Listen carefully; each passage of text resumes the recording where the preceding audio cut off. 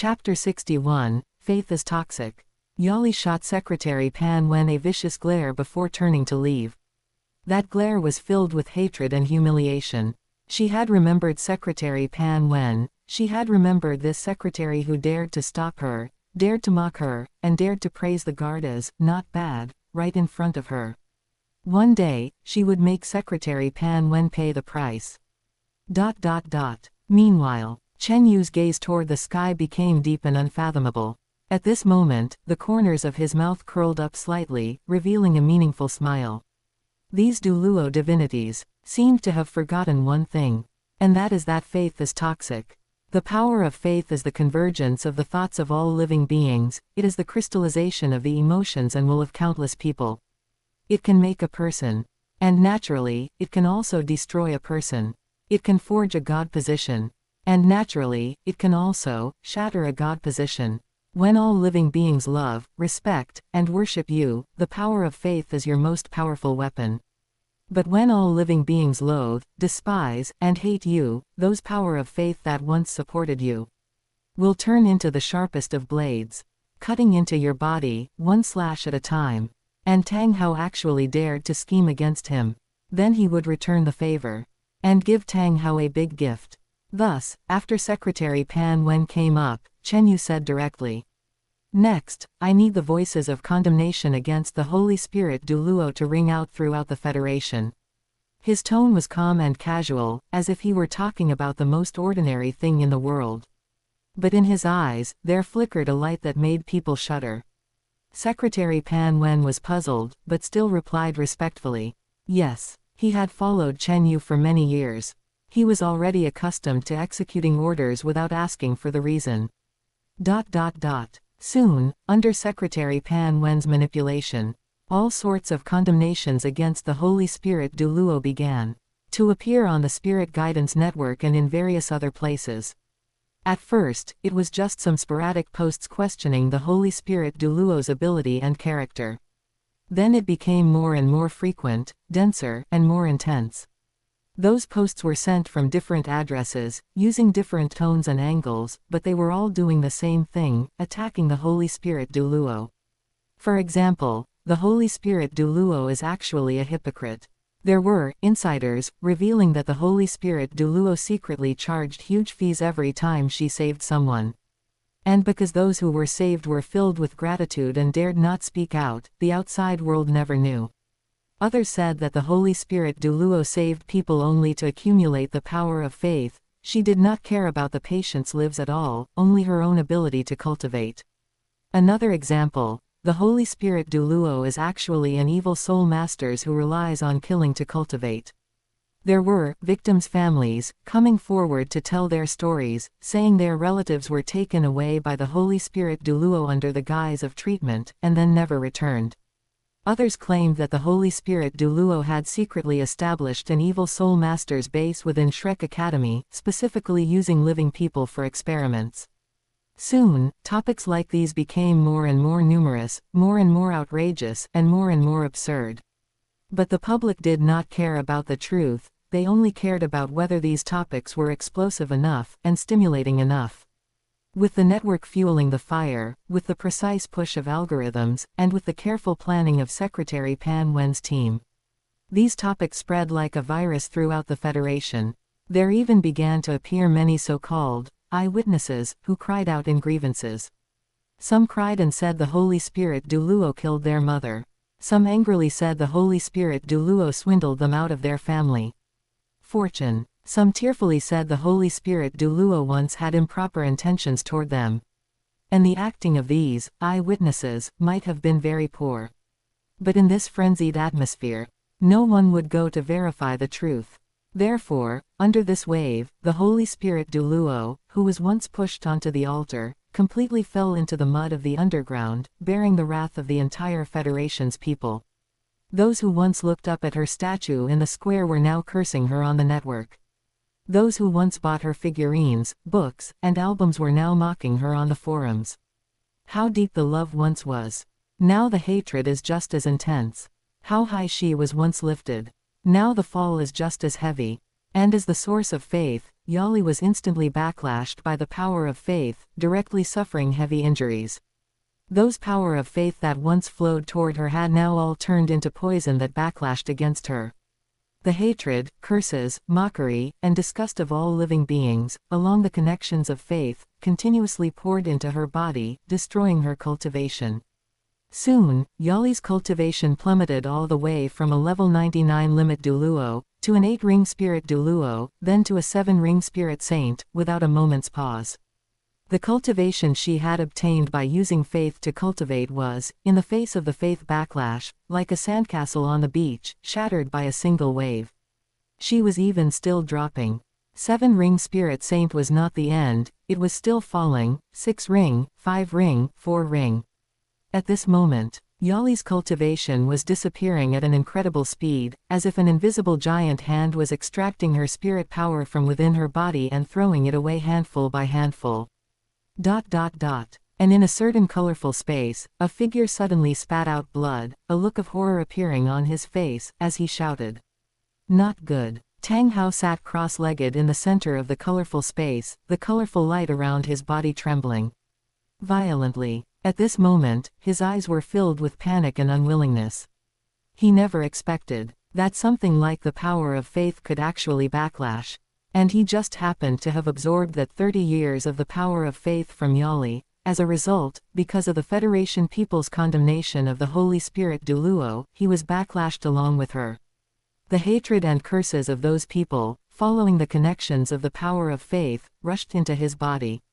And because he had absorbed so much of the power of faith, the connections were too deep, and the backlash came extremely violently. Because he had absorbed too much, he was backlashed even more severely than Yali. If he had only absorbed a little bit, perhaps he could have carried through it. Even if he hadn't absorbed any, then nothing would have happened at all. But he was just too greedy.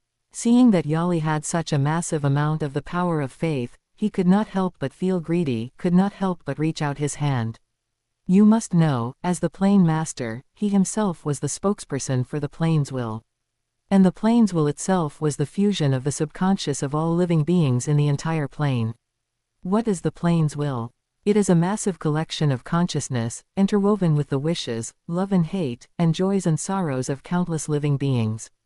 Therefore, if those living beings started to loathe him, started to resist him, then the Plane's will would abandon him, and he would lose the authority of the Plane Master.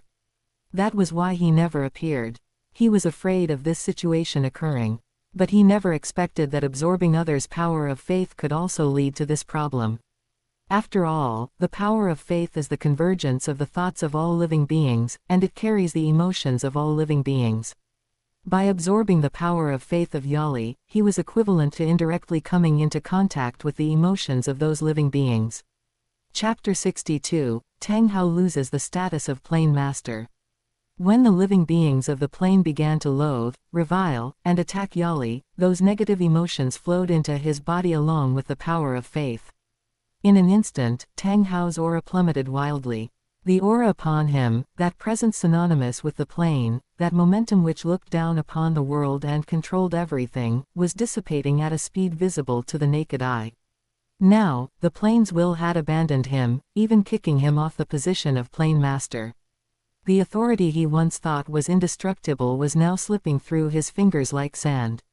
At this moment, he was no longer the Plane Master. The identity that had protected him for many years, the barrier that allowed him to do whatever he pleased on the Douluo Continent, had completely shattered.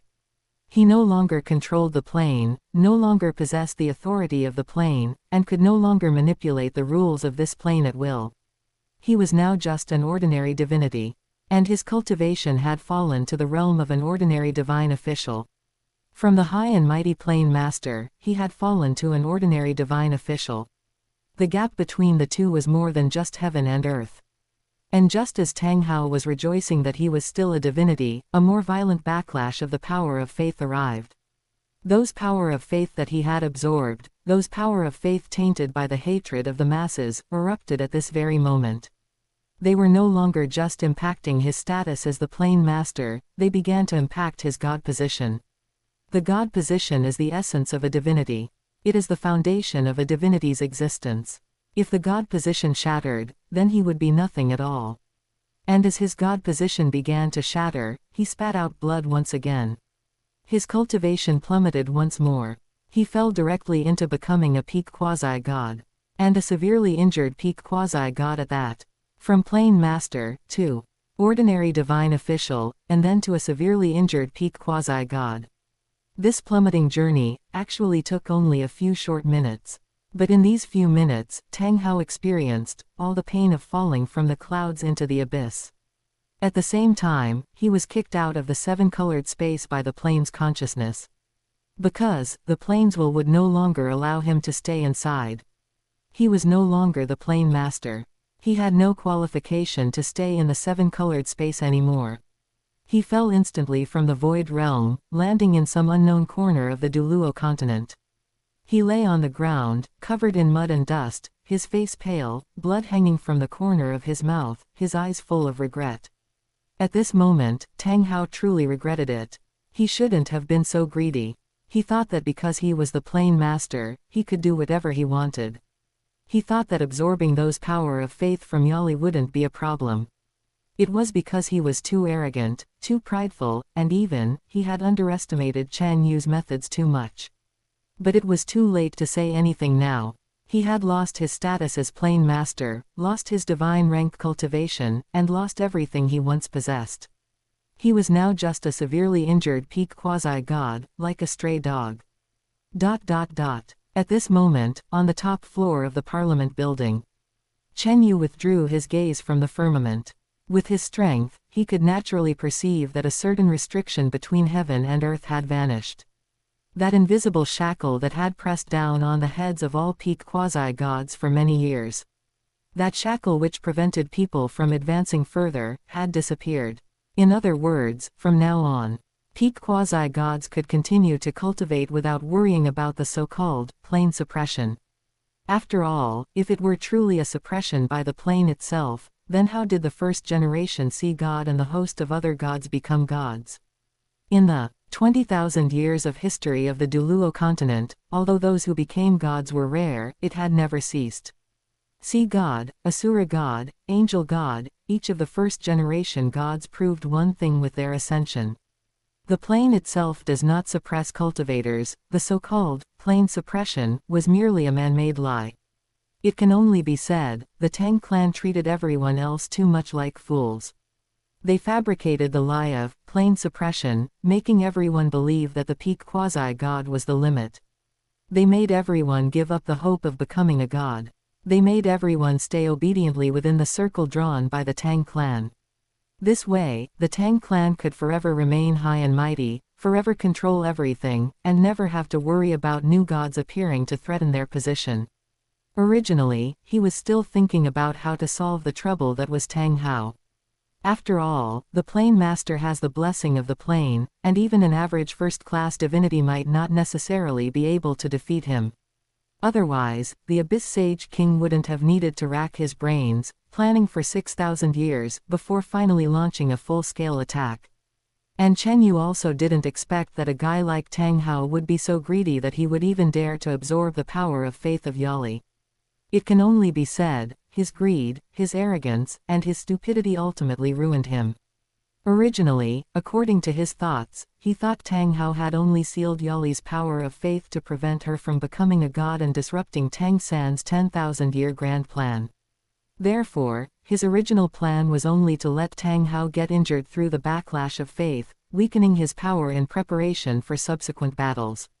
After all, as the plane master, Tang Hao had the power of the entire plane as his backing. No matter how severe the backlash was, it would be impossible to pull him down from the position of plane master.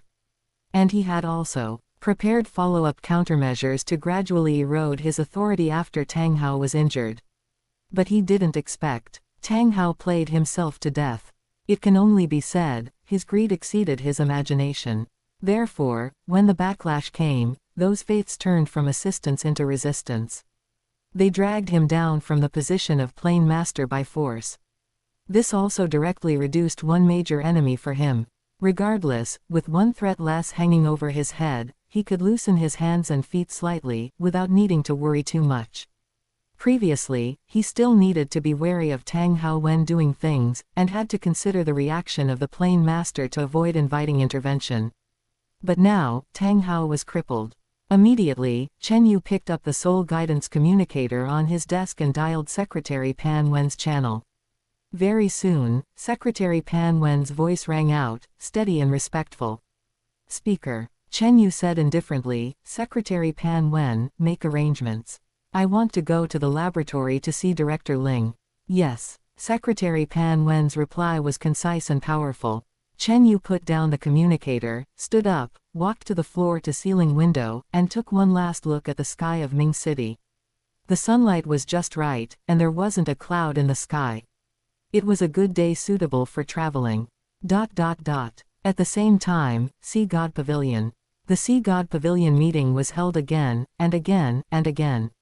Inside the hall, both sides of the long table were filled with people, but the atmosphere was completely different from the previous few times. The previous times were filled with anger, unwillingness, fear, and despair. But this time, it was bewilderment and confusion. At this moment, a group of elders sat in their seats. Some were staring blankly at the tabletop, some were looking out the window in a daze, and some were unconsciously tapping their fingers on the armrests, making faint and chaotic sounds. Chapter 63, Mad Mutual Stabbing, Not a Single One is Clean. They had lived for half their lives, yet this was the first time they had experienced the situation of holding 7 or 8 Sea God Pavilion meetings in less than half a month. In the past, Sea God Pavilion meetings were rarely held, not even a few times a year. Moreover, each one was a critical moment deciding major affairs for the future of Shrek Academy. But now, meetings were held more frequently than meals, and every single one brought bad news. And now, they also knew the situation of Yali. She had been backlashed by the power of faith, and her cultivation had plummeted.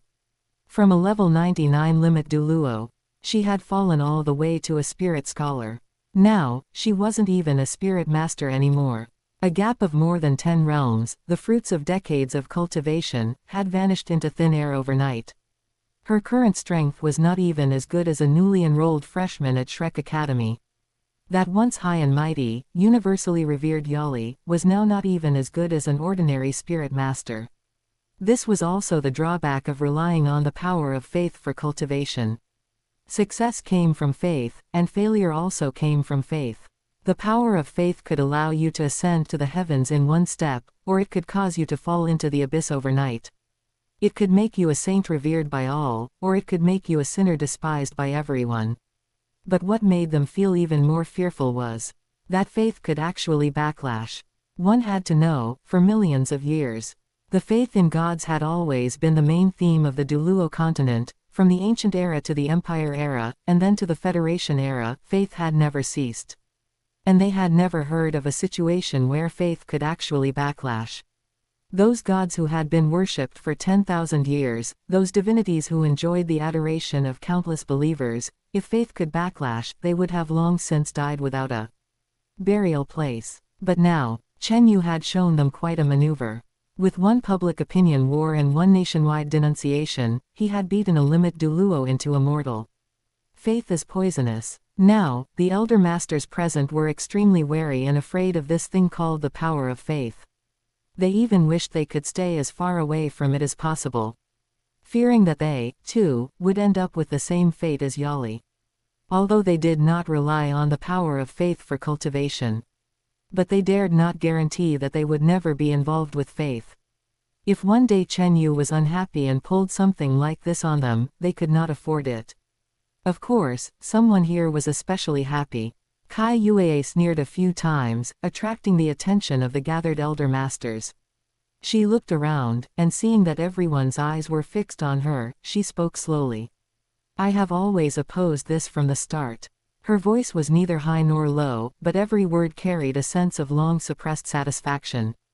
But Pavilion Master still insisted on acting arbitrarily, trying to snatch food from the mouth of that killing god, Chen Yu. And the result? We, Shrek, lost a full 200 years of resources. Of course, we originally had the continent's #1 healing type limit Douluo, so if one were to say it was a huge loss, perhaps it wasn't. But now, Everything is gone. The resources are gone, and the person is crippled. Her words were barbed, and every syllable struck at the heart. Her gaze was fixed straight on Yun Ming, her eyes full of mockery and disdain, as if to say, "Look, I told you so, but you wouldn't listen. Are you happy now?" The elder masters remained silent. No one took up the conversation, no one chimed in, and no one refuted her. The matters between Yun Ming and Kai Yue. They neither wanted to get involved nor take sides, and they certainly did not want to offend either party at this time. At this moment, Yun Ming's face instantly turned ashen. His eyes were filled with fury. Kai Yue, what is the meaning of this? What is the meaning of this? Kai Yue slammed the table and stood up. Of these matters, which one was not caused by you, Pavilion Master? If it weren't for you insisting on snatching Chen Yu's fiancé, would we, Shrek, have offended Chen Yu?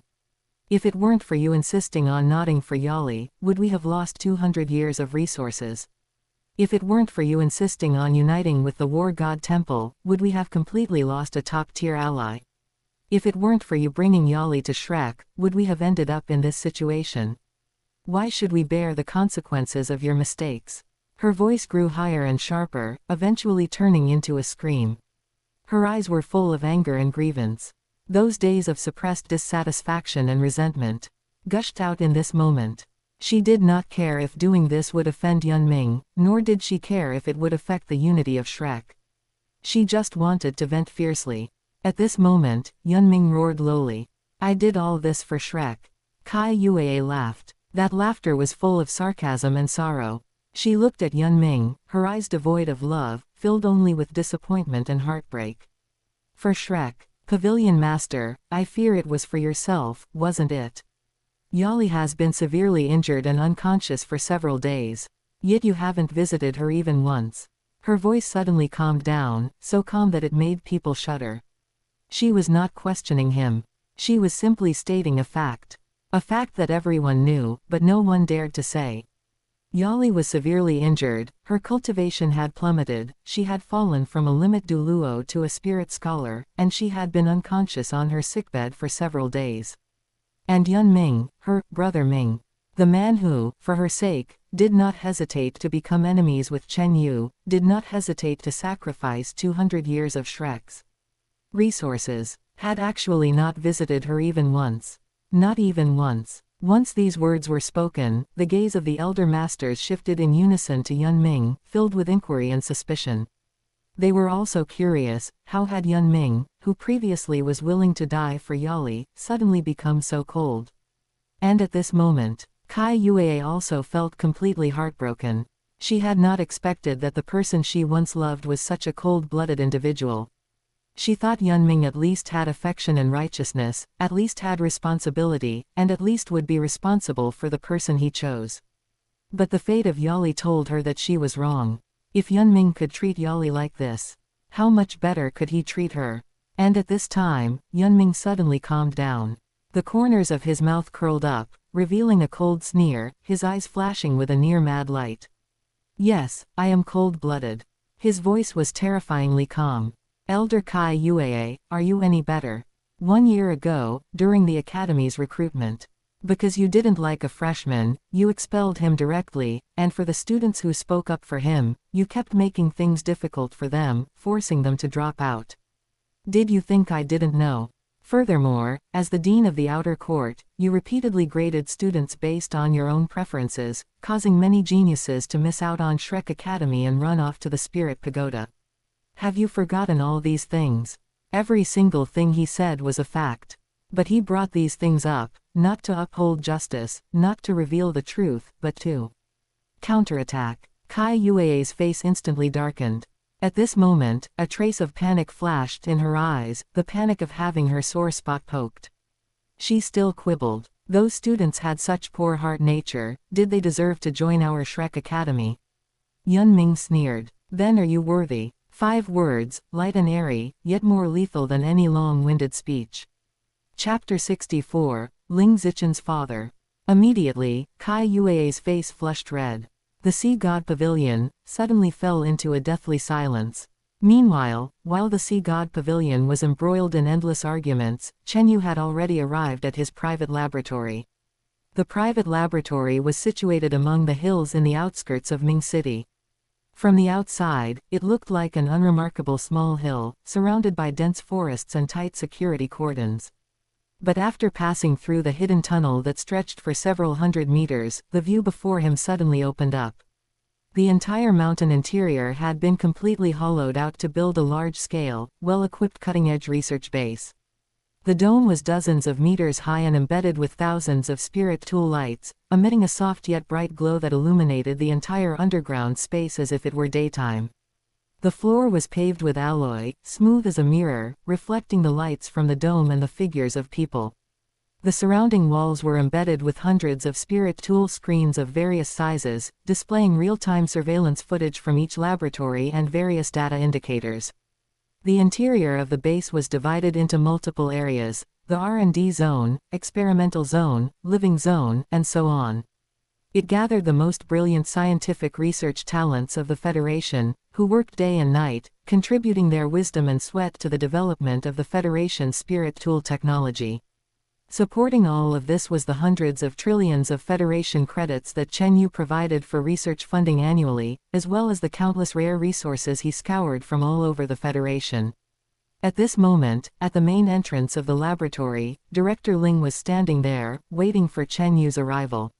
Ling Han, the laboratory Ling Han, and a top expert in the Federation spirit tool technology field. He had a thin build, wore a pair of glasses. And his hair was somewhat messy, but his eyes flashed with a nearly paranoid light. That was the kind of look only those who truly loved scientific research possessed. He was wearing a white lab coat, with the laboratory badge and his work ID pinned to his chest. His hands were in his pockets, looking casual, but his slightly trembling fingers betrayed the excitement in his heart. And this Director Ling's abilities were far from ordinary. He was the father of the genius girl, Ling Zichen, from the original story. The scientist who possessed astounding talent and achievements in the field of spirit tool research. On the path of spirit tools, Ling Han had walked further and seen deeper than anyone else. He was also the leader behind the development of the most powerful of the Federation's 3 current level 12 fixed soul guidance artillery shells, the Eternal Heaven. The power of that shell far exceeded the other 2. It was said that once detonated, everything within 1,000 miles would be reduced to barren land, and even a divinity would find it hard to survive. It was the Federation's most powerful weapon. It was also Ling Han's proudest achievement. Of course, a genius of this level in the original story was written off in a sloppy manner. A scientist who had made such huge contributions to the Federation just vanished from the story like that. Like a shooting star streaking across the night sky, leaving behind a fleeting ray of light before being completely extinguished in the darkness. Regarding this, Chen Yu could only say, typical of the Tang sect. Since 10,000 years ago, the Tang sect had never valued technology, never valued talent, and was even opposed to change. They clung to the glories of the past, indulged in the honor of their ancestors, refused to accept new things, and refused to acknowledge that the times had changed. They embraced their so-called Tang sect hidden weapons and marched toward their final end. If not for Huo Yuhao appearing out of nowhere, and if not for him turning the tide, the Tang sect would have been completely wiped out long ago. Was the lesson from back then not profound enough? Was the price paid back then not painful enough? Yet 10,000 years later, the Tang sect was still the same. They did not respect spirit tool research talent. Even for a genius like Ling Han, in the eyes of the Tang sect, he was nothing more than a pawn that didn't need to be cherished. Thus, before the Tang sect could make a move, Chen Yu had directly brought Ling Han to his own laboratory. In a sense, he could also be considered Ling Han's benefactor. He had avoided the outcome where he died during an experiment. After all, in the original story, Ling Han had died in an experimental accident. This scientist who had made such huge contributions, had just been written off so sloppily. And the current Ling Zichen was just a 6-year-old little girl. She wore her hair in 2 small braids and was dressed in a little floral dress, running around in the laboratory's living zone, looking curiously at those complex spirit tool devices and instruments. But even though she was only 6 years old, she had already displayed extraordinary scientific research talent.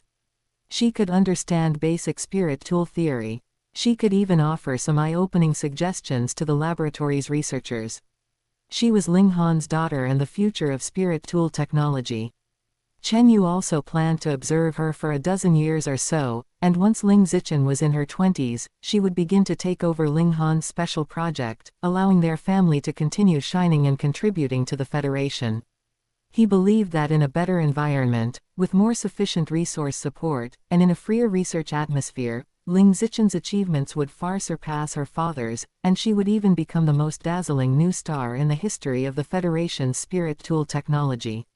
Speaker. Seeing Chen Yu get out of the car, Ling Han's eyes lit up, and he hurried to greet him. At this moment, his face was filled with excitement and gratitude. To him, Chen Yu could be called his mentor. Before meeting Chen Yu, his life had not been easy. Because he was a pure researcher who didn't understand social nuances, didn't know how to curry favor, and didn't know how to flatter. He only knew how to bury his head in research, and only knew how to spare no effort to realize his ideals. Furthermore, because this era had the existence of battle armor, everyone still focused on individual spirit masters. Because the appearance of battle armor allowed spirit masters to regain their advantages and made individual martial power the standard for measuring strength once again. Therefore, against this backdrop of the times, the status of spirit tool technology was awkward and subtle. It was important, but not important enough. It was indispensable, but would not be valued. People needed spirit tool technology to change everything. But they also looked down on these scientists. In the eyes of most people, researchers were just a bunch of nerds, a bunch of freaks who only knew how to tinker with things in the laboratory. Therefore, after finishing the research and development of the Eternal Heaven, the special project team he was in was disbanded because of excessive resource consumption. Those colleagues who had fought alongside him for many years, those geniuses who loved scientific research just like him, all became unemployed overnight. The project's results were taken away. The project's data was sealed.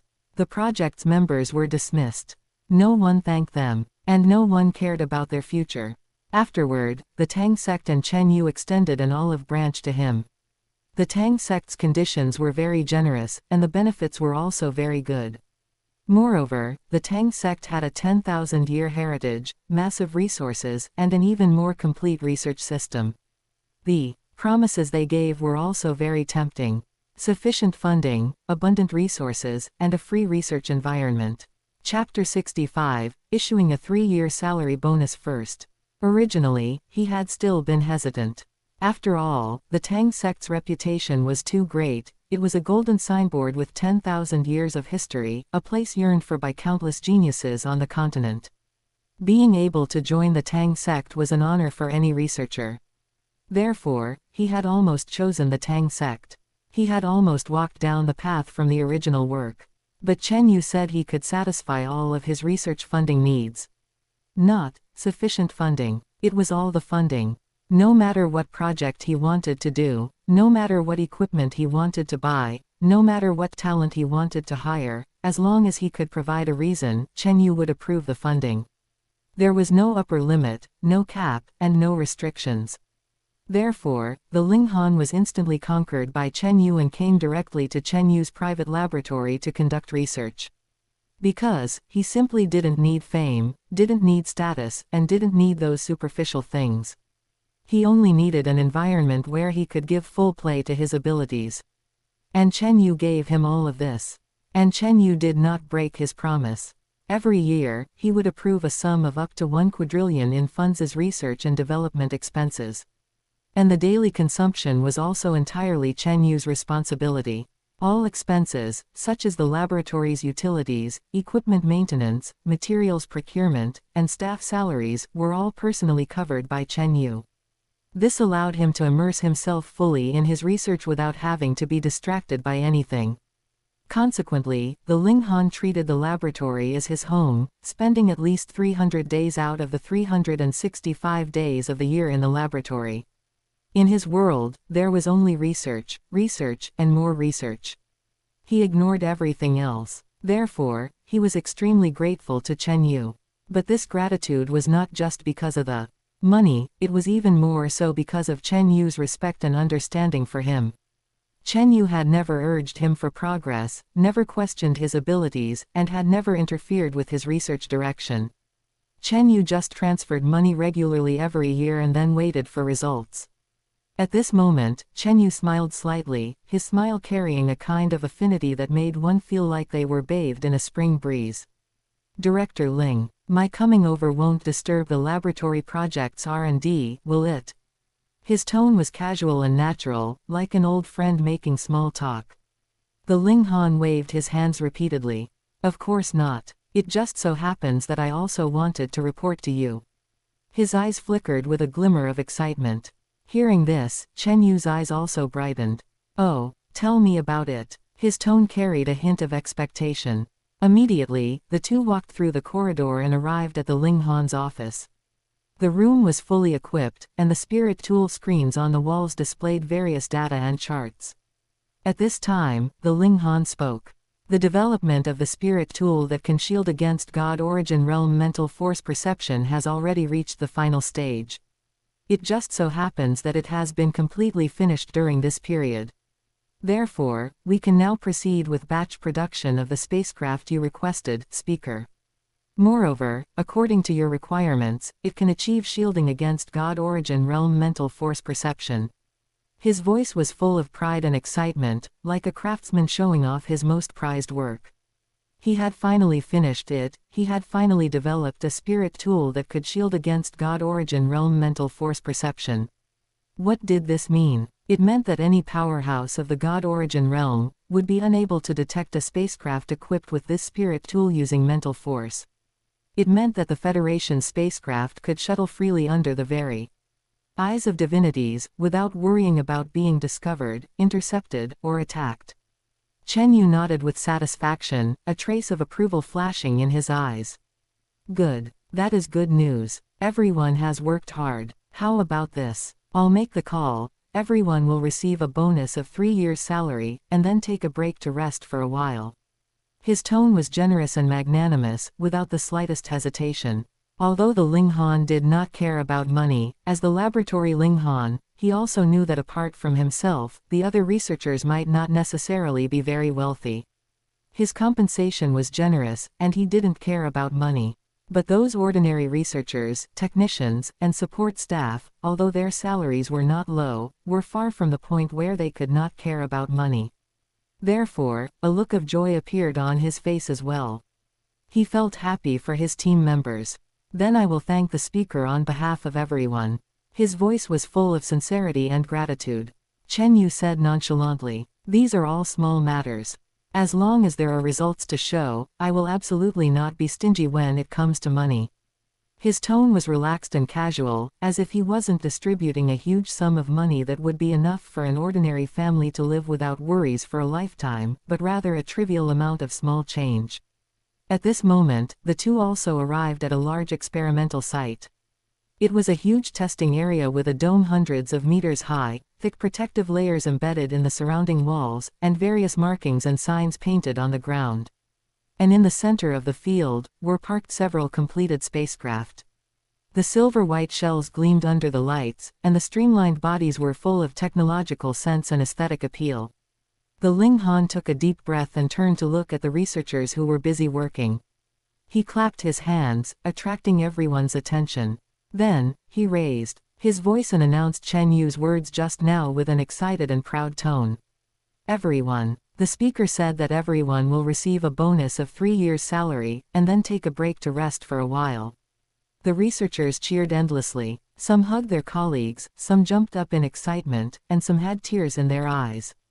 They had worked day and night. They had put in countless efforts and sweat. They had endured long periods of loneliness and solitude. And now, their efforts had been rewarded, and their contributions had been recognized. You must know that the salaries in Chen Yu's private laboratory were in a class of their own in the Federation. The base salary of an ordinary researcher was already 2 to 3 times that of similar positions outside. The salaries of high-level researchers were comparable to those of high-ranking officials in the federal government departments. And the annual salaries of those in charge of core projects were astronomical figures. And the bonus was even 3 years of their salary. What did a 3-year salary bonus mean? It meant they could use this money to buy a house, buy a car, get married, travel, or save it to spend slowly. It meant that their quality of life would be qualitatively improved because of this decision. At this moment, the eyes of everyone looking at Chen Yu also instantly became sparkling. That gaze was full of worship, gratitude, respect, and a kind of near-fanatical loyalty. They wished they could kowtow to Chen Yu on the spot. They wished they could lay down their lives for Chen Yu. They wished they could dedicate their entire lives to the person who had given them dignity and decency. Chapter 66, Satellite Launch, Monitoring the Entire Plane. Immediately, Chen Yu and Ling Han came to the office. The office was located in the core area of the laboratory. It was not large, but it was laid out quite elegantly. The dark wooden floor was as smooth as a mirror, and several maps of the Federation and blueprints for the development of spirit tool technology hung on the walls. The wide floor-to-ceiling windows faced the panoramic view of the experimental area, allowing one to overlook the progress of various projects at any time. At this moment, Chen Yu sat on the sofa, looking calmly at Ling Han opposite him. Since the project has ended now, then, I hope that within 1 year, the laboratory can build 100 spacecraft. A trace of contemplation flashed in Ling Han's eyes. He was rapidly calculating various factors in his mind, such as the laboratory's manpower, equipment, and production capacity. After a moment, he gave his answer. Relying solely on the laboratory's efficiency is not enough. Furthermore, the resources required to build the spacecraft are also a major problem. The laboratory's R&D capability is indeed strong, but batch production and R&D are two different things. After all, R&D only requires building one prototype. But batch production requires assembly lines, sufficient materials, and a large number of technical personnel and workers. Given the laboratory's current scale, building 10 in a year is already the limit. 100 is almost impossible. Moreover, the materials needed for the spacecraft are all top-tier rare metals. The procurement of raw materials alone is an astronomical figure. Chen Yu nodded slightly. Simple. When the time comes, I will issue an order here to have the factories under my name fully cooperate with your operations. As for the resource problem, I will find a way to solve it for you. His tone was relaxed and casual, as if he were not talking about mobilizing the entire industrial system and raising massive resources, but rather a trivial matter. And now, Chen Yu had been operating in the Federation for decades, controlling countless industries under his name. From mineral extraction to metal smelting, from mechanical manufacturing to spirit tool processing, from military production to civilian goods, he covered almost all industrial categories in the Federation. As long as he gave the order, these factories would operate at full capacity to provide sufficient production capacity support for the laboratory. As for resources, if they were not enough, wasn't there still that group of noble families? After all, he let them live until now. Just for this day, to let them shine and contribute to the Federation. Ling Han nodded. In that case, 1 year is enough. His voice carried a sense of relief, as well as an eager excitement. With the speaker's factories and resource support, he was confident that he could complete the manufacturing task of 100 spacecraft within 1 year. At this time, Chen Yu continued. The space satellites I asked the laboratory to build earlier should have been completed by now, right? Ling Han nodded. The 300 satellites you previously requested the laboratory to build are in place and ready for launch at any time. His voice carried a sense of pride. 300 satellites, each one condensing the heart's blood and wisdom of countless researchers in the laboratory. They were not just ordinary satellites. They were high-precision, advanced devices that integrated the most advanced detection, communication, and monitoring technologies. A look of satisfaction flashed in Chen Yu's eyes. Ling Han's ability was indeed strong. It was worth the great price he paid to snatch him. Moreover, the timing was just right now. Spirit tools that could shield against the mental force perception of the God origin realm could be mass-produced. At the same time, Tang Hao had also fallen from the God position of the Plane Master. One could provide technical guarantees, while the other eliminated the greatest threat. And the simultaneous realization of these two things also paved the way for the satellite launch. It could be said that as long as these 300 satellites were launched, the entire Douluo plane would be under his control. Monitoring everything, anytime, anywhere. No matter where you are or what you are doing, you cannot escape the eyes of the satellites. Those forces hidden in the dark, those enemies ready to make a move, and those conspiracies attempting to subvert the Federation would all be exposed under the sunlight. Therefore, Chen Yu spoke. Since that is the case, install the spirit tools that can shield against God Origin Realm mental force detection on the satellites, and then launch them. I have already set up the corresponding departments, I am just waiting for the satellites to be in place. Ling Han said respectfully. Yes. Subsequently, Chen Yu left under the escort of Ling Han. Ling Han stood at the doorway, watching the black car disappear into the depths of the passage, not turning around for a long time. 1 week later, satellites rose from a mountain range outside Ming City. It was a clear night. The moonlight was like water, and the starlight was brilliant. That secret launch base outside Ming City. At this moment, it was brightly lit and bustling with noise. Huge launch gantries stood in the valley, and the silver-white rockets shone under the lights, with the Federation flag's emblem printed on the rocket bodies. The countdown ended. Ignition. A huge roar tore through the night sky, and flames gushed out from the bottom of the rocket, illuminating the entire valley as bright as day. The rocket rose slowly, its speed increasing, dragging a long tail flame, shooting straight into the sky. The 300 satellites were divided into dozens of batches, and were launched successively within 1 week. In the end, every satellite successfully entered the predetermined orbit. And because all the satellites had been equipped with spirit tools that could shield against God Origin Realm mental force perception, no one or any force noticed. Those powerhouses, not a single one discovered that there were pairs of eyes above their heads. They still cultivated, held meetings, and schemed against each other as usual, completely unaware that their every move had been recorded, analyzed, and summarized. The Federal Satellite Bureau had already been deployed and had begun operating, monitoring the entire Douluo plain for Chen Yu, including the Star Luo Empire and Douling Empire overseas. Meanwhile, Sea God Island. Half a month had passed since the last Sea God Pavilion meeting ended on an unhappy note. In these half a month, the surface of Sea God Island had returned to calm. But beneath this calm surface, undercurrents were surging, and the cracks were deep. And the current Shrek high-level officials were already at odds, with superficial harmony but divided hearts. Ming was still the pavilion master, the old masters were still the old masters, meetings were still held as usual, and decisions were still made as usual. But everyone knew that everything had changed. That layer of trust and unity that had been maintained for decades had developed unbridgeable cracks. Moreover, the quarrel between Kai Yuei and Ming was just the tip of the iceberg. Beneath the water, more dissatisfaction, more resentment, and more alienation were quietly growing.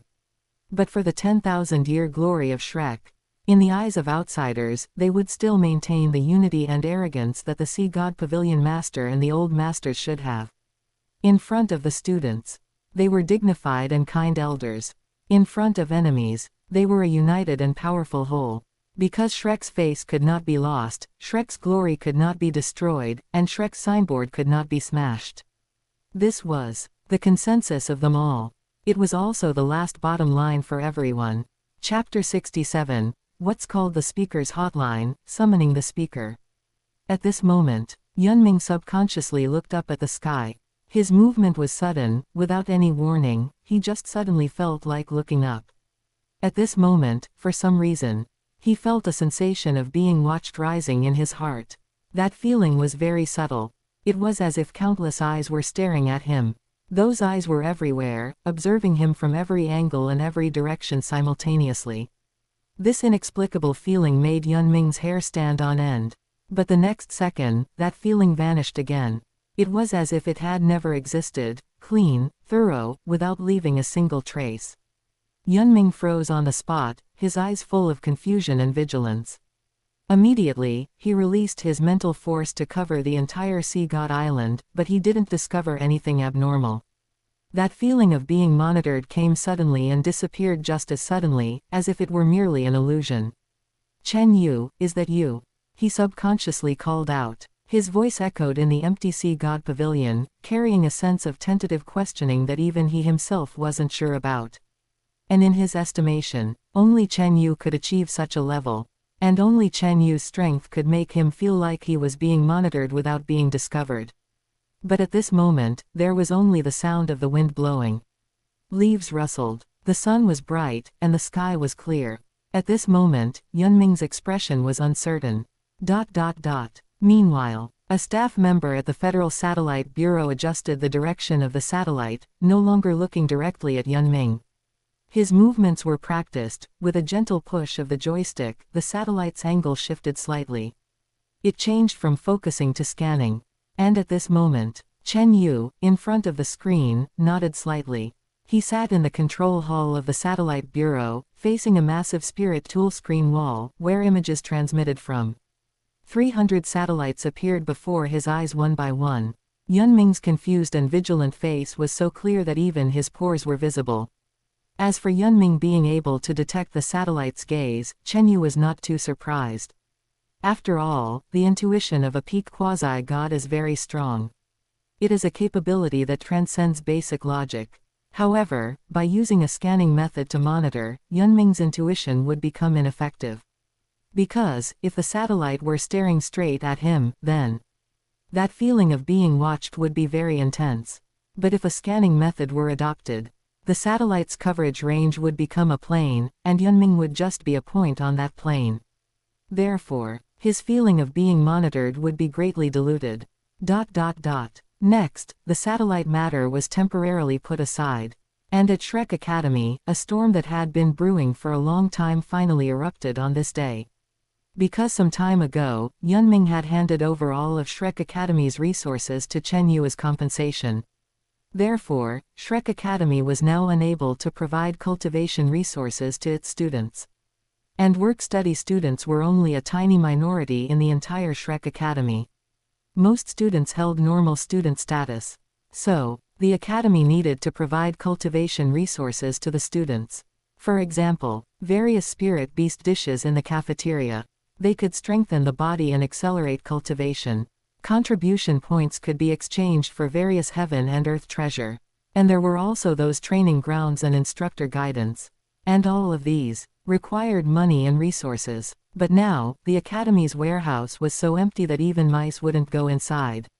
Naturally, it was impossible to provide them with resources. Therefore, the spirit beast meals in the cafeteria changed from spirit beast meat to ordinary meat.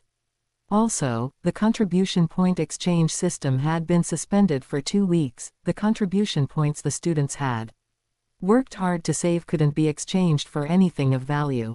Furthermore, training grounds began to have limited usage times, spirit tools broke down without money for repairs, and even students from the spirit tool department were forced to stop classes due to a lack of materials. And this made the students start to feel dissatisfied. At first, everyone could endure it. It was understandable that the academy was encountering difficulties. After all, Shrek had a 20,000-year heritage. It couldn't just collapse like that. Perhaps the academy teachers were also trying to find a way. The students comforted each other and endured. But 2 weeks passed. The situation still hadn't improved at all. There wasn't even any explanation. Thus, after suppressing their feelings for half a month, the students finally erupted. In the plaza of the Shrek Outer Court, hundreds of students gathered together, holding signs that read, "Return my tuition fees. Where did the cultivation resources go? When will the academy return to normal?" They did this in the hope that the academy would give them the treatment they deserved. At the same time, a petition with earnest wording was delivered to the desk of the Outer Court Dean. The petition contained no extreme language. It only hoped that the academy could restore normal resource supply as soon as possible. Or at least provide a clear timeline and solution. But this move also enraged Kai Yuee, the already narrow-minded dean of the Shrek Outer Court. She looked at that petition, her face gloomy. These past few days, she had truly had enough. She had been enduring. She had been bearing immense pressure and humiliation. Now, even this group of students dared to ride on her head. Suddenly, the pressure of a level 96 Super Douluo enveloped the entire outer court, like an invisible mountain descending from the sky, pressing down on everyone. That pressure was violent and scorching, carrying all of Kai Yue's anger and grievances, without any restraint. The students who were gathering in the plaza to petition only felt a tightness in their chests, their knees went weak, their legs bent, and they knelt down in a heap. Absurd. Too absurd. A dignified Shrek. 10,000-year Shrek. How could there be students like you? At this moment, Kai Yue looked down at the students kneeling on the ground, her voice sharp and piercing. Now that the Academy has encountered a little trouble, you don't know how to work together to help the Academy overcome the difficulties. You're actually petitioning here. Are you trying to rebel? At this moment, the students were trembling with fear under the pressure, not daring to speak. They knelt on the ground, their heads lowered. No one dared to look up, no one dared to refute. Because the pressure of a Super Douluo was not something they, as ordinary students, could withstand. But Kai Yue still felt it wasn't enough, continuing to berate the kneeling students, wanting to vent the anger in her heart. Her voice grew louder and louder. The resentment and anger that had been pent up for many days. At this moment, it was all poured out onto this group of innocent students. However, 5 minutes later, a majestic voice rang out. Who called the speaker's hotline? Hearing the familiar voice, Kai Yue turned her head to look, her gaze landing on the figure that had appeared out of nowhere. Her pupils constricted sharply, and her face turned pale at a speed visible to the naked eye. Just one look. She was scared silly on the spot. Why did this god of death, Chen Yu, come here? Right, what exactly was the speaker's hotline? Chapter 68, Who embezzled the Federation's funds? At this moment, Kai Yue's mind was in complete chaos. Just then, Chen Yu took a few steps and arrived in an instant. Immediately ignoring Kai Yue, who was too terrified to speak, Chen Yu looked at the group of students kneeling on the ground and frowned. His gaze swept over the students. He saw the fear and helplessness in their eyes, as well as the placards in their hands and the wounds on their bodies. Who called the speaker's hotline? Chen Yu repeated, but his voice was a bit gentler than before. At this moment, a student kneeling in the corner raised his hand tremblingly and said cautiously. It was me. He was a boy who looked about 11 or 12 years old, with delicate features and a thin build. At this moment, his hands were trembling. But he did not put them down. He didn't know who had answered the speaker's hotline. He didn't know if anyone would come. He didn't even know if the number was real.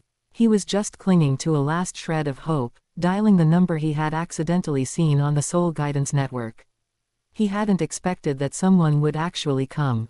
And the person who came was the speaker of the Federation himself. At this, Chen Yu nodded, his gaze falling on the boy, a flash of approval crossing his eyes. Stand up. You can say whatever grievances you have. I, the speaker, will uphold justice for you. His voice was steady and powerful, carrying an aura that put people at ease.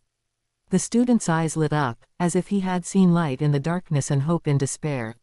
He stood up abruptly, even though his legs were still shaking, he held his back straight. He took a deep breath, pointed directly at Kai Yue, and said with an expression of resentment. Speaker, you don't know. Shrek Academy requires students to pay 5 million in tuition every semester.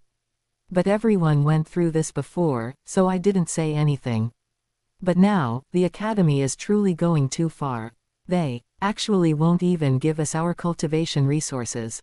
At this moment, his voice grew louder and more agitated, and by the end, he was practically shouting. He wasn't doing this for himself, but for all the students who had paid tuition but weren't receiving the treatment they deserved. It was to demand the justice they were owed. At this, Chen Yu's expression darkened. He turned his head and looked at Kai Yue. Even though he hadn't released his pressure, Kai Yue was so frightened that she fell from midair to the ground, making a dull thud. At this moment, she was kneeling on the ground just like the students. Speak. Why isn't Shrek issuing cultivation resources? At this moment, Chen Yu's tone was extremely cold, even carrying a hint of killing intent. This. Kai Yue stuttered, unable to speak for a long time. She felt that if she told the truth, she might be beaten to death by Chen Yu on the spot. Finally, Kai Yue whispered. The academy has no money. Her voice was as small as a mosquito's buzz. If not for the fact that everyone present had a high cultivation level, they wouldn't have been able to hear her at all. After saying these 4 words, she lowered her head even further, almost touching the ground. No money, Chen Yu repeated, his tone carrying an indescribable meaning. Immediately, his expression grew worse and worse. Kai Yuee, are you telling me there's no money? Although I did stop the resource subsidies for Shrek Academy some time ago. But I didn't ask you to return the cultivation resources allocated to the students this year, did I? Besides, this student just said that Shrek requires students to pay 5 million in tuition every semester. I find this truly strange. Doesn't the resource subsidy that the Federation gives to Shrek already include all the students' cultivation resources? What is the meaning of you collecting tuition fees on top of that? Are you taking from both ends? As his voice fell, the square fell into silence. The students kneeling on the ground lifted their heads, their eyes filled with shock and anger. They had never known that the resource subsidies the Federation gave to Shrek Academy every year already included their cultivation resources. Then, the 5 million in tuition they paid every year. What was it used for? And whose pocket did it go into? Listening to the growing killing intent in Chen Yu's tone, Kai Yuei was on the verge of tears. At this moment, only one thought filled her mind. What the hell is that speaker's hotline? Why did it summon Chen Yu? If she had known it would turn out like this, she would have continued playing dead. Or, send someone to deal with it, say a few perfunctory words, make some promises to brush them off. It wouldn't have ended up like this. Kneeling on the ground, in front of hundreds of students, being interrogated by Chen Yu like a criminal. And even terrified, fearing that Chen Yu would beat her to death with one punch. As for the tuition fee issue the student mentioned, how would she know? She was only the dean of the outer court. She was in charge of teaching and admissions. Funding and resource matters were the responsibility of the Academy's finance department.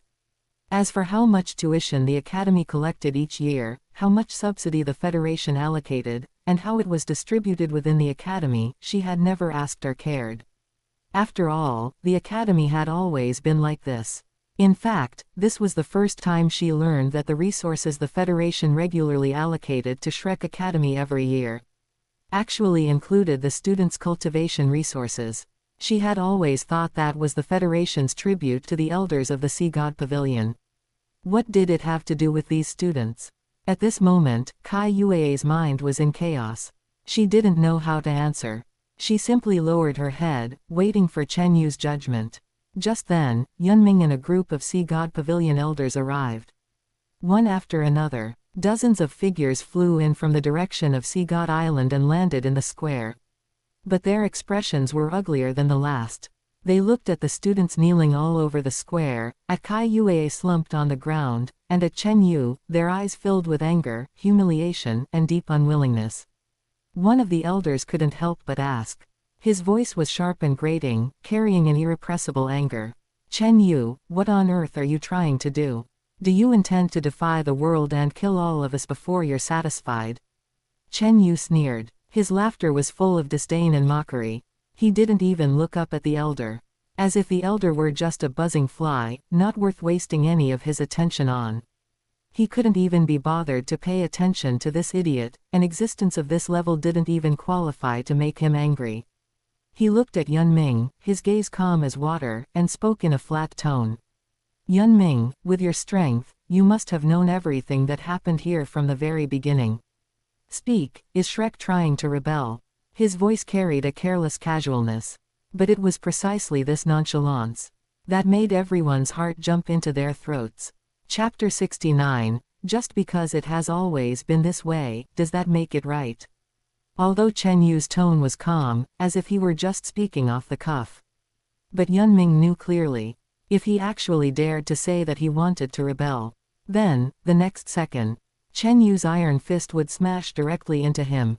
Thinking of this, Ming's expression became even uglier. But he still gritted his teeth and spoke. This matter, it has been this way for thousands of years, and we are merely following the ancestral traditions. He was not lying. Starting from thousands of years ago, After the Sun Moon Empire changed into the Sun Moon Federation, it would provide a fixed batch of resources to Shrek Academy every year. The amount of these resources was massive, enough to make any faction green with envy. Of course, nominally, it was all called resource support or subsidies, sounding high-sounding and flowery. But in reality, everyone knew. This was the tribute the Federation gave to Shrek Academy, or rather, protection money. Otherwise, Shrek Academy could just find any excuse, claiming that the Holy Spirit cult was endangering the continent. And then take the opportunity to condone the Holy Spirit cult entering the Federation to commit evil. Or even conversely influence the Federation, obstructing the Federation from wiping out that group of evil soul masters. By then, the Federation's losses would be immeasurable, and the casualties among the populace would be countless. Therefore, the Federation ultimately had no choice but to compromise. It was not that they didn't want to resist, it was that they dared not. Shrek Academy's strength was right there. Its 20,000 years of heritage was right there. What did the Federation have to resist with? You soldiers lives to fill the gap. Moreover, this was only a part of it. Like at the end of the Shrek Academy semester, letting freshmen go to various major cities to challenge random spirit masters and infiltrating Ming City. Nominally, it was a freshman final exam to test the students' combat ability and cultivate their adaptability. It sounded high-sounding and reasonable. In reality, it was just Shrek beating the Federation into submission. Furthermore, every time it would cause harm to innocent passers-by and cause a certain amount of economic loss to the Federation. Those challenged spirit masters were injured innocently. Those destroyed public facilities needed repairs. But what could everyone do?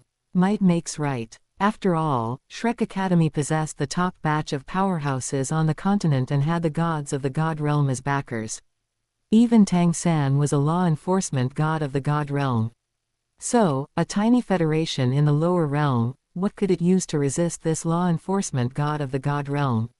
What could they do? Were they supposed to stage a scene of, "Who is below, why are you suing this official?" The Federation was the victim, Shrek was the perpetrator. But the Federal Council dared not speak. The Federal Army dared not move.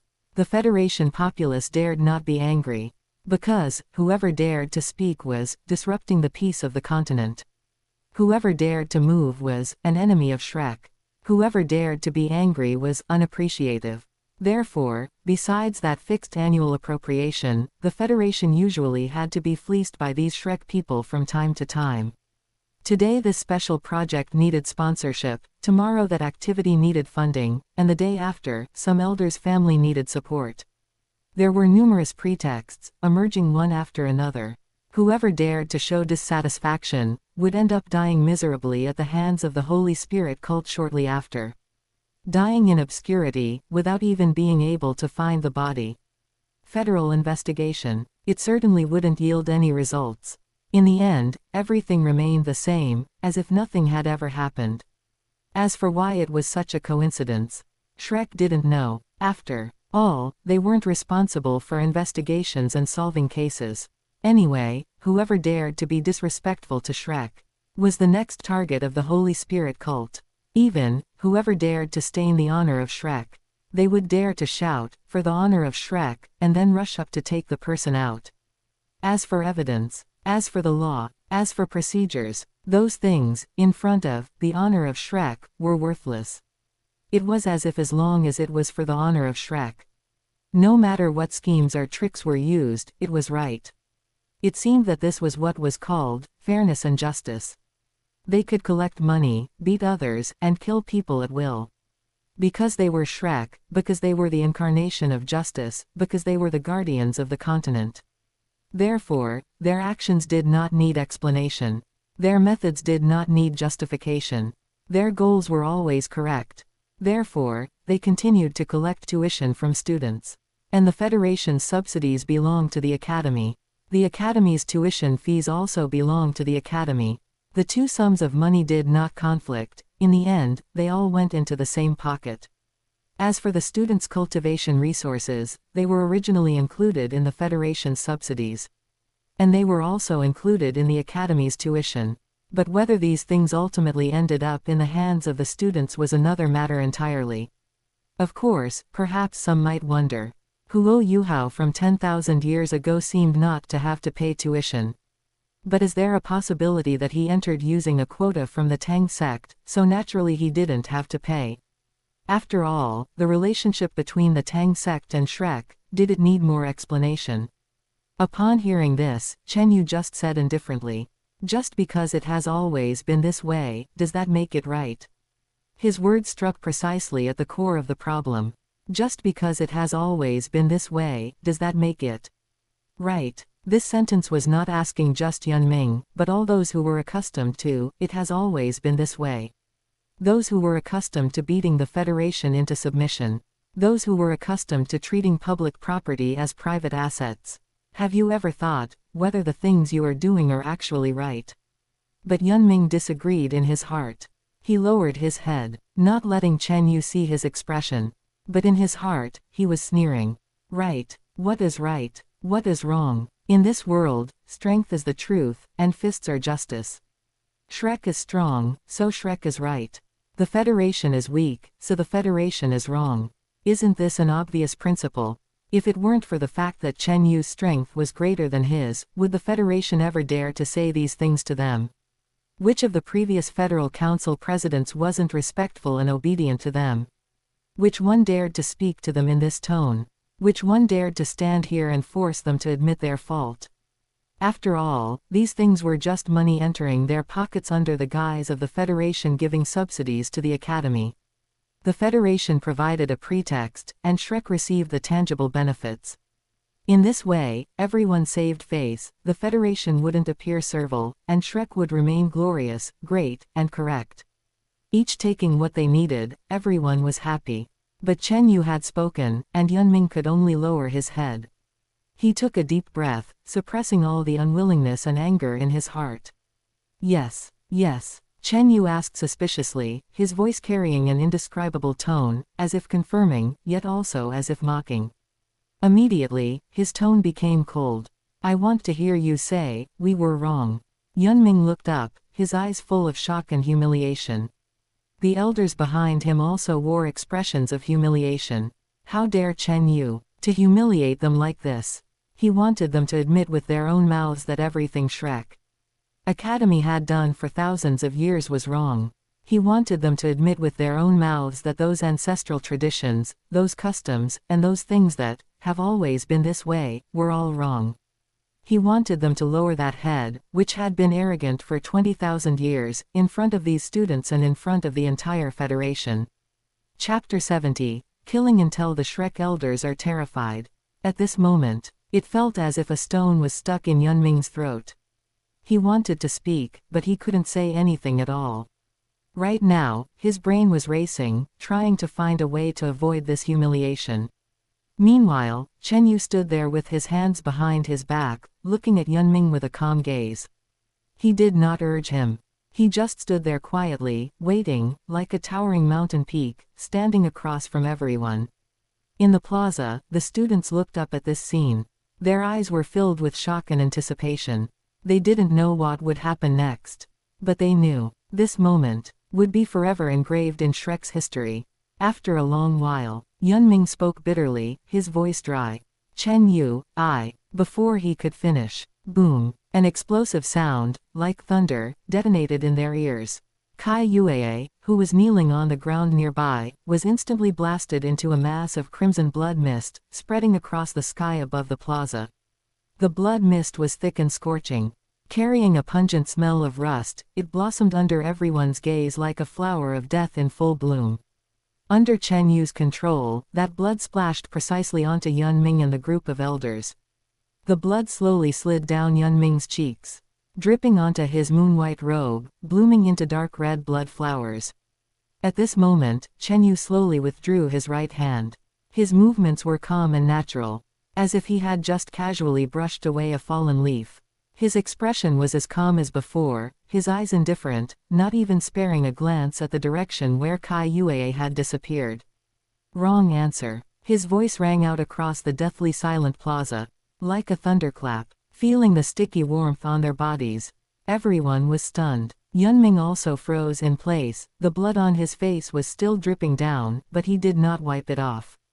At this moment, he was motionless, as if he had been struck by lightning. And those elders were all stunned as well. Someone subconsciously touched the blood on their face. Then, looking blankly at the crimson on their fingers, their minds went blank. They looked at Chen Yu in disbelief. Chen Yu actually, right in front of them, killed Kai Yue, without going through the process of arrest and trial. Just killed her like that. At this moment, Ming felt extreme humiliation in his heart. Although he and Kai Yue had long since broken ties. But Kai Yue was, after all, a member of Shrek Academy, an elder of the Sea God Pavilion, and the dean of the Outer Court. Therefore, Chen Yu killing Kai Yue directly was slapping him in the face. Slapping him, the Sea God Pavilion master, in the face. His face was still stained with Kai Yue's blood, which was slowly cooling, becoming sticky and disgusting.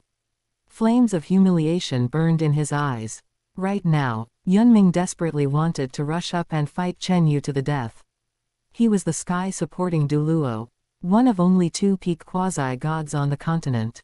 He was Shrek's Sea God Pavilion master. He had lived for so many years. He had never suffered such humiliation. Having his own people killed right in front of him, blood splattered on his face, and he didn't even dare to fart. He wanted to rush up and use his own life to trade for an injury to Chen Yu. But in the end, he still backed down. No, not backing down. It was a strategic retreat. He told himself this in his heart. Over and over again. It's not that he couldn't beat him, it's that it wasn't worth it. It's not that he didn't dare, it's that he couldn't. Shrek still needed him, the academy still needed him, those elders and students still needed him. Therefore, he could not die, could not be impulsive, and even more so, could not let Chen Yu's evil intentions succeed. But just because Ming backed down, it didn't mean others did. At this moment, an elder rushed out. His face was flushed, his eyes full of anger. He reached out and pointed at Chen Yu, his mouth open, about to speak. But the next second, his entire arm instantly exploded, turning into a mass of blood mist, mixing with the remaining blood of Kai Yue in the air. Dripping with blood. And at the wound of the severed arm, white bones were exposed, and muscles were turned inside out. Blood gushed out like a spring. The elder was stunned for a moment.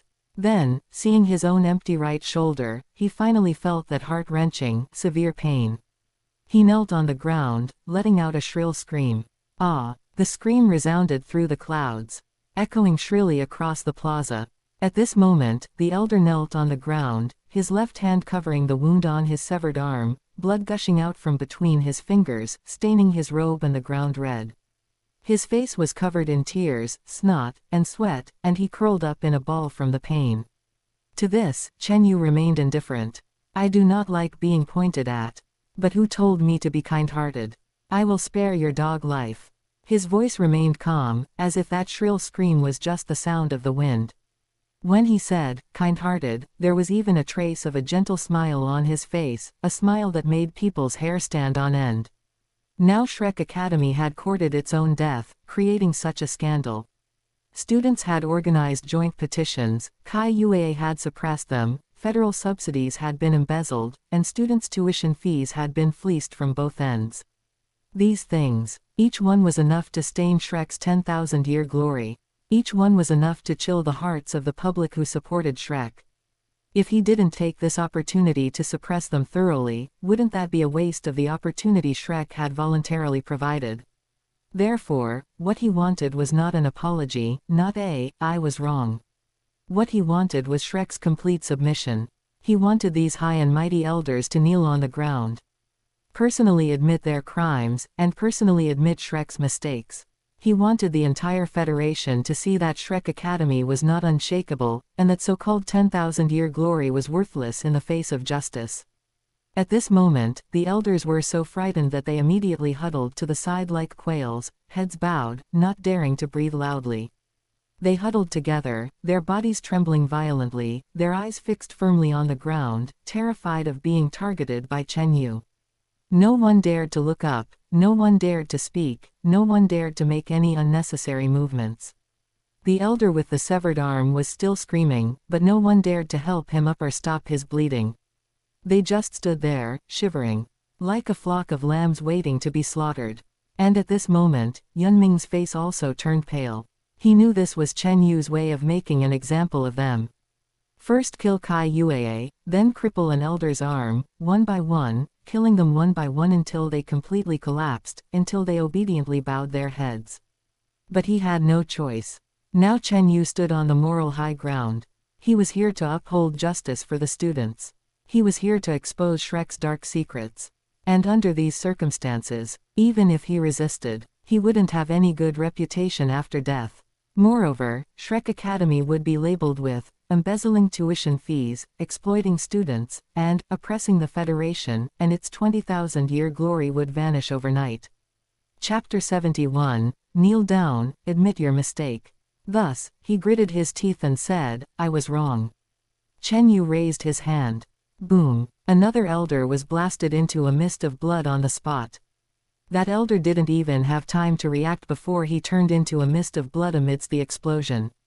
The blood mist splashed onto the elders' bodies and onto Yunming's face once again, warm and sticky. Who was wrong? Chen Yu's voice sounded like a demon's whisper. It sounded beside Yunming's ear. It was cold. It carried an unquestionable pressure. Yunming was on the verge of a mental breakdown.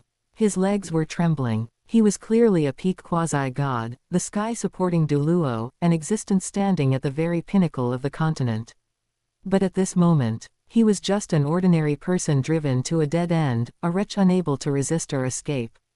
Yet, facing the pleading gazes of the elders, those fearful, tear-filled gazes, right now, they were all looking at him, all begging him. Begging him to bow his head, begging him to admit his mistake. Therefore, he could not watch them die one by one anymore. Finally, Yunming could only whisper, I was wrong. The voice was almost inaudible, like the buzzing of a mosquito. Louder. Boom. Another elder was blasted into a mist of blood. The remaining living elders were also completely terrified, kowtowing frantically to beg for mercy. They knelt on the ground, facing Chen Yu, kowtowing and making thumping sounds. Some cried out, Speaker, spare our lives. Others trembled, we won't dare to do it again. Some were already incoherent, just kowtowing non-stop and weeping endlessly. And at this moment, Yunming truly wished he could perish together with Chen Yu. His eyes were bloodshot, his face was covered in tears and blood, and his heart was filled with hatred and despair. He wanted to rush up and use the power of the golden ancient tree to fight Chen Yu to the death. Even if he could only harm a single hair on him, even if he could only force him to take half a step back, he would be willing. But in the end, he still lowered his head. It was not because he feared death. It was because he truly could not die. If he died, Shrek would truly be finished. This 20,000-year-old academy would completely disappear.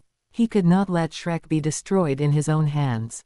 Thus, Yunming took a deep breath, tilted his head back, closed his eyes, and with all his strength, roared, I was wrong. The sound was like a thunderclap, exploding over the entire plaza, even spreading throughout the entirety of Shrek City, reaching every corner. That voice carried humiliation, anger, unwillingness, and also a deep sense of despair. And now, Chen Yu's expression remained calm. He slowly looked at Yunming's face, which was covered in tears and blood, and looked at the elders kneeling and begging for mercy. Then slowly nodded. Wouldn't it have been better if you had said that earlier? His voice was indifferent, as if he were talking about a trivial matter. Subsequently, Chen Yu slashed his index finger across the void realm. The movement was relaxed and casual. However, right where his fingertip passed, space was torn open like fragile fabric, and a pitch-black rift appeared silently. A spatial rift just appeared like that. Yunming and the elders widened their eyes, their eyeballs almost popping out of their sockets. Their mouths were slightly agape, and they didn't even bother to wipe the blood off their faces, just staring straight at that rift. Staring at the stable spatial fluctuations of the rift. Tearing open a spatial rift with bare hands. What kind of monster is this? Is this something a human can do? A spatial rift is a domain that can only be touched by those who have comprehended the law of space to an extremely deep level. Even Yun Ming, who is also a peak quasi-god, could not tear space as easily and casually as Chen Yu. Moreover, the spatial rifts torn open are extremely unstable and cannot be used as stable passages at all. But what about Chen Yu? A casual slash, light and effortless. That rift was as stable as an open door. Is this Chen Yu human? This thought immediately flashed through the minds of many elders, and then they quickly extinguished it. They dared not think, dared not ask, and dared not delve deeper. However, facing the inquiring gazes of the elders, Yunming shook his head with a bitter expression. His eyes were filled with helplessness and self-mockery. If he were capable of reaching this level, would he still need to fear Chen Yu? If he could tear open a stable spatial rift with his bare hands, he would have acted during their first confrontation. Why wait until today? Why suffer such humiliation? The elders were also sighing in their hearts. The pavilion master is incompetent. They could only suffer grievances along with him. They once thought that Yunming was the sky-supporting pillar of Shrek, the most powerful guardian in 20,000 years. But now, this pillar has tilted. What could they do? They could only sink together with him. Meanwhile, on the other side of the spatial rift, Secretary Pan Wen, who was still working in his office, also noticed the rift. He was sitting at his desk, holding a pen, reviewing a report on the operation of the Satellite Bureau. The space in front of him suddenly tore open. A rift appeared in his office. He looked up, sighed softly in his heart, but still put down his pen, stood up, straightened his collar and cuffs, and stepped into the rift. His pace was calm and unhurried, his expression peaceful, as if passing through the rift was just the most ordinary thing. He had already grown accustomed to the speaker summoning him at will, no matter where the speaker was. Whether it be spatial rifts or soul guidance communication, the speaker had countless ways to find him at any time. Therefore, he could only be on standby at all times. One could only say, that's how it is for a worker. At any time and any place, one must be called to work. Secretary Pan Wen smiled self-deprecatingly in his heart. But his footsteps did not hesitate in the slightest. Fortunately, his income was 10 times that of the previous secretaries. The salary of a federal secretary was already not low, and after Chen Yu took office, he directly multiplied his salary by 10, not counting various allowances and bonuses. Of course, this did not include gray income. After all, those previous secretaries, which one of them didn't get rich through gray income? Openly or secretly, accepting bribes, extorting, and lining their own pockets. But he wouldn't be stupid enough to engage in any gray income under Chen Yu. Does he think his life is too long? The Blue Lightning Tyrant Dragon Clan, Tang Sect, War God Temple, Shrek. These ones that tried to fish for money under the speaker's nose. Now, even the grass on their graves has grown. Although Secretary Pan Wen loved money, he loved his life even more. And at this moment, Secretary Pan Wen, who had stepped out of the spatial rift, appeared on the outer courtyard plaza of Shrek Academy. He quickly stepped forward, bowed deeply to Chen Yu, and then respectfully said, "Speaker, you summoned me." Chen Yu nodded slightly, his lazy posture resembling a lion napping in the afternoon sun. At this moment, his gaze shifted from Yunming and landed on Secretary Pan Wen's face, his tone casual and natural. "Go and draw up an agreement. The content is for Shrek to compensate the students for the tuition fees they have paid over the years. At the same time, for those students who have already graduated, based on their connection with Shrek after graduation, provide appropriate compensation." Chapter 72, Shrek signs an exorbitant repayment agreement. Secretary Pan Wen understood. The speaker's intent was clear. For students still in school, refund all tuition. As for those who have already graduated, if they still have ties with Shrek Academy, not a single cent will be refunded. But Shrek must still compensate for these tuition fees. And as for this portion of tuition, where would it end up? Naturally, it would go where it was needed. Federal Treasury, education funds, poverty alleviation projects. Wherever money was needed, this money would go. Very quickly, utilizing spatial rifts, Secretary Pan Wen finished drafting the detailed agreement within 10 minutes. He traveled back and forth through the spatial rifts, retrieving files from the Parliament building, then returned to Shrek Academy to edit, print, and bind it on the spot. It took no more than 10 minutes in total. A thick agreement, with every clause meticulously designed, appeared in his hands. He walked up to Yun Ming. "Pavilion Master Yun, please." Saying this, he handed over the agreement. At this moment, Yun Ming looked conflicted. His hand reached out and pulled back and reached out, repeating this several times. His gaze fell upon the agreement. The dense clauses were like knives, cutting into his heart. One had to know, including those still in school and those who were still alive after graduation, there were at least 100,000 Shrek students. These people each paid 5 million in tuition annually. Some attended for 1 year, some for 3, some for 6, and others for even longer. The tuition for all these people combined was an astronomical figure. Furthermore, with the Academy's now empty warehouse, how were they to repay this money? Federal subsidies were gone. Tang sect sponsorship was gone. The Academy's treasury was empty, its resources gone. What could they use to compensate? What could they use to repay? Clearly, the other elderly masters had also thought of this and looked at Yun Ming, their eyes filled with pleading. Someone's lips trembled as they silently said, "Do not sign." Someone desperately signaled with their eyes. They all hoped Yun Ming would not agree. Do not sign this agreement. Otherwise, once signed, Shrek would truly be beyond redemption. After all, resources could be earned back if lost, but buried in debt, the Academy would never have a chance to recover. But just as Yun Ming hesitated, boom, another elderly master was blasted into a bloody mist on the spot. There was no warning. Another cloud of blood mist appeared. Warm blood splashed onto everyone once again. Instantly, Yun Ming looked at Chen Yu in shock, his eyes full of anger and confusion, his voice trembling. "I have already admitted my mistake." The implication was that he had already admitted his mistake, so what right did Chen Yu have to kill? He had bowed his head, he had admitted his mistake. What more did Chen Yu want? How many more people did he need to kill to be satisfied? To this, Chen Yu merely flexed his right hand, the movement easy and casual, as if stretching his muscles. Then, his gaze swept over Yun Ming, and he said indifferently and carelessly, "My hand was itching, it was an accident." 7 words, spoken lightly, as if commenting on the weather or what he had for breakfast. There was no apology in that tone. Nor was there any explanation. As if killing an elderly master, for Chen Yu, was no different from casually swatting a mosquito. At this moment, everyone felt it was utterly absurd. Chen Yu was killing people openly. And he actually used such a reason to dismiss them. What did he take them for? Ants, weeds, or livestock to be slaughtered at will? And at this moment, anger surged in Yun Ming's heart, he felt extremely humiliated. But the next second, Chen Yu's faint voice continued, unhurried, carrying a calmness that sent chills down one's spine. "I have always been impatient by nature. If I wait too long, I cannot guarantee what I might do next."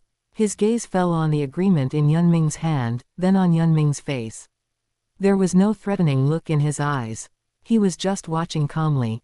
But it was precisely this calmness that caused the last line of defense in Yun Ming's heart to collapse completely. Arrogant. Too arrogant. This was what everyone thought. But no one dared to say it out loud. No one dared to show any dissatisfaction. They just lowered their heads, huddled their bodies, wishing they could hide themselves. Because Chen Yu's arrogance was built upon absolute strength. What could they do? They could only endure, suffer, and survive. When someone is stronger, one has no choice but to bow one's head. Thus, Yun Ming signed his name with a sorrowful expression. He wrote very slowly, as if he had exhausted all his strength. After writing the final stroke, his hand dropped, the pen slipped from his fingertips, fell to the ground, and made a crisp sound. He stood there like a sculpture, unmoving. There was no more light in his eyes, and the aura of a peak quasi-god was no longer on him. At this moment, Secretary Pan Wen stepped forward, took the signed agreement from Yun Ming, and carefully checked it. After confirming the signature was correct, he carefully put it into his spirit tool and came to Chen Yu's side. And just as Yun Ming and the elderly masters breathed a sigh of relief, thinking they could finally send away the god of death, Chen Yu's voice sounded again. The matter of tuition is temporarily settled. Next, let's talk about the next order of business. Once these words were spoken, Ming and the others were stunned. They had been rejoicing in their hearts that the god of death, Chen Yu, was finally leaving. But he hadn't left yet. He had another order of business. Another. You've got to be kidding me. Had they angered the heavens? Was it necessary to do this to them? Someone opened their mouth, wanting to say something, but couldn't say anything. Someone's legs went weak, and they knelt on the ground again. Someone closed their eyes, their face full of despair, as if they had already seen the end of Shrek. One order of business after another, one compensation after another, Chen Yu was going to squeeze Shrek dry, peel its skin, dismantle its bones, pull its tendons, and leave nothing behind. Unfortunately, no matter how much they complained in their hearts, it could not affect Chen Yu's will. Seeing this, Chen Yu looked at the students in the square, as well as the other students who had gathered upon hearing the news. Those students came from all directions, some were startled by the explosions, some were attracted by the smell of blood, and some had heard the news that the speaker had come in person. They stood on the edge of the square, on the rooftops of the teaching buildings, at the windows of the dormitories. A dense, dark mass of people. Everyone's gaze fell upon Chen Yu. At this moment, Chen Yu's gaze swept over these young faces, and he spoke. You, as students, are also the pillars of the nation in the future. But given the current situation of Shrek Academy, it is clearly unable to continue providing a good environment to cultivate. Chapter 73, On-site enrollment at Shrek Academy. And as for watching everyone waste their youth like this speaker cannot bear it either. Since that is the case, I, as speaker, will take the initiative and have the Sun Moon Imperial Soul Engineer Academy open enrollment once more. Students who are interested may register with Secretary Pan Wen right now. Having said that, Chen Yu watched the students' choices calmly. At this moment, he decided to hand the power of choice to these young people. Whether to go or to stay, they would decide for themselves. Although Shrek's current teaching methods have enormous problems, corruption, embezzlement of resources, coercing students, bullying the Federation, every single instance is too numerous to count. But those students who are already utterly disappointed and disheartened with Shrek, they still have a chance to choose, a possibility for a fresh start. Not to mention, not everyone has been brainwashed by the 10,000-year glory of Shrek Academy. Therefore, he decided to give these people a chance. Thus, he did not specifically emphasize that joining the Sun Moon Imperial Soul Engineer Academy not only offers free tuition but also comes with the full support of the Federation. As long as they meet the criteria, they can use resources at will. And those students who are willing to follow him are the ones he considers his own people. He will provide them with the best resources, the best environment, and the best future. As long as they are willing to work hard, he can enable them to reach a height that Shrek can never attain. Once these words were spoken, the students looked at each other in dismay. They looked at one another, their eyes full of hesitation. As students of Shrek Academy, they naturally knew about the Sun Moon Imperial Soul Engineer Academy. In fact, they were quite familiar with it. Because this academy had been a mortal enemy of Shrek Academy since 10,000 years ago, and they despised each other. 10,000 years of grievances. 10,000 years of conflict. 10,000 years of incompatibility. Shrek students looked down upon the craftsmen of the Sun Moon Imperial Soul Engineer Academy. Students of the Sun Moon Imperial Soul Engineer Academy looked down upon the brutes of Shrek. The opposition between the two academies had been carved into the bones of every generation of students. In fact, as students of Shrek, as long as they struck a blow against the Sun Moon Imperial Soul Engineer Academy in any aspect, they would receive commendation from the academy. Surpassing them in cultivation, commendation. Ranking higher than them in competitions, commendation. Outperforming them in internship projects, commendation. Striking at the Sun Moon Imperial Soul Engineer Academy is Shrek's political correctness and a compulsory course for every student. Therefore, asking them to switch sides to the Sun Moon Imperial Soul Engineer Academy now made it difficult for them to decide. That was not just a matter of an academy.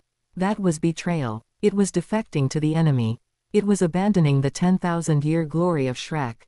If they went to the Sun Moon Imperial Soul Engineer Academy, they would become traitors to Shrek, anomalies in the eyes of their peers, and objects of scorn for those students who remained at Shrek. Not to mention that the Sun Moon Imperial Soul Engineer Academy had always been most famous for producing a group of powerful soul engineers, not spirit masters. Yet Shrek Academy cultivated spirit masters who stood at the pinnacle of the continent. This made it even harder for them to decide. Of course, while some hesitated and resisted, naturally others chose to join. Especially the hundreds of students who had gathered in the square just now. They had experienced Kai Yue's arrogance and were thoroughly disappointed in the academy. At that time, they were kneeling in the square, unable to catch their breath under the pressure of Kai Yue, listening to her insults, and feeling her unreasonableness. They saw the true face of the academy and the ugly visages of those high and mighty senior elders. They no longer believed in the 10,000-year glory of Shrek, nor did they believe in those high-sounding rhetoric. Thus, they walked toward Chen Yu. The first to move was the young man who had dialed the speaker's hotline. He took a deep breath and took the first step. Then came the second, the third, the 10th, the 100th. They walked out of the crowd, passing through those classmates who were still hesitating, heading toward Chen Yu and Secretary Pan Wen. Their paces were fast and slow, some were firm, some were hesitant, but not a single one looked back.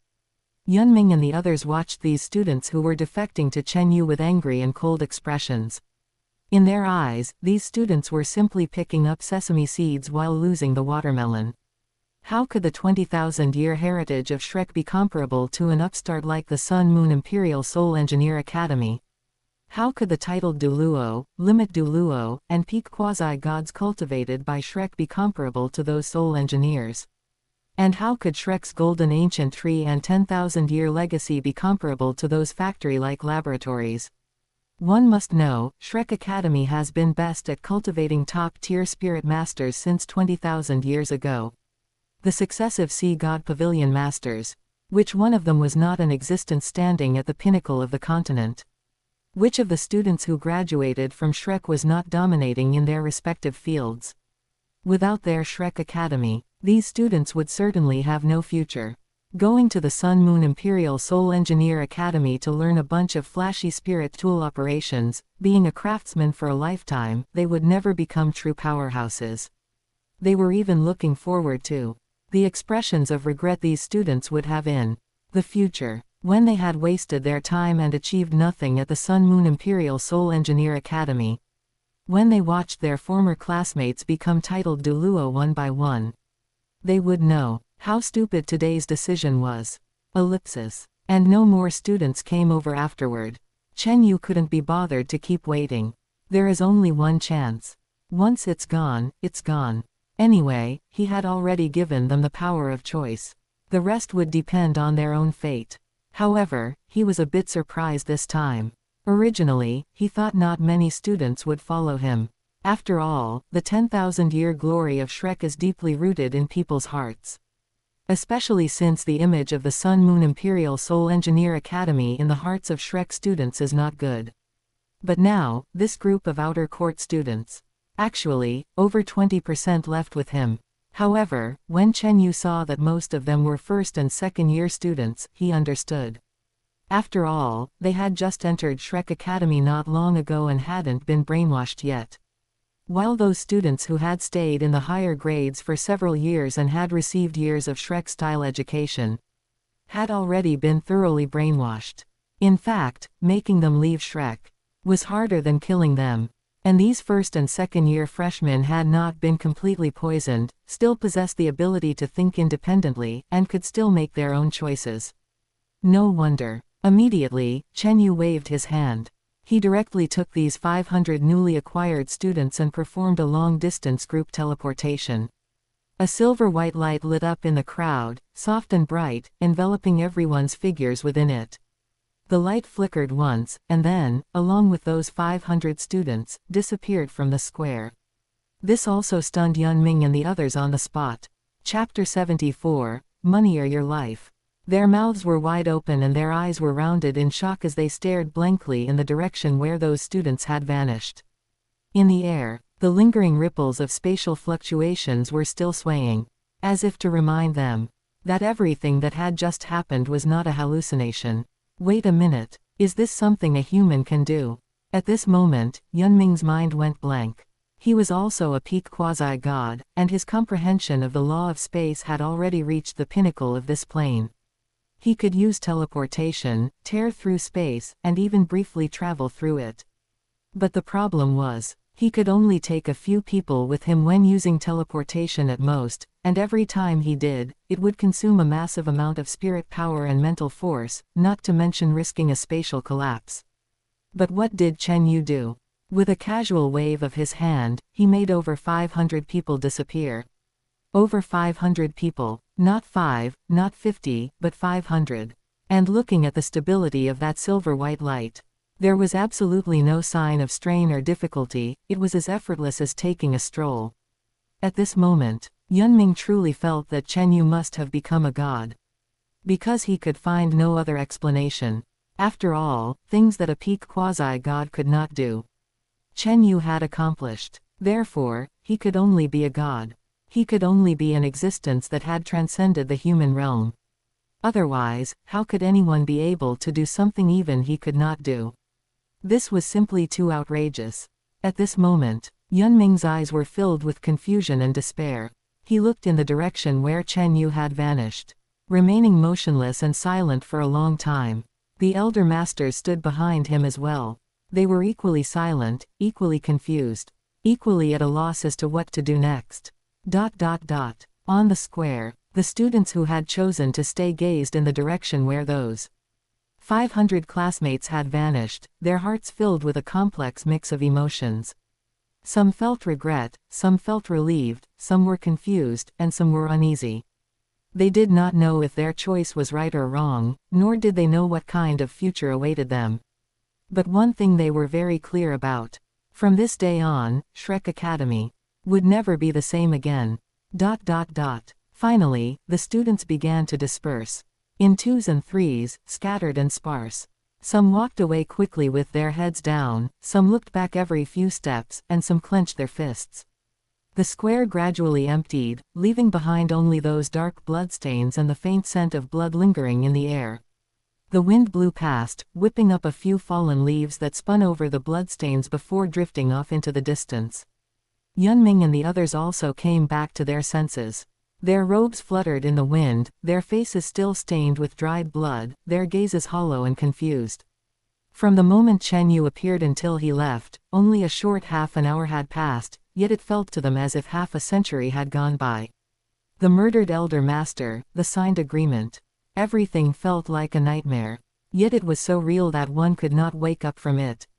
Pavilion master, this money. What should we do? After all, the academy no longer has the resources to pay it back. At this moment, one of the elder masters spoke up. His voice was hoarse and low, carrying deep exhaustion and helplessness. The other elder masters also looked at Yunming one after another, their eyes filled with anxiety and anticipation. This money. The academy really could not produce it. In fact, let alone the tuition fees for over 100,000 students, they couldn't even produce the tuition for 10,000 students. Regarding this, Yunming glanced at him. Then he let out a cold laugh, his laughter filled with mockery. The academy is out of money. But are you all out of money too? We are all 1,000-year-old foxes, so why play games? I'm telling you, this money isn't owed to those students, it's owed to Chen Yu. What did he do to collect debts before? Do I need to say more now? Previously, in order to demand compensation for Yali's expenses for 30 years, Chen Yu had directly aimed 3 level 12 fixed soul guidance artillery shells at Shrek City. Now, this money was also owed to Chen Yu, owed to that god of slaughter who would kill at the slightest disagreement. As soon as these words were spoken, the faces of the group of elder masters became extremely ugly. Some looked bitter, some gritted their teeth, some lowered their heads in silence, and some clenched their fists. They, of course, knew that this money was owed to Chen Yu, and they knew the consequences of defaulting. But asking them to take out their private collections, how was that any different from cutting their own flesh? But since Yunming had laid it out like this, what else could they do? If they didn't pay, Chen Yu would come to collect the debt, and they would die. If they paid, they could at least survive, continue being elder masters, and continue to enjoy the remaining resources. This account was clear no matter how you calculated it. But there were still those who were unwilling. At this moment, an elder master standing in the back row took half a step forward, his lips trembling, and finally spoke up.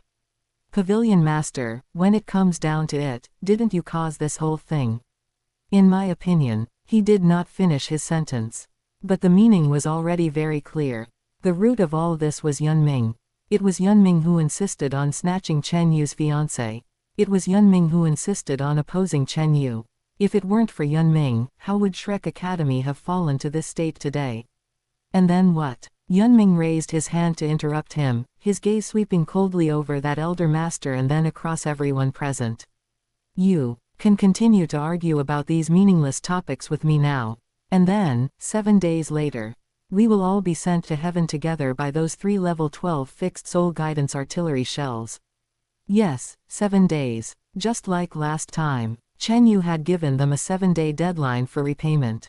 Within 7 days, they had to scrape together that astronomical sum for the tuition compensation, otherwise, those 3 level 12 fixed soul guidance artillery shells would once again be aimed at Shrek City.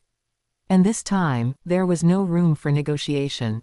Moreover, seeing how Chen Yu was killing madly nowadays, they dared not gamble on whether Chen Yu would really dare to kill them. In the past, they might have held on to some wishful thinking that no matter how crazy Chen Yu was, he wouldn't dare to defy the world. But now, Kai Yuei was dead, and other elder masters were dead too. These once high and mighty, arrogant sea god pavilion elder masters, were like ants in front of Chen Yu. He killed them with a wave of his hand, without any hesitation. After all, although Kai Yuei had left no bones behind, that pool of blood on the ground was still there. Those dark red bloodstains were particularly eye-catching on the stone floor, as if silently reminding them. This was the consequence of opposing Chen Yu. Therefore, as long as they didn't want to die, they had to pay back this money. At this moment, the elder masters were completely silent. No one tried to shirk responsibility anymore. No one tried to make excuses anymore. They lowered their heads, their complexions ashen, their hearts filled with unwillingness and anger, yet they couldn't say a single word. Seeing this, Yun Ming also spoke up. I don't want to say anything more. Everyone, immediately bring back all the resources you have skimmed over these years. Immediately, the crowd exploded on the spot. Chapter 75, spit out all the resources you've scooped up before. Pavilion Master, isn't that unnecessary? At this moment, an elder exclaimed in shock, his face full of disbelief. Take it all out. Then, what will we do in the future? That's right, Pavilion Master. Everyone can just pool together that money. What do you mean by taking it all out? Another elder echoed, his voice filled with obvious anxiety and dissatisfaction. At this moment, his brows were knitted together, and his eyes were full of heartache. Suddenly, everyone's expressions didn't look too good. Their hearts were bleeding now, because the money they had scooped up over the years was more than just the students' tuition fees. Take the previous federal subsidies, for example, such a huge sum of money every year, how much was actually used on the students? Most of it was openly divided up by them under various pretexts. Things like management fees, special allowances. There were numerous pretexts, all sorts of tricks. And there was the money regularly given by the Tang sect, which was the Tang sect's sponsorship for Shrek, used to support the Academy's development. But that money, how much of it was actually used on the Academy? They had all been scooping it vigorously into their own pockets. Otherwise, they wouldn't have come up with that ridiculous workaround of work-study students. After all, work-study students didn't need free resources, and they could even be made to actively work and do tasks. Then just give them a few points as charity so they could eat, and that was it. Also, titles like the Shrek 7 Devils were no longer selected every time. Because the title of Shrek 7 Devils, it was the highest honor of Shrek Academy, and it represented the 7 strongest people of the younger generation.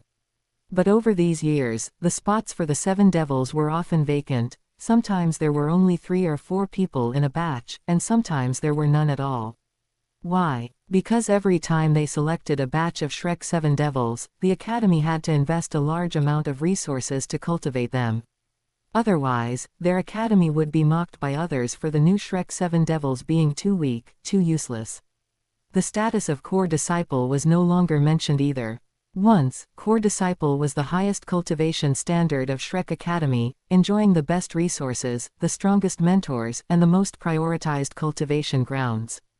But over these years, the term, core disciple, was rarely mentioned, because to cultivate a core disciple consumed too many resources. Because these required giving resources. But they were reluctant. So, they just cancelled it altogether. Increasing the existence of work-study students, cancelling the selection of the Shrek 7 devils, cancelling the cultivate of core disciples. The resources saved from this, naturally fell entirely into their pockets. But this also instantly caused their income to skyrocket. In those years, by deducting student resources, embezzling federal subsidies, accepting bribes from the Tang sect, everyone had accumulated mountains of gold and silver. Rare metals, heaven and earth treasure, rare medicinal herbs, and even spirit bones and high-level spirit tools. They dared to take anything, they dared to embezzle anything. So, now that Yun Ming asked them to take it all out, who could be happy? Not to mention that they had already spent quite a lot themselves. Some used resources to exchange for higher-level battle armor. Some used heaven and earth treasure to improve their cultivate. Some gave rare medicinal herbs to their family descendants. Those things were already used. They were gone. They couldn't be brought back.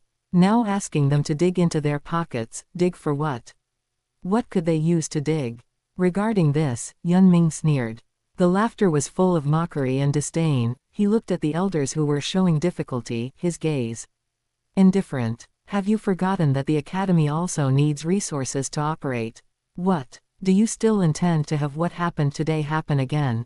His voice was not loud, but every word was like a basin of cold water poured over the heads of those elders. The things that happened today, the student petition, the outer court dean suppressing with pressure, the speaker arriving in person, the elder being killed. All of this was because the Academy had no resources to give to the students. If it happened again, if Chen Yu came again, could they still survive? Suddenly, everyone stopped talking. Those voices of complaint, opposition, and unwillingness all disappeared in the face of Yun Ming's words. If it happened again, none of them could handle it. After all, if it happened again, they might all die. But now, they had finally survived. Who still wanted to die? After all, those resources, you can't bring them with you in life, and you can't take them with you in death. If you're alive, you can continue to scoop them up. If you're dead, you have nothing. Everyone understands this logic. Therefore, as long as Shrek is still here, as long as they are still alive, they will always find a way to scoop the money back. Seeing that the elders were no longer speaking, Yun Ming directly teleportation away. The elders looked at each other. Then they called their respective family via spirit tool to start getting this matter handled. I saw someone walk to the side, lowering their voice, their tone urgent and anxious. Hey, it's me. Count all the rare metals in the clan's inventory, yes, all of them, don't miss a single one. Don't ask why, just do it. Someone stood at the edge of the square, their expression gloomy, their voice filled with suppressed anger. Organize everything I took back from the Academy over those years and send it to the Academy within 3 days. No matter what method you use. You must get it all together for me. Someone crouched in a corner, their voice full of exhaustion and despair. Get all those heaven and earth treasure from the clan out for me. Call after call was made from Shrek Academy. Some were heartbroken, some were angry, some were silent. But no one dared to say no, no one dared to refuse, no one dared to bargain. Because they all knew, this wasn't just about paying back money, it was about saving their lives. Saving their own lives. At this time, sunlight shone through the clouds. It shone on the busy elders, on the blood-stained square, and on the empty warehouse. At the same time, Parliament building. At this moment, in the office, there was only Chen Yu. Outside the huge floor-to-ceiling windows, the skyline of Ming City was shining in the sun, traffic was like a weave, people were coming and going, everything was in perfect order. Secretary Pan Wen had taken that group of students to report to the Sun Moon Imperial Soul Engineer Academy. However, that didn't affect him knowing the subsequent operations of those Shrek elders right now. After all, his satellite was still in the sky. He wasn't surprised by this. A starved camel is still bigger than a horse. Shrek Academy was, after all, a major power with a legacy of 20,000 years. How could it be that poor? 20,000 years of accumulation. Even if this group of elders was extravagant, it was impossible for it to be completely empty. So, those rare metals, heaven and earth treasure, and rare medicinal herbs had just changed places. From the Academy's warehouse, moved to the elders' private warehouses. Even, the mere expenses of Yali, for 30 years, could bankrupt Shrek. One can only say, that group of elders was too good at scooping. Chapter 76, Some Things Are Best Just Listened to. First, the resources allocated to Shrek Academy by the Federation annually, plus the sponsorship from the Tang sect, the tuition fees from the students, and all the various sponsorships and donations. The resources Shrek receives in annual income are an astronomical figure. And of these resources, how much is actually used for the development of the Academy and the cultivation of students? Less than 1%. You have to know. The inventory of just the Blue Lightning Tyrant Dragon clan alone is comparable to the Federation's entire resource output for 10 years. The so-called 10,000-year noble families, relying on the accumulation of their ancestors and tens of thousands of years of plundering, have hoarded a massive amount of resources. Rare metals are piled into small hills, heaven and earth treasure fill the warehouses, and rare medicinal herbs are stacked box by box. And all these things are the blood that the Blue Lightning Tyrant Dragon clan has sucked from the Federation generation after generation. The Tang sect is even more exaggerated. A single Tang sect is actually worth 100 Blue Lightning Tyrant Dragon clans, which is equivalent to the Federation's resource output for 1,000 years. After all, the Tang sect's businesses spread across the continent. There are also various commercial investments. It is simply, earning gold every day, with wealth rolling in. Coupled with their overseas branches, trading with Star Luo and Do Ling, what they get in return is even more immense wealth. Therefore, the resource inventory of the Tang sect can no longer be described as an astronomical figure. It is truly wealthy enough to rival a nation. Regarding this, Chen Yu could only sigh. Too rich. At this moment, a trace of mockery flashed in his eyes. These noble families, these sects. Each one crying poverty and hardship, claiming resource scarcity, saying survival is difficult, and that the Federation's subsidies are not enough. But when you actually investigate, which one isn't filthy rich? Which one isn't overflowing with wealth? As for the issue of resource scarcity that the Federation keeps promoting. Regarding this, Chen Yu can only say that it is the Federation's people who are facing resource scarcity. What does that have to do with these noble families? After all, the Federation's people cannot afford to eat spirit beast meat, cannot afford to use good spirit tools, and cannot afford to buy rare medicinal herbs. What does that have to do with the noble families? Those noble family descendants have spirit beast feasts every day, heaven and earth treasure every month, and top-tier resources every year. They have never known what scarcity is. They have never known what hardship is. And Chen Yu was actually not surprised. Isn't this the same operation as the capital from his previous life? Low-carbon environmental protection, marine environment, water conservation, etc., promoted every day, called for every day, asking ordinary people to save water, reduce emissions, and protect the environment. But those large enterprises that truly cause pollution and waste resources, those golf courses, those luxury hotels, those industrial giants. How many of them are actually conserving? A standard golf course uses 2,000 to 2,500 tons of water per day. While an ordinary household's annual water consumption is only 30 tons. The water saved by tens of thousands of people in a year is not as much as what they consume in a month. Those capitalists promote environmental protection while squandering resources. They call for conservation while being extravagant and wasteful. That little bit of water saved by ordinary people, is it enough for them to play golf for a few days? So, some things are best just listened to.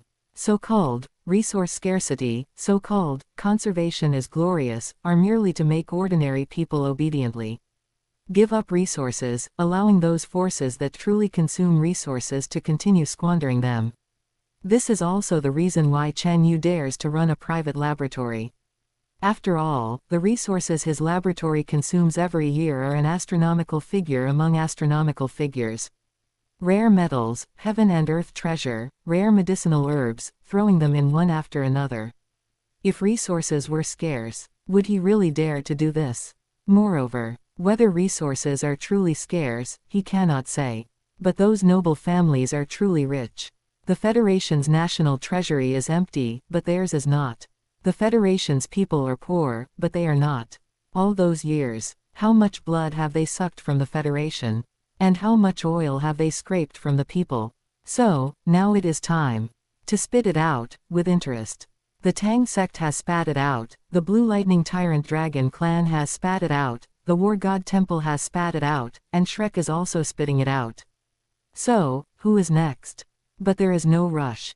One by one. After all, he is best at treating everyone fairly. Thinking of this, Chen Yu picked up the spirit tool communicator on the table and dialed the laboratory's encrypted channel. After a brief wait, Ling Han's voice came from the other side of the communicator, steady and respectful.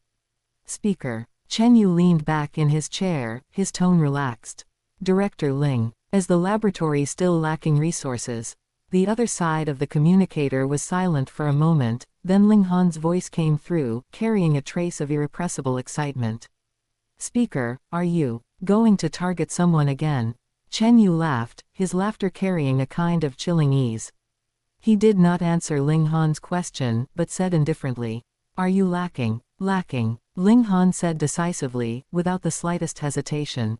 "Very lacking. The batch production of spaceships requires a large amount of rare metals, maintenance and updates of satellites also require them, as well as spirit tools that shield the mental force of the God Origin realm." He listed a long list of requirements incessantly, as if he had been prepared for a long time, just waiting for Chen Yu to speak. Chen Yu listened patiently, and only after Ling Han finished speaking did he say, "Send the list to me. I will handle the resource matter. You just focus on research and development and production." "Yes." Ling Han's voice was full of excitement and gratitude. Afterward, Chen Yu put down the communicator.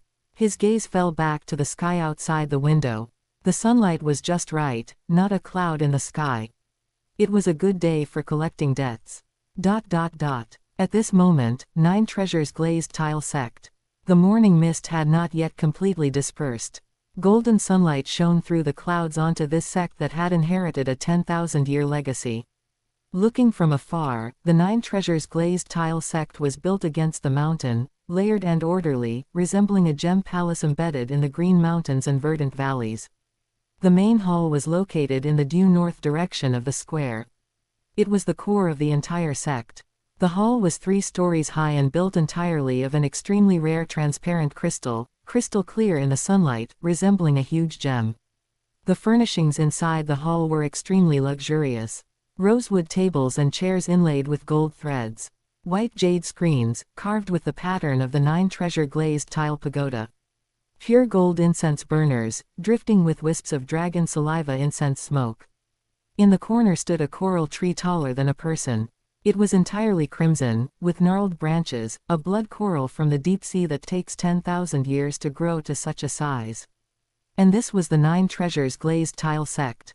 One of the wealthiest sects on the continent. This is because the 7 Treasure glazed tile pagoda spirit possesses the innate ability to appraise treasures, which has caused this sect to have an indissoluble bond with wealth since its establishment. 10,000 years of accumulation, passed down from generation to generation. The affluence of the 9 Treasures glazed tile sect is something that few on the entire continent can compare to. And at this moment, inside the main hall, Ming and a middle-aged man were sitting opposite each other. Chapter 77, Ming comes begging. The atmosphere in the hall was quiet and subtle. Ming sat in the guest seat, his expression solemn. Opposite him sat a middle-aged man dressed in luxurious brocade robes, his face as gentle as jade. He was the contemporary sect master of the 9 Treasures glazed tile sect. Sect Master Ning Chen. As the possessor of the 7 treasure glazed tile pagoda spirit, Sect Master Ning Chen possessed a pair of eyes adept at appraising treasures. His fingers were slender and fair, gently stroking the glazed teacup in his hand with an elegant and composed posture, as if nothing in the world could move him. Yun Ming, what important matter brings you here today? Sect Master Ning Chen asked gently. Hearing this, Yun Ming's expression remained indifferent. Sect Master Ning, I trust you are already aware of what happened at the academy, so I need not say more. His tone lacked any polite pleasantries. It was merely a straightforward statement. As if he were stating a fact. Sect Master Ning Chen smiled slightly but did not answer. Naturally, he knew what had happened at Shrek. As the sect master of the 9 treasures glazed tile sect, his intelligence network spanned the entire continent, and the commotion at Shrek Academy this time had been far too great. Students petitioning together, Kai Yue suppressing the dissent, Chen Yu arriving in person, a Shrek elder being killed, the signing of a compensation agreement, over 500 students transferring on the spot. These events had reached his ears the very day they occurred. After all, his own daughter was also studying at Shrek Academy.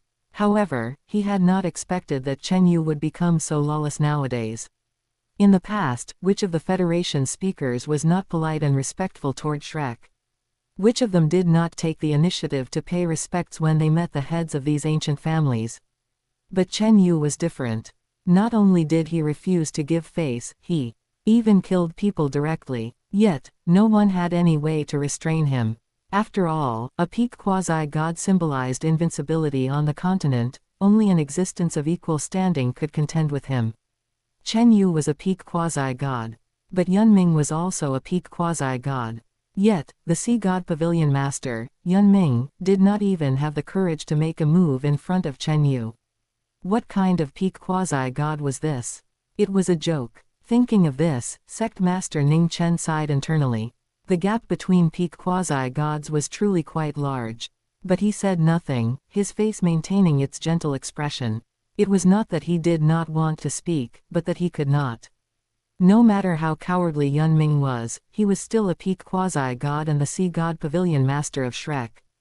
Although the 9 treasures glazed tile sect was wealthy, in front of a peak quasi-god, it was still not enough. Therefore, he only smiled without taking a stance. Seeing Sect Master Ning Chen remain silent, Yun Ming's expression became somewhat awkward. He knew Sect Master Ning Chen was watching him as a joke. Perhaps even laughing at him in his heart. But what could he do? He needed resources. He needed the support of the 9 treasures glazed tile sect. Face. In the face of resources, what was face worth? Driven into a corner by Chen Yu, his face was already worthless. Immediately, he spoke slowly. Since Sect Master Ning is already aware, then I will not waste words. The Academy is currently facing a resource deficit. And the 9 treasures glazed tile sect and Shrek Academy have always advanced and retreated together for generations. I trust that you, Sect Master, are also willing to help us out, right? He had said, help us out. And not, lend me some. To help meant it would not be returned. To lend meant it would have to be returned. By choosing help, he was telling Sect Master Ning Chen that he, Yun Ming, did not intend to pay this money back. Upon hearing this, Sect Master Ning Chen was slightly stunned. He had not expected that Yun Ming had come today to ask for money. He had thought Yun Ming was here to discuss countermeasures, to discuss how to jointly handle the pressure from Chen Yu. He had even prepared for a long, drawn-out conversation, ready to talk with Yun Ming all night. As it turned out, Yun Ming was here to ask for money. However, because the 7 treasure glazed tile pagoda spirit possessed the ability to appraise treasures. Over 10,000 years, the 9 treasures glazed tile sect had also accumulated a massive amount of wealth. Thus, the 9 treasures glazed tile sect was indeed a massive entity. How massive? Massive enough that 200 years of Shrek's resources were, in their eyes, merely a figure that made them feel a slight pinch. Massive enough that even giving away this sum would not damage their foundation or affect the normal operations of the sect. Therefore, Sect Master Ning Chen agreed readily. Not because he had a deep friendship with Yun Ming, nor because he trusted Shrek so much. But because he could afford to pay this sum.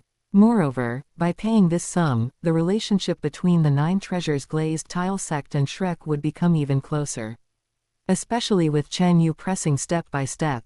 A solid ally was more important than anything else. Since the Pavilion Master has said as much. I, Ning Chen, am not a stingy person. Sect Master Ning Chen smiled slightly and set down the teacup in his hand, his movements elegant and composed.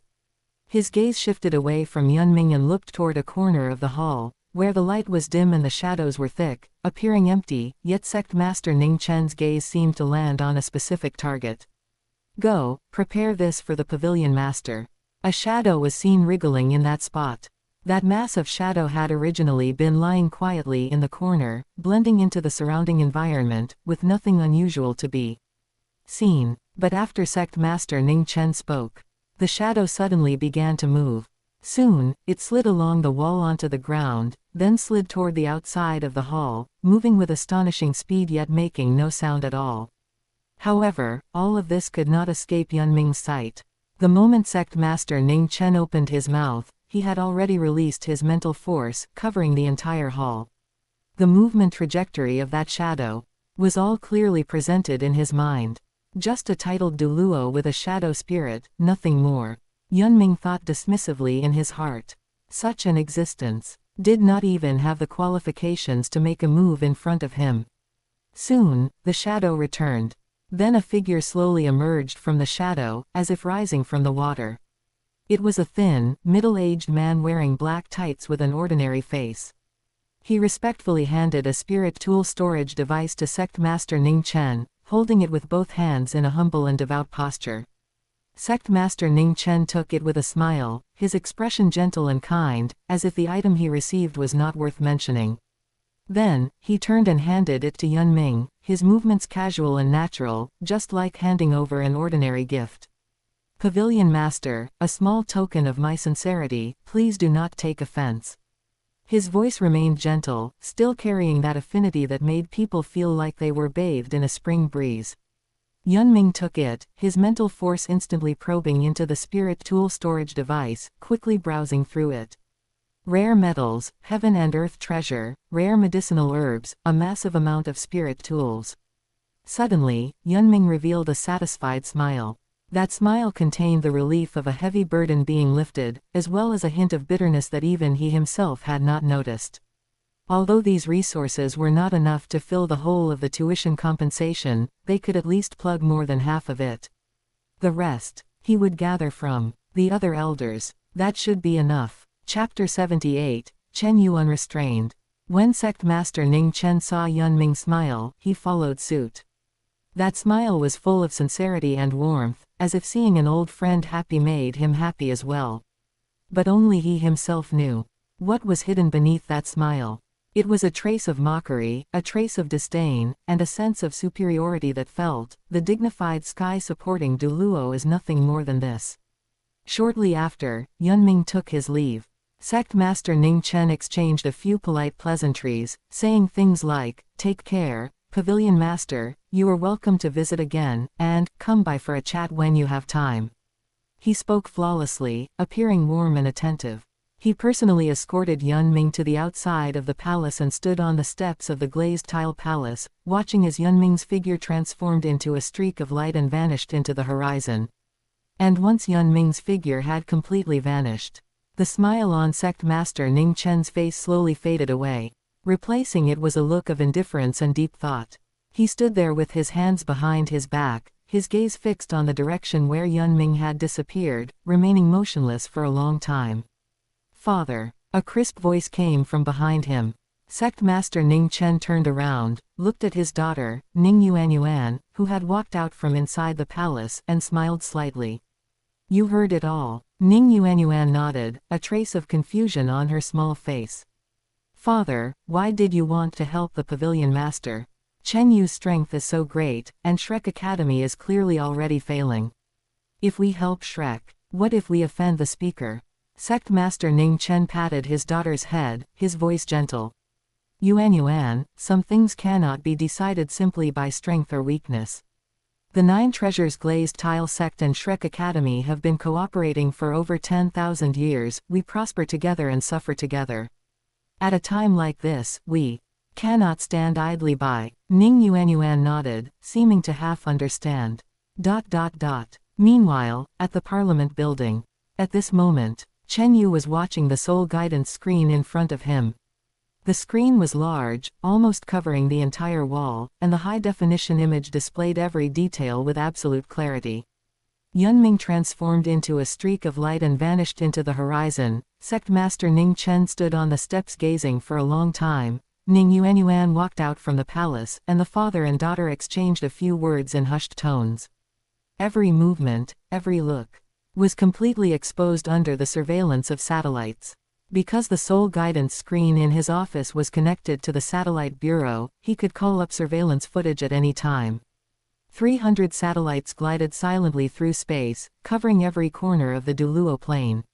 As long as he wanted to see, he could see. Whether it was the Sea God Pavilion of Shrek or the glazed tile palace of the Nine Treasures glazed tile sect. As long as he wanted to. Nothing could escape his eyes. Just right. He had originally been thinking about which noble family to target next. But since Ming chose the Nine Treasures glazed tile sect, then he would choose the Nine Treasures glazed tile sect as well. Isn't this a kind of fate? It's just that he wondered, after Sect Master Ning Chen finds out about this matter. What kind of expression will he have? Will it be anger, fear, or regret? Furthermore, that show of support back then included quite a few noble families. The Blue Lightning Tyrant Dragon Clan, the Nine Treasures Glazed Tile Sect, the Clear Sky Sect, and other various large and small noble families and sects all jumped out, demanding that he retract his decision regarding Shrek and demanding that he apologize to Shrek. That scene was quite lively. But in the end, he only wiped out the Blue Lightning Tyrant Dragon Clan. The other noble families and sects, he simply kept a tab on them and did not take action. Of course, this was not to say that he was soft-hearted. It was mainly because at that time, Tang Hao was still the plain master. Once he killed too many and uprooted those noble families and sects, it would inevitably trigger Tang Hao's nerves. At that point, Tang Hao could completely use the plane to suppress him, and it was even possible for him to descend to the lower realm in person. But he had never fought other divinities, so he was unclear about his true strength. After all, after his transmigration to this world, although he had crushed everyone along the way, he had only faced the strong of the lower realm, not true divinities. And how great was the gap between a plain master and an ordinary divinity? He was not sure. If Tang Hao went berserk, could he withstand it? He was still not sure. Therefore, after thinking it over repeatedly, he chose to kill the chicken to warn the monkey. He wiped out the Blue Lightning Tyrant Dragon Clan and killed Supreme Elder Long Yeyu, letting those noble families and sects know his methods and know that he was not someone to be trifled with. Then, he gave them a chance to obediently listen and stop jumping out to cause trouble. Instead of directly killing both the chicken and the monkeys, and ending up with peace and quiet. But now, Tang Hao had fallen from the status of plain master. He was no longer a cause for concern. He could now unleash his full capabilities and do as he pleased. Otherwise, during this trip to Shrek Academy, he would not have kept killing until Ming admitted his mistake. As for why he could take action against the Tang sect, but could not take action against Shrek, the biggest reason was still that the Tang sect had real evidence of treason laid out there. Those transaction records, that secret base in Tianai City, all the evidence was solid. There was no fabrication. Therefore, unless Tang Hao wanted to stand on the opposite side of all the citizens of the Federation, otherwise, it would be impossible for him to step in to save the Tang sect. And treason is a serious crime that no country and no era can tolerate. If Tang Hao chose to step in to save the Tang sect, it would be equivalent to openly supporting treasonous behavior. It would be equivalent to becoming an enemy of the entire Federation. Although he was a divinity, and although he was high and mighty, he still did not dare to defy the will of the world. As for Shrek, there was indeed no evidence of a crime sufficient to directly bring it down. Embezzling subsidies, withholding resources, blackmailing the Federation. But these matters were not as serious as treason, they could only ruin Shrek's reputation. Moreover, Shrek was, after all, a 10,000-year-old academy with extremely high prestige and extensive connections on the continent. Without ironclad evidence, it was hard to truly move against it. One could only say that it was because the crime of treason was too heavy. Heavy enough that the citizens of the Federation would maintain their opposition. Heavy enough that many neutral factions would also start to wait and see. Treason is a red line, a bottom line, a taboo that no one can touch. The Tang sect touched it, so the Tang sect was finished. And those factions close to the Tang sect, although they wanted to help the Tang sect, they dared not. Because they did not know if the next one to be labeled with the crime of treason would be themselves. But if they continued to help the Tang sect, what if Chen Yu turned his spear toward them and investigated them as well? They were not confident that they were definitely clean. At this moment, Chen Yu looked at Secretary Pan Wen on the side, his gaze carrying a trace of certainty after deep thought. Secretary Pan Wen, I recall that the Nine Treasures glazed tile sect has always had contact with the three major auction houses, right? His tone was as if he was confirming something he already knew the answer to, just waiting for Secretary Pan Wen's response. The Sun Moon Federation has three major auction houses. They are the Federal Central Auction House, the Tianai Alliance Auction House, and the Douluo Auction House, which was established by a group of noble families and factions. These three auction houses divide up the entire auction market of the Federation. Chapter 79, The Speaker's Will is the Federation's Will. The Federal Central Auction House and the Tianai Alliance Auction House have official backgrounds. As for the Douluo Auction House, it is a purely private entity. And before Chen Yu took office, the three major auction houses held the Douluo Auction House in the highest regard. That was an era belonging to the noble clans, where the Douluo Auction House controlled the majority of the Federation's high-end auction market. Whether it was rare metals, heaven and earth treasures, or high-end spirit tools, they were almost all traded at the Douluo Auction House. The two official entities, the Federal Central Auction House and the Tianai Alliance Auction House, were merely foils. A private, unregulated auction house, jointly controlled by noble clans and sects, held control over the Federation's highest-tier resource circulation channels. One can only imagine. The noble clans of that time were many times more rampant than they are today. Whoever offended them could forget about buying anything good. Whoever displeased them could forget about selling anything at the auction house. But in truth, it was quite normal. Before he took office, no one had ever imagined that the power of a speaker could reach such heights. Previous speakers, some came from noble clans, some relied on sects, and some had a massive power standing behind them. Sitting in that position, they didn't think about how to expand the Federation's power, but rather how to balance various factions, how to keep their positions, and how to satisfy the financial backers behind them. Consequently, the power of the parliament was eroded bit by bit, hollowed out piece by piece. And Chen Yu's power was even great enough to control a full 40% of the Federation's parliamentary seats. 40 years ago, when he first took office, the councillors who supported him in the parliament were less than 0.5%. Those noble clans, those sects, practically held the entire parliament in their grip. But his fist was hard enough, and his methods were ruthless enough. Thus, he became the speaker with the greatest power in the history of the Federation, bar none. After the fall of the Tang sect and the purging of the War God Temple, the parliamentary seats he directly controls now account for 70% of the Federation. The Tang sect's parliamentary seats were cleared, and the War God Temple seats were taken over by him. Those neutral councillors who were originally wavering, upon seeing the fate of the Tang sect and the War God Temple, one after another, leaned towards him. 70% means he already possesses absolute control within the parliament. It is no exaggeration to say, today, his will is the Federation's will. The parliament, the military, the courts, the media, everything is under his control. Therefore, he does not need to worry about the reactions of those noble clans and sects, nor does he need to consider that so-called politics. Whatever he wants to do, he can do. Whoever he wants to die, must die. Upon hearing this, Secretary Pan Wen, combining it with the surveillance footage from earlier, immediately understood. The speaker mentioned the 9 treasures glazed tile sect and then the auction house. This clearly was not a casual remark. He immediately began racking his brain, swiftly recalling all information regarding the 3 major auction houses and the 9 treasures glazed tile sect. He said immediately, "Speaker, currently, the Federal Central Auction House, under your instructions and leadership, no longer has any dealings with the 9 treasures glazed tile sect. As for the Tianai Alliance Auction House, more than half of its high-end auction transactions involve inviting people from the 9 treasures glazed tile sect to appraise treasures or host the auctions. As for the remaining Douluo Auction House, Secretary Pan Wen did not say anything, because it was unnecessary. The speaker knew it in his heart.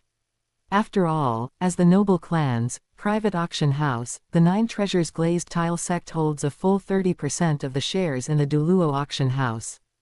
30% is a proportion sufficient for controlling interest.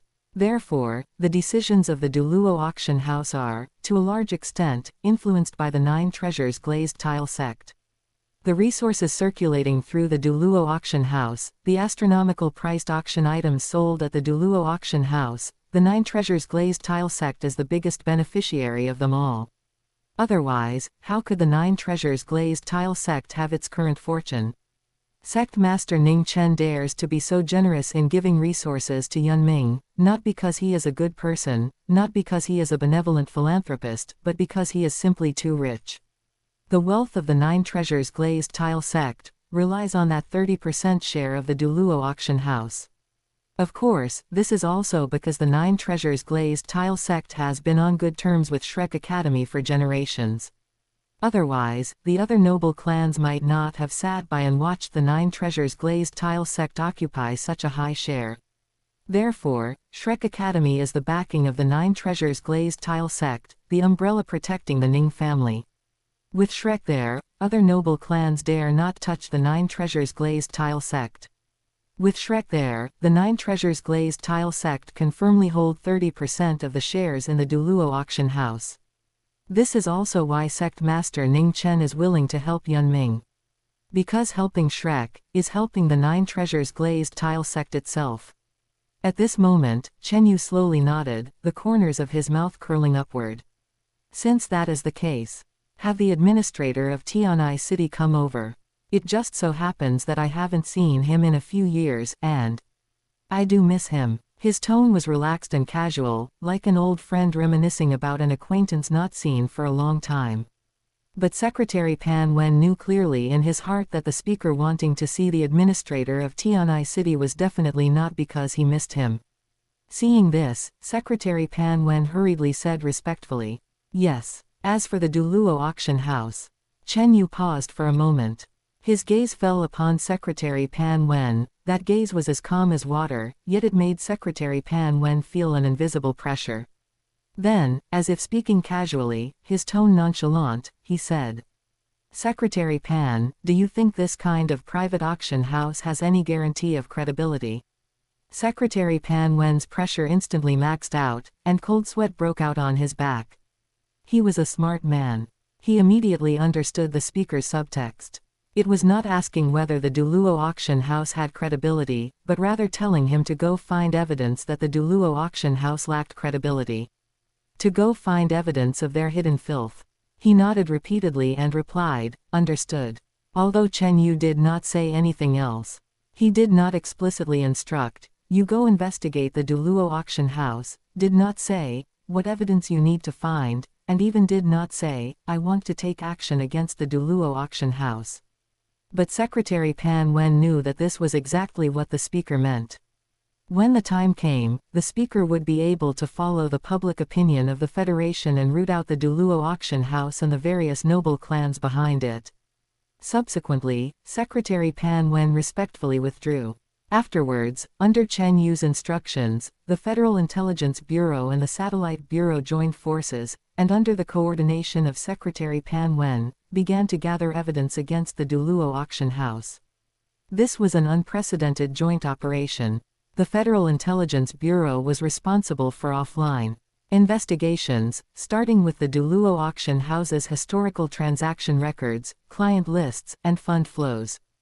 The Satellite Bureau was responsible for online surveillance, calling upon 20 satellites to conduct comprehensive, dead-angle-free tracking of the activities of the Douluo auction house and its related personnel. The two bureaus joined forces, intelligence was shared, resources were interconnected, and the efficiency was astonishing. And although Secretary Pan Wen had been clear from the very beginning that the filth behind this kind of private industry would far exceed his imagination.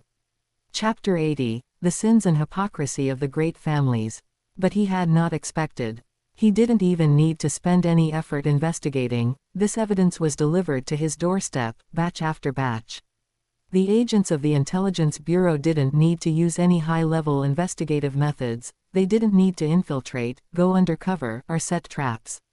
They only needed to retrieve public records, question those willing to cooperate, and follow a single clue down the rabbit hole. And they would be able to unearth a long string of shocking revelations. One can only say that these great families were too arrogant. They were ancient, they were powerful, they were great, and they had existed for 10,000 years. 10,000 years of great families, 1,000 years of imperial dynasty. This was the best interpretation of them. In their eyes, these things were not crimes, they were the natural rules. They were the domination of the strong over the weak. They were the management of the lower classes by the upper classes. They were the justified and eternal truth. They never expected that anyone would investigate these matters. After all, on this planet where one's spirit determines one's fate, only strength is everything. If you have strength, you can possess everything. If you don't have strength, you deserve to be plundered and oppressed. This is the rule of this world. This is the iron law that has existed for tens of thousands of years. Federal law, that is written for the commoners. Human rights protection, that is just talk to fool ghosts. In their eyes, there is only one true rule. That is, whoever has the biggest fist has the final say. Consequently, very soon, these pieces of evidence, stained with blood and darkness, arrived before Chen Yu. Files filled the desk, stack after stack. Each file recorded a case. Every case was stained with the blood of innocents. Photos, ledgers, testimonies, recordings, and videos. Every form of evidence was present, forming a complete and irrefutable chain of evidence. At this moment, the office was silent. Chen Yu sat behind the desk, flipping through those files one by one. His movements were slow and serious, he read every page carefully and didn't let a single number slip by. There was no expression on his face. But it was precisely this calmness that made Secretary Pan Wen feel a bone-deep chill. At this moment, Secretary Pan Wen kept his head lowered, not daring to speak. He knew what the speaker was looking at, and he knew how the speaker felt while reading these things. Those bloody truths, those shocking numbers, those destroyed lives. When he finished reading them, his hands were trembling.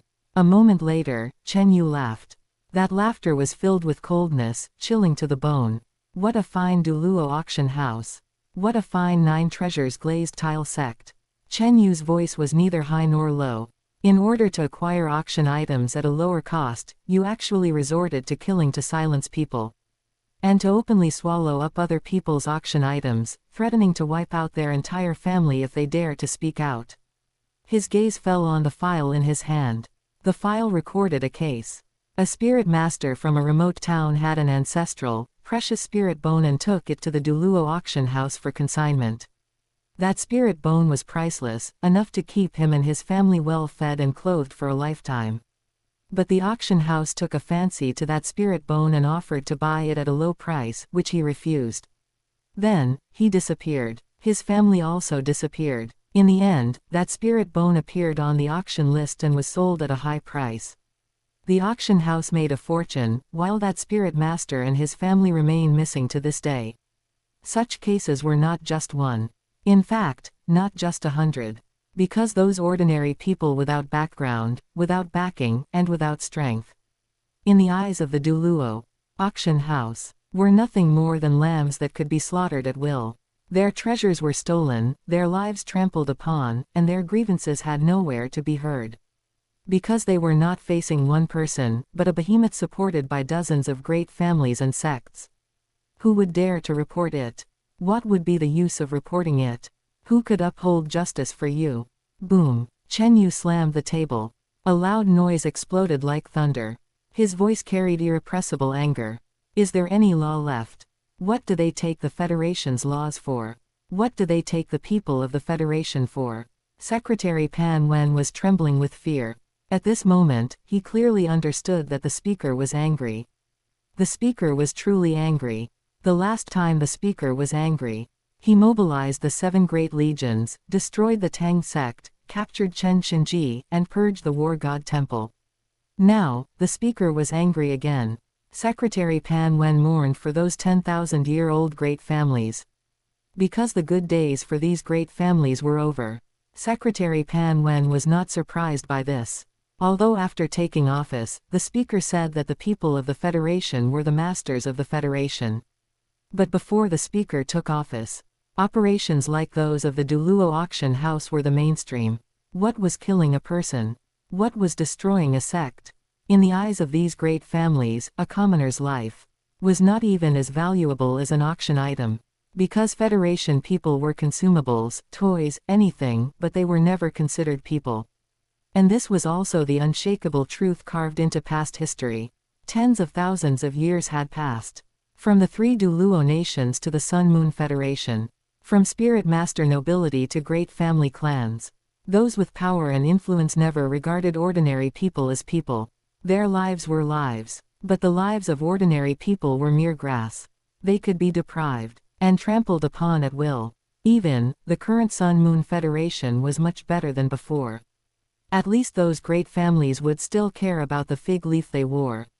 They would still disguise their killings as accidents. They would still fabricate a high-sounding reason after misappropriating property. If it were in an earlier era, it was a common occurrence for a titled Douluo to slaughter a village or a city in a fit of rage. Back then, there was no federal law, no human rights protection, and no public opinion supervision. A titled Douluo was a god, the heavens. They could kill whoever they wanted, rob whoever they wanted. And who would dare to stand up and refute or blame them? This was because in the eyes of those high and mighty top-tier spirit masters, only spirit masters who existed on the same level as themselves were their own kind. Ordinary commoners were nothing more than tools that could speak, livestock that could walk, and property that could be disposed of at will. Their joys and sorrows were not important, their life and death were not important, and everything about them was not important. This was also the reason why evil soul masters' attacks on the people of the Federation could not be stopped. Because no one truly cared about the people of the Federation. Just like Shrek Academy shouting for 20,000 years, eliminate the Holy Spirit cult, protect the peace of the continent. But did they really care about those commoners killed by the evil soul masters? No, they cared that the Holy Spirit cult challenged Shrek's authority. As for those who died, was it important? Was it worth caring about? Chapter 81, Igniting Public Opinion, The Sky is Falling. As long as it is not their own people who are dying. Then, no matter how many people die, it is still peace. After all, a peace where people are constantly dying. Isn't that still peace in its own way?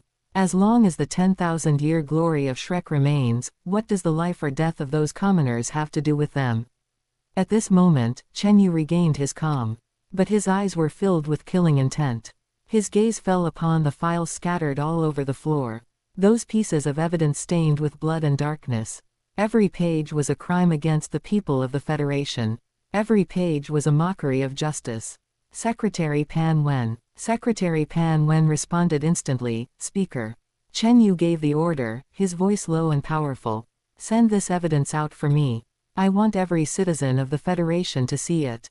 I want them to see just how deep the filth behind these families goes. Secretary Pan Wen said respectfully, Understood. Outside the window, the sunlight was just right. The sky over Ming City was clear as a wash, without a single cloud. Soon, with Secretary Pan Wen's actions, the incriminating evidence behind the Douluo auction house began to appear on major soul guidance websites. At first, the very first post appeared on the Federation's largest soul guidance network forum, with a simple title.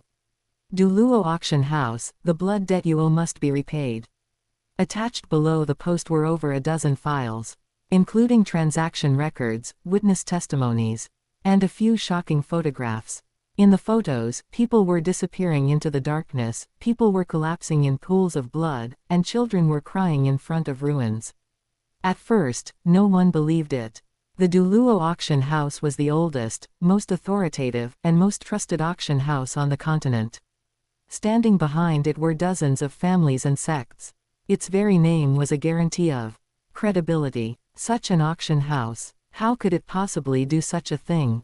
Some questioned it, some refuted it, some spoke up for the Douluo auction house, and some cursed the poster as a vile person spreading rumors. But soon, a second post appeared. Then, a third, a fourth, a 10th, a 100th. More and more evidence was exposed. More and more victims stood up. More and more truths were made public. Those people who had disappeared, those truths that had been covered up, those cases that had once been handled as accidents and disappearances, were now all dug up, laid out one by one before everyone. Someone's ancestral treasure was forcibly bought at a low price by the auction house. After refusing, they suffered a family-wide extermination. The whole family disappeared without a trace, and even their bodies could not be found. Someone's family business was uprooted overnight because they refused to be swallowed by a consortium controlled by the auction house. All assets were carved up, and the family members were left destitute and homeless. Someone's relative worked at the auction house and was silenced because they knew too many inside secrets. After death, it was disguised as an accidental death, and no one even dared to attend the funeral. Each and every case was shocking. Every story was like a knife, stabbing into the heart of every person with a conscience. Those victims were not strangers, they were all citizens of the Federation, ordinary people just like you and me. They just worked hard, lived honestly, and had never done anything harmful or wicked. Yet their fates were decided so lightly by those high and mighty families and sects. In an instant, public outrage was ignited. The network was filled with condemnations against the Douluo auction house. Angry posts surged in like a tide, with hundreds or thousands of new comments appearing every second. Some cursed the Douluo auction house as blood-sucking demons. Some called for the federal government to punish them severely without leniency. Some demanded a thorough investigation into all involved personnel. Some called for a nationwide boycott of the Douluo auction house and all the forces behind it. Those who had once bought things, sold things, or even just taken a look inside the Douluo auction house felt a deep sense of lingering fear at this moment. They didn't know whether they had been targeted by those eyes in the shadows when they stepped into that magnificent hall. They didn't know whether they had been plotted against by those people with hidden daggers in their smiles when they spoke with the auction house staff. They only knew that place, that name, would henceforth become a permanent shadow in their hearts.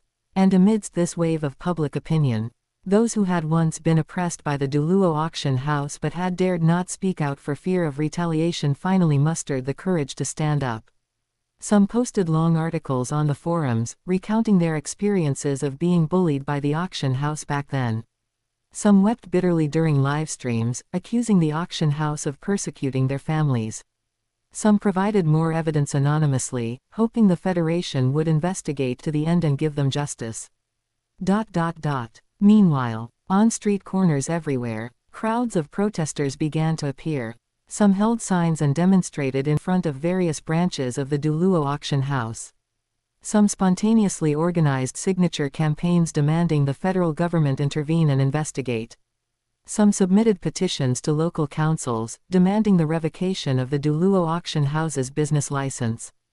The military was also dispatched to various places to maintain order, but no one dared to forcibly disperse the angry masses. Because everyone knew, this time, the people stood on the side of justice. A dark empire controlled by families and sects for thousands of years was now collapsing at a speed visible to the naked eye under a single order from Chen Yu. Meanwhile, at the Nine Treasures glazed tile sect. Inside the glazed tile hall, the lights were bright.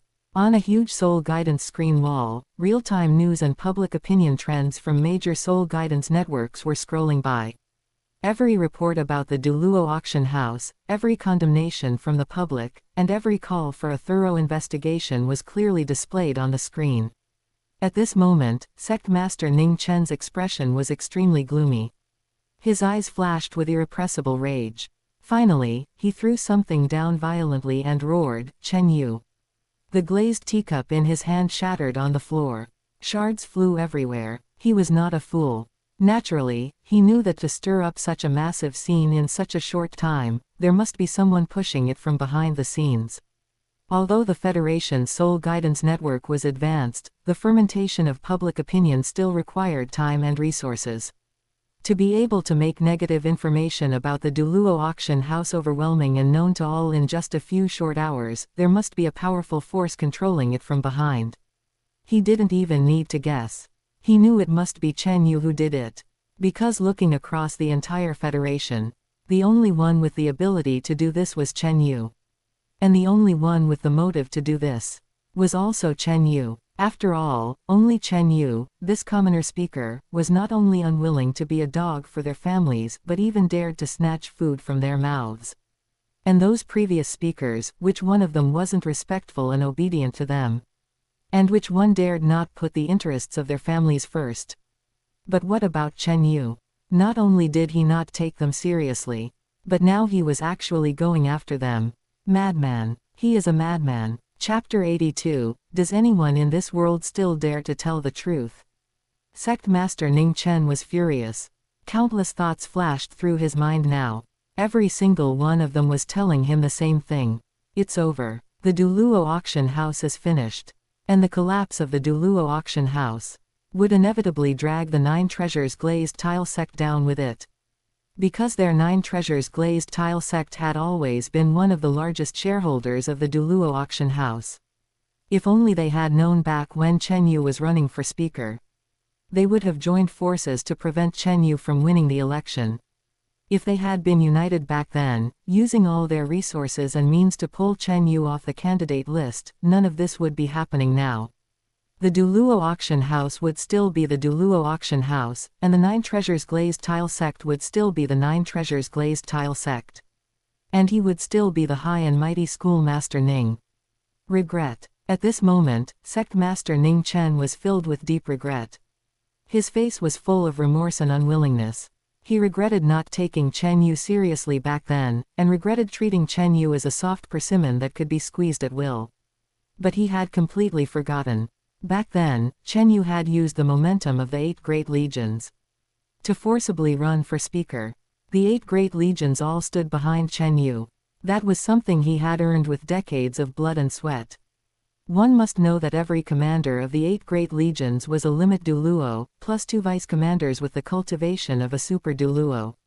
8 commanders and 16 vice commanders, that meant 24 powerhouses standing at the pinnacle of the continent. This force was enough to crush any noble family. Therefore, even if those noble families had truly united back then, it would have been impossible to succeed. Because Chen Yu's fist was too hard. In the end, Sect Master Ning Chen managed to calm himself down. He took a deep breath, suppressing the anger and remorse in his heart. He turned around, his gaze sweeping over his subordinates who were still busy with their heads down, and quickly made up his mind. He immediately issued an order.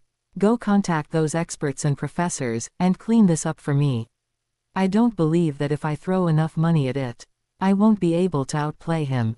His voice carried a hysterical determination. Since Chen Yu was using public opinion to attack him, he would use public opinion to strike back. Paying people to whitewash, paying people to steer the narrative, paying people to divert attention. This tactic had been used by their noble families countless times. And every time, it worked. Therefore, he did not believe it would fail this time. The subordinate lowered his head, his voice respectful and hurried. Understood. But soon, the subordinate returned to report, his face full of hesitation. Seeing this, a bad premonition arose in Sect Master Ning Chen's heart. What happened? Speak quickly. The subordinate gritted his teeth and spoke with difficulty. Sect Master, last time when we mobilized public opinion to threaten Speaker Chen Yu, he had already taken control of all the private media in the Federation. Those media companies and online platforms that originally belonged to our various noble families and sects. have now all been sealed by the federal government on the grounds of suspected illegal operations. The media that can still operate normally now are either directly under the federal government or have already been controlled by Chen Yu's people. His voice grew quieter and quieter, his head bowed lower and lower, until finally, he was almost muttering to himself. Also, the experts and professors we used to employ have already been locked up by Chen Yu. The experts and professors who are still active outside now are all old antiques who don't take money, don't pick sides, and only speak. The subordinate stopped here, looked up at Sect Master Ning Chen's expression, and then quickly lowered his head again. The truth. The truth, Sect Master Ning Chen repeated, his voice carrying an indescribable tone. Immediately, he suddenly burst into laughter. Ha ha ha, ha ha ha ha. The laughter was frantic and shrill. He even laughed until tears streamed down his face. The truth. The truth. Does the truth actually still exist in this world? The laughter stopped abruptly. It was replaced by a frantic roar. In an instant, Sect Master Ning Chen's expression became extremely ferocious. Throw money at it. I don't believe that if I throw enough money at it, that there is such a thing as the truth in this world. He didn't care anymore. He wouldn't count the consequences either. He wanted to use money to smash out a path, use money to smash out a result, and use money to smash out the truth he wanted.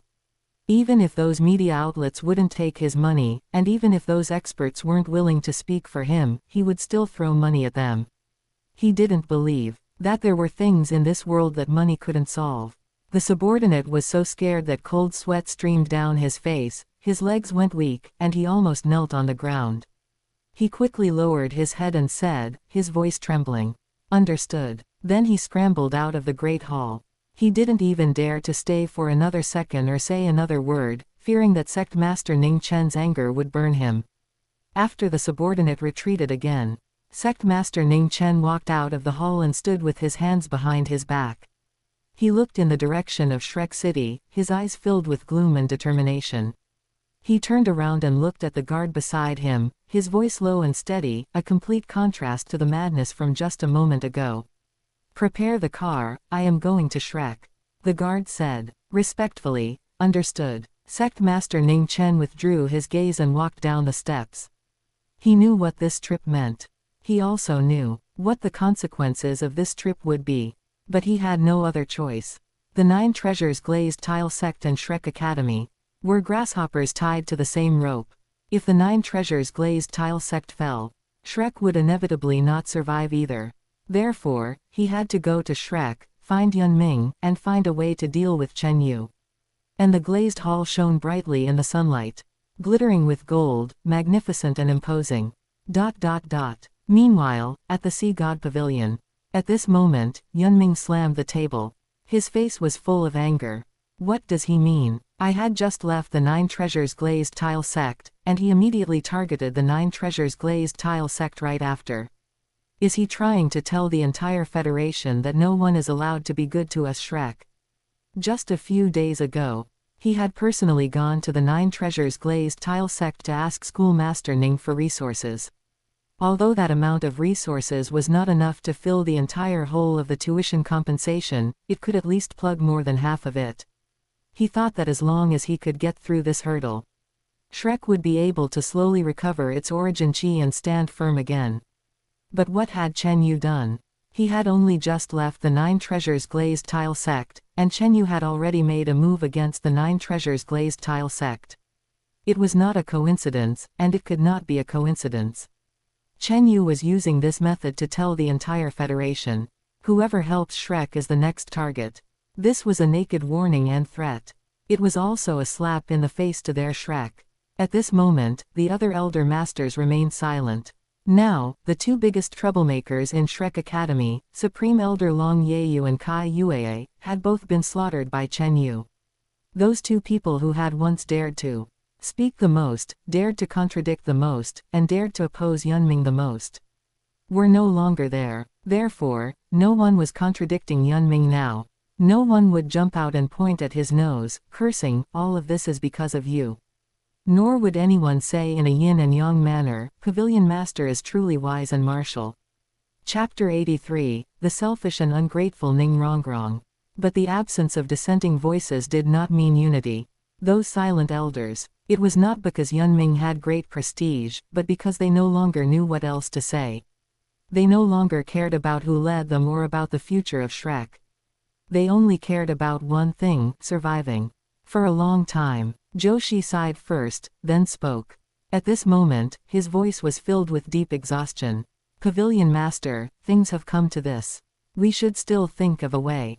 He was one of the few people left in the Sea God Pavilion still willing to speak. And one of the few who still held a glimmer of hope for Shrek. But the light in his eyes had dimmed significantly. The once confident and impassioned Joshi. The Joshi who would slam the table and declare, "It is righteousness. It is justice." The Joshi who would raise his arms and shout, "As long as we unite together." Now, only a sigh remained. Suddenly, Ming sat down dejectedly. He raised his head and stared blankly at the ceiling. What other options do we have? Joshi also fell silent. Ming was right, they truly had no options left. In terms of peak combat power, they could not compare to Chen Yu. In terms of numbers, they could not compare to Chen Yu either. Even in terms of control over the Sun-Moon Federation, they could not compare to Chen Yu. Every method they could use, every card they could play, and every move they could make had already been exhausted. And they had all failed. This also proved one thing. In front of Chen Yu, they were nothing. It could be said, as the most powerful and highest cultivation speaker in the history of the Sun-Moon Federation. Chen Yu was the heaven of the Federation. Was it that they didn't want to deal with Chen Yu? It was that they couldn't. If they could have, they would have done it long ago. Why wait until today, and why suffer such humiliation? ... And just as everyone fell silent, Sect Master Ning Chen also arrived at Shrek Academy. Then, led by a teacher, he came into the Sea God Pavilion. When Sect Master Ning Chen entered the Sea God Pavilion and felt the oppressive atmosphere, he sighed inwardly. He had been to the Sea God Pavilion countless times, and every time it was filled with distinguished guests, clinking glasses, and lively conversation. Those elders wore magnificent robes, confident smiles on their faces, discussing the glory of the academy, the situation of the continent, and the future of the Spirit Master's world. Their eyes were filled with arrogance, and every gesture carried an air of unassailable composure. But what about now? Those once high-spirited elders now had their heads hung low, like eggplants beaten by frost, like deflated balls, like dying mortal old men. There was no luster on their faces, no fighting spirit in their eyes, and they had lost that aura belonging to the strong. They sat there, silent and numb, like a group of prisoners waiting for death. And such Sea God Pavilion elders. Even he was seeing them like this for the first time.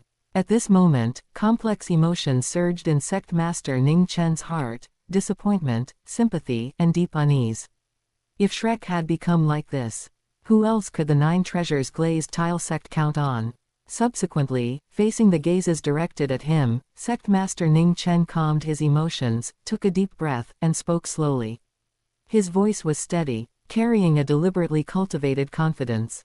Everyone, Chen Yu has become increasingly arrogant. The Blue Lightning Tyrant Dragon Clan, the War God Temple, the Tang Sect, and even the current 9 Treasures Glazed Tile Sect. What he wants to do, I believe you all know in your hearts. His gaze swept over every elder, paused, and then his voice suddenly deepened. He wants to tear apart our unbreakable alliance of tens of thousands of years and defeat us one by one. Are you just going to let him have his way?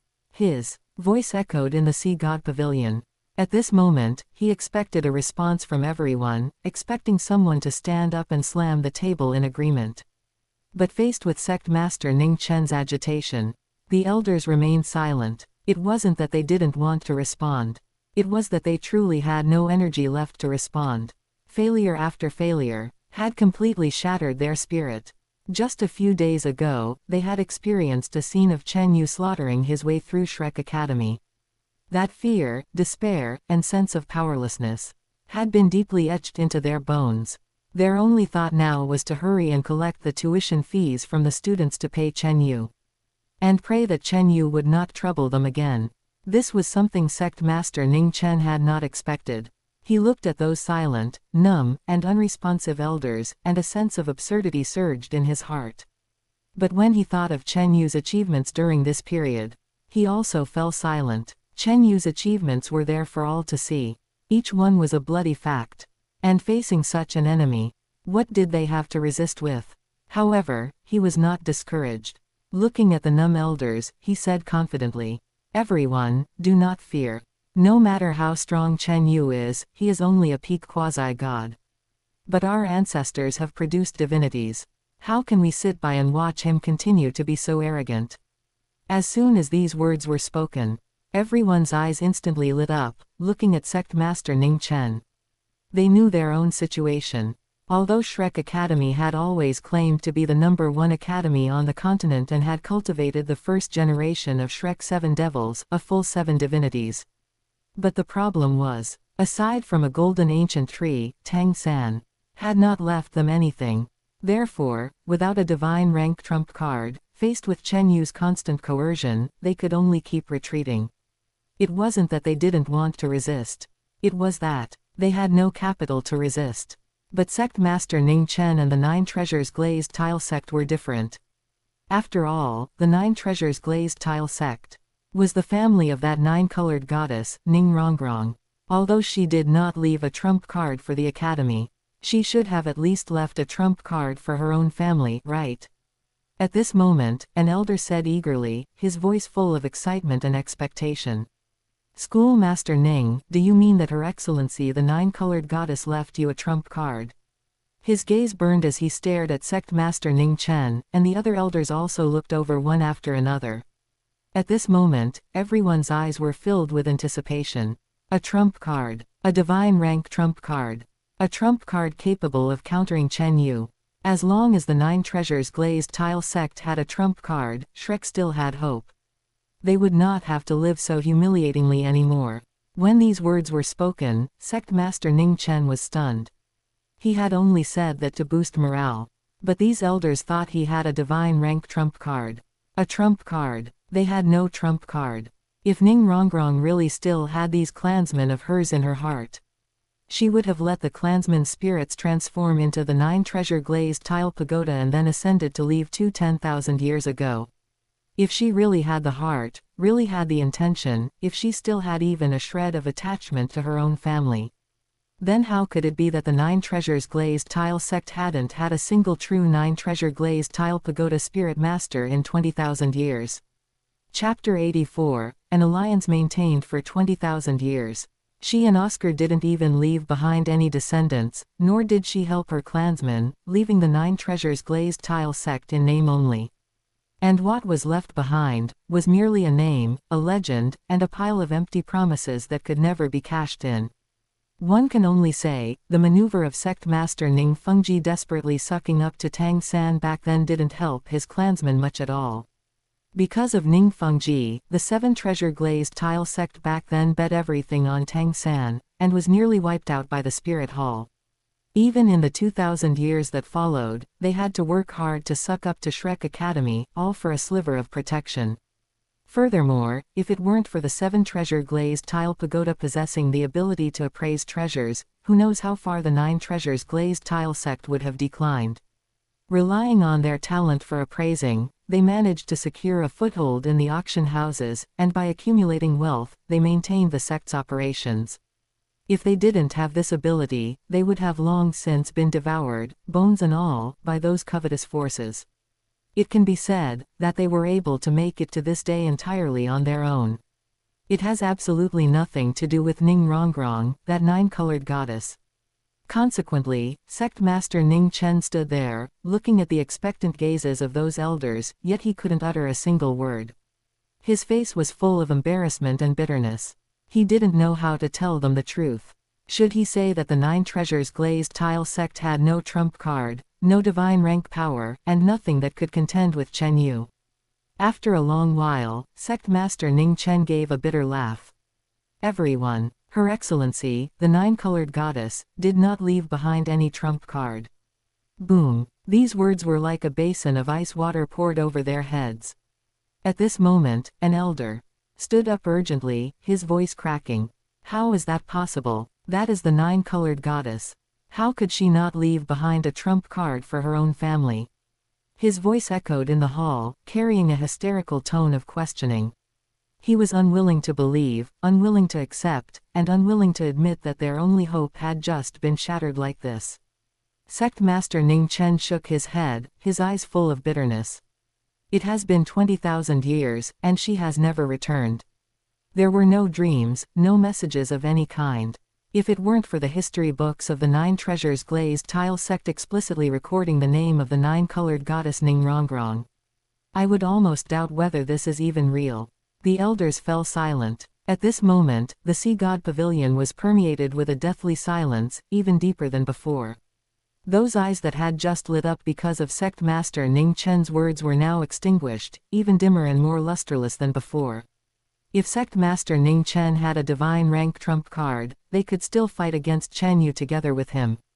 Even if there was only the slightest sliver of hope, they would be willing to give it a shot.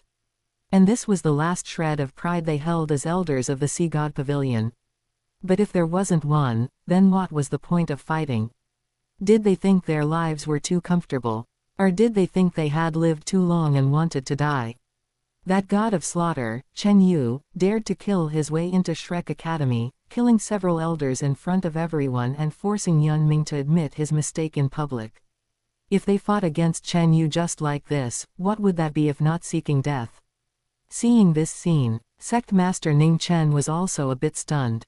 He looked at the elders who had lowered their heads again, his heart filled with absurdity and confusion. He hurriedly spoke, his voice filled with urgency and confusion. Everyone, does Shrek Academy not have any divine rank trump cards? His gaze swept over every elder. In his heart, he hoped that someone would nod, that someone would tell him Shrek actually had something hidden that he didn't know about. But the only response he received was silence. After a long while, a scoff rang out. The laughter was sharp and grating, filled with self-mockery and bitterness. An elder raised his head, a miserable smile hanging on the corners of his mouth, as if he had heard a colossal joke. Sect Master Ning, if we had a divine rank trump card, could we have ended up like this? The words were blunt but true. If Shrek had a divine rank trump card, they would have used it long ago. How could they have watched their elders being killed, their resources being snatched, and their students being taken away? Sect Master Ning Chen was instantly dumbfounded. His face was filled with shock and disbelief. He had thought that since Shrek Academy had been able to firmly hold the position of the #1 academy on the Douluo Continent for 20,000 years, it must have had some foundation. Even if Chen Yu was strong, even if Shrek had fallen on hard times, it shouldn't be to the point where they didn't even have a single divine rank trump card, right? As it turned out, this elder told him, they had nothing. Then why did he even come here? He might as well have stayed at the 9 treasures glazed tile sect and thought of ways to deal with Chen Yu's offensive, at least he could have bought some time. And at this moment, Sect Master Ning Chen had clearly forgotten. The reason Shrek Academy could be passed down for so long was, firstly, because the God Realm still existed in the past, and with Tang San there, Shrek Academy would never be too bad off no matter what. As the alma mater of the sea god Tang San, Shrek Academy had a natural protective umbrella in the God Realm. Those high and mighty divinities, although they would not directly interfere in the affairs of the lower realm, their very existence was a form of deterrence. Who dared to touch Shrek? Who dared to oppose a law-enforcing god of the God Realm? Those forces that secretly coveted Shrek, those ambitious people who wanted to replace Shrek's position, all kept their tails tucked honestly under the shadow of Tang San. Another reason was that after the War of the Six Gods, the Spirit Empire was destroyed. The large forces that were able to remain were all those that had connections with Shrek Academy or the original Shrek 7 Devils. Those forces that stood on the side of the Spirit Empire were either liquidated, annexed, or swept into the dustbin of history. And the forces that had good relationships with Shrek survived and became the new masters of the continent. Everyone helped each other. Wasn't that how it was passed down? You help me maintain face, I send you resources, you stand up for me, I act as your backing. Consequently, a community of interests was maintained for 20,000 years just like this. Not to mention, Shrek Academy had been recruiting the most genius people of every generation on the continent for these 20,000 years, firmly grasping the highest combat power. The most top-tier spirit masters on the continent mostly came from Shrek. The strongest forces on the continent mostly had relationships with Shrek. Therefore, relying on this virtuous cycle, Shrek was able to always maintain a monopoly on the highest combat power. And any force that attempted to challenge Shrek would be completely crushed at the first opportunity. And this is why the appearance of a Chen Yu was the reason Shrek had fallen to this state. Because the status and glory of Shrek Academy had always relied on the fact that they possessed the highest combat power on the continent. The Academy's reputation came from the top-tier powerhouses it cultivated. The Academy's deterrent power came from the top-tier combat power it possessed. The Academy's say came from its monopoly on the highest combat power. Therefore, as long as this combat power monopoly remained, then Shrek could not be shaken. Chapter 85, Counterterrorism requires no evidence, only a list. But once this monopoly on peak combat power disappeared, the so-called 10,000-year glory of Shrek Academy would naturally be punctured with a single poke, without a ripple. Therefore, when Chen Yu crushed all of Shrek's powerhouses with absolute strength some time ago, that glossy, glamorous outer garment of Shrek Academy was completely torn to shreds. And without the support of its peak combat power, Shrek Academy was no different from any other faction. It was perhaps even more fragile and vulnerable than the others. Finally, Sect Master Ning Chen turned his gaze toward Yun Ming. There was a final glimmer of hope in his eyes, as if he were looking at a final straw to clutch at. His voice trembled slightly, and his form of address became more intimate than before. Pavilion Master. 2 words. But the meaning was already very clear. We are in this together, we are one of our own. Therefore, you cannot ignore me. Unfortunately, this group of Sea God Pavilion powerhouses, who had previously been able to sit by and watch the destruction of the Blue Lightning Tyrant Dragon clan and the Tang sect, could naturally sit by and watch the destruction of the 9 Treasures Glazed Tile sect now. Furthermore, the Blue Lightning Tyrant Dragon clan was one of Shrek's most loyal allies, and Supreme Elder Long Yeyu was a Grand Elder of Shrek, yet when they were destroyed, what did Shrek do? Nothing. The Tang sect was Shrek's most reliable partner, yet when the Tang sect was uprooted, what did Shrek do? Nothing. In any case, it's better for a fellow Taoist to die than for oneself to perish. As long as they were still alive, that was enough. So what if the 9 Treasures Glazed Tile sect was finished? At least they were Shrek's people. Conversely, if Shrek were finished, then they would truly have nothing left. Therefore, they could only be selfish and cold. They could only watch helplessly as one ally after another fell, and then pray that they would not be the next. Thus, Yunming also sighed softly. That sigh was full of helplessness and guilt, but even more so, it was filled with an indifference toward matters that did not concern him. Schoolmaster Ning, we are also unable to help. Sect Master Ning Chen stood stunned on the spot. He looked at Yun Ming, and at those elders with their heads bowed, and the last glimmer of hope in his heart was extinguished. At this moment, the exclusive siren of federal police cars rang out. The sound came from afar and approached, growing louder and closer, like the footsteps of the Grim Reaper. Soon, led by Secretary Pan Wen, the federal police burst directly into Shrek Academy and arrived outside the Sea God Pavilion. Their movements were swift and well coordinated. In an instant, they had completely surrounded the entire Sea God Pavilion. Those once high and mighty, arrogant Shrek powerhouses could only watch helplessly at this moment as these federal police officers trespassed into their unblemished Holy Land. And they dared not even utter a single word of no. At this moment, Sect Master Ning Chen scanned the crowd. He waited, waiting for someone to stand up, for someone to speak up for him. But there was nothing. Everyone avoided his gaze, everyone lowered their heads, and everyone chose silence. No one even dared to show a trace of sympathy. Because they were also afraid. Afraid of Chen Yu. Afraid of death. Afraid that they would become the next one. Sect Master Ning Chen smiled miserably. His voice was very soft and faint, carrying deep mockery and sorrow. So this is what Shrek is. As soon as he finished speaking, the gate was instantly blasted open. The door was kicked open from the outside, emitting a deafening boom, with wood splinters and dust scattering everywhere. Secretary Pan Wen walked in first. He was dressed in a formal suit with a calm expression. Several super Douluo followed closely behind him, their expression solemn, their spirit power surging, ready for battle at any moment. Schoolmaster Ning, let's go, Secretary Pan Wen said calmly. His gaze did not even linger on those Sea God Pavilion elders for a moment, it fell directly onto Sect Master Ning Chen's face. At this moment, Secretary Pan Wen had completely ignored this group of bowing Sea God Pavilion elders. If it were in the past, he might have held them in higher regard. After all, these people were being standing at the very pinnacle of the continent, powerhouses who made countless federal officials tremble in fear. But their performance during this period had allowed him to see just how selfish and disgusting this group of people was. They could watch their own allies fall and abandon their dignity just to survive. Such people were not worth a second glance from him. Furthermore, he knew that as long as the speaker was alive, this group of people would be like rats in a sewer, unable to see the light of day. Sect Master Ning Chen gritted his teeth, I will not go. His voice carried a final stubbornness, like a trapped beast making a death struggle. He was unwilling. He was not willing to just surrender like this.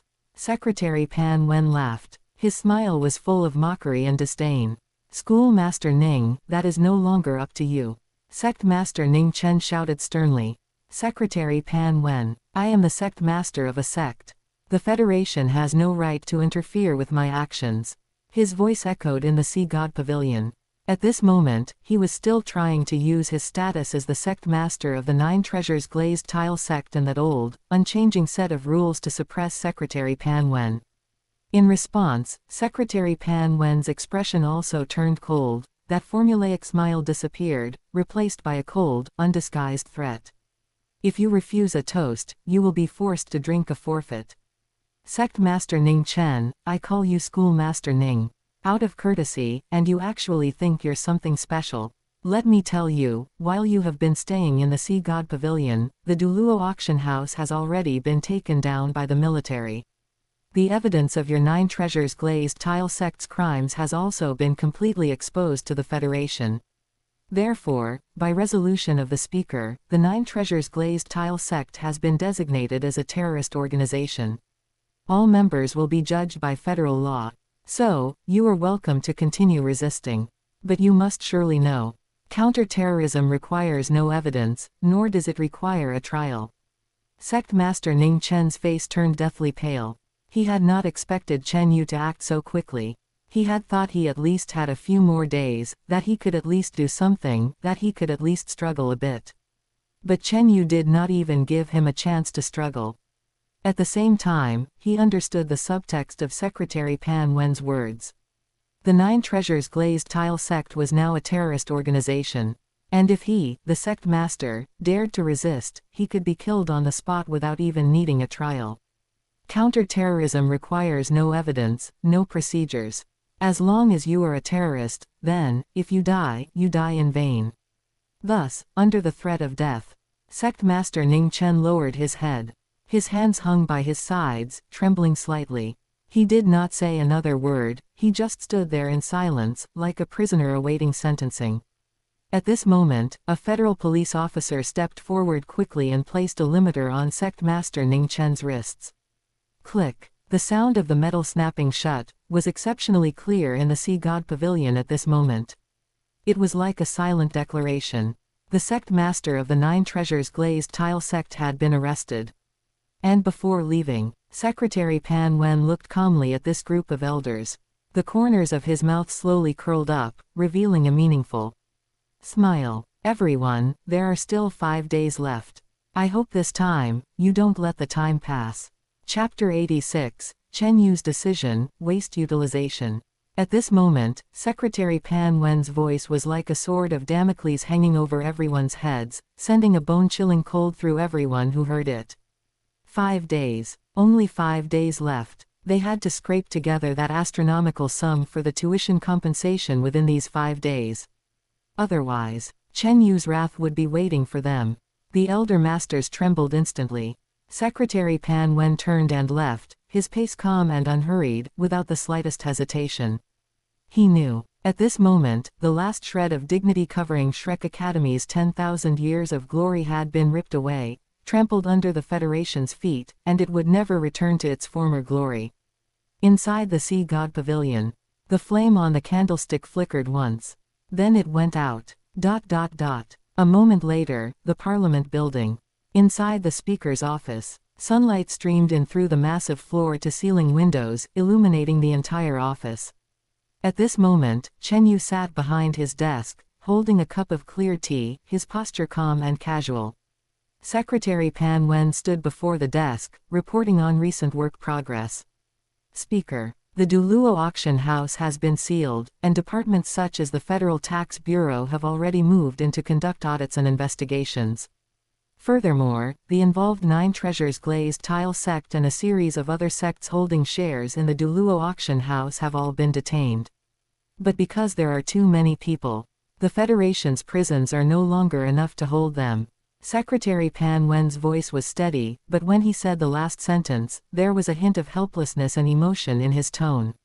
Since the federal prisons were built, this was the first time they had ever been filled to capacity. Those once high and mighty, arrogant scions of noble families and sect disciples were now crowding every cell in the Federation. Such a situation was truly something to sigh about. Chen Yu nodded slightly, set down his teacup, and a glimmer of thought flashed in his eyes.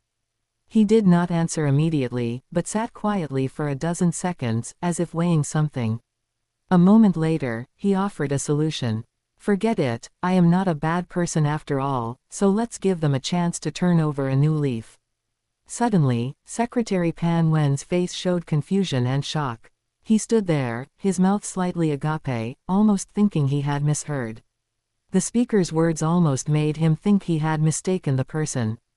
This was their speaker, the speaker who had killed several elder masters of the Sea God Pavilion in succession. He actually said, after all, I am not a bad person. But Chen Yu's subsequent words confirmed it for him. This was indeed their selfless speaker. Chen Yu continued. His voice remained unhurried, as if he were arranging a routine task that couldn't be more ordinary. I remember that people from the Blue Lightning Tyrant Dragon clan and the Tang sect are also locked up in prison. This is not good, it's a waste of federal resources to keep feeding them.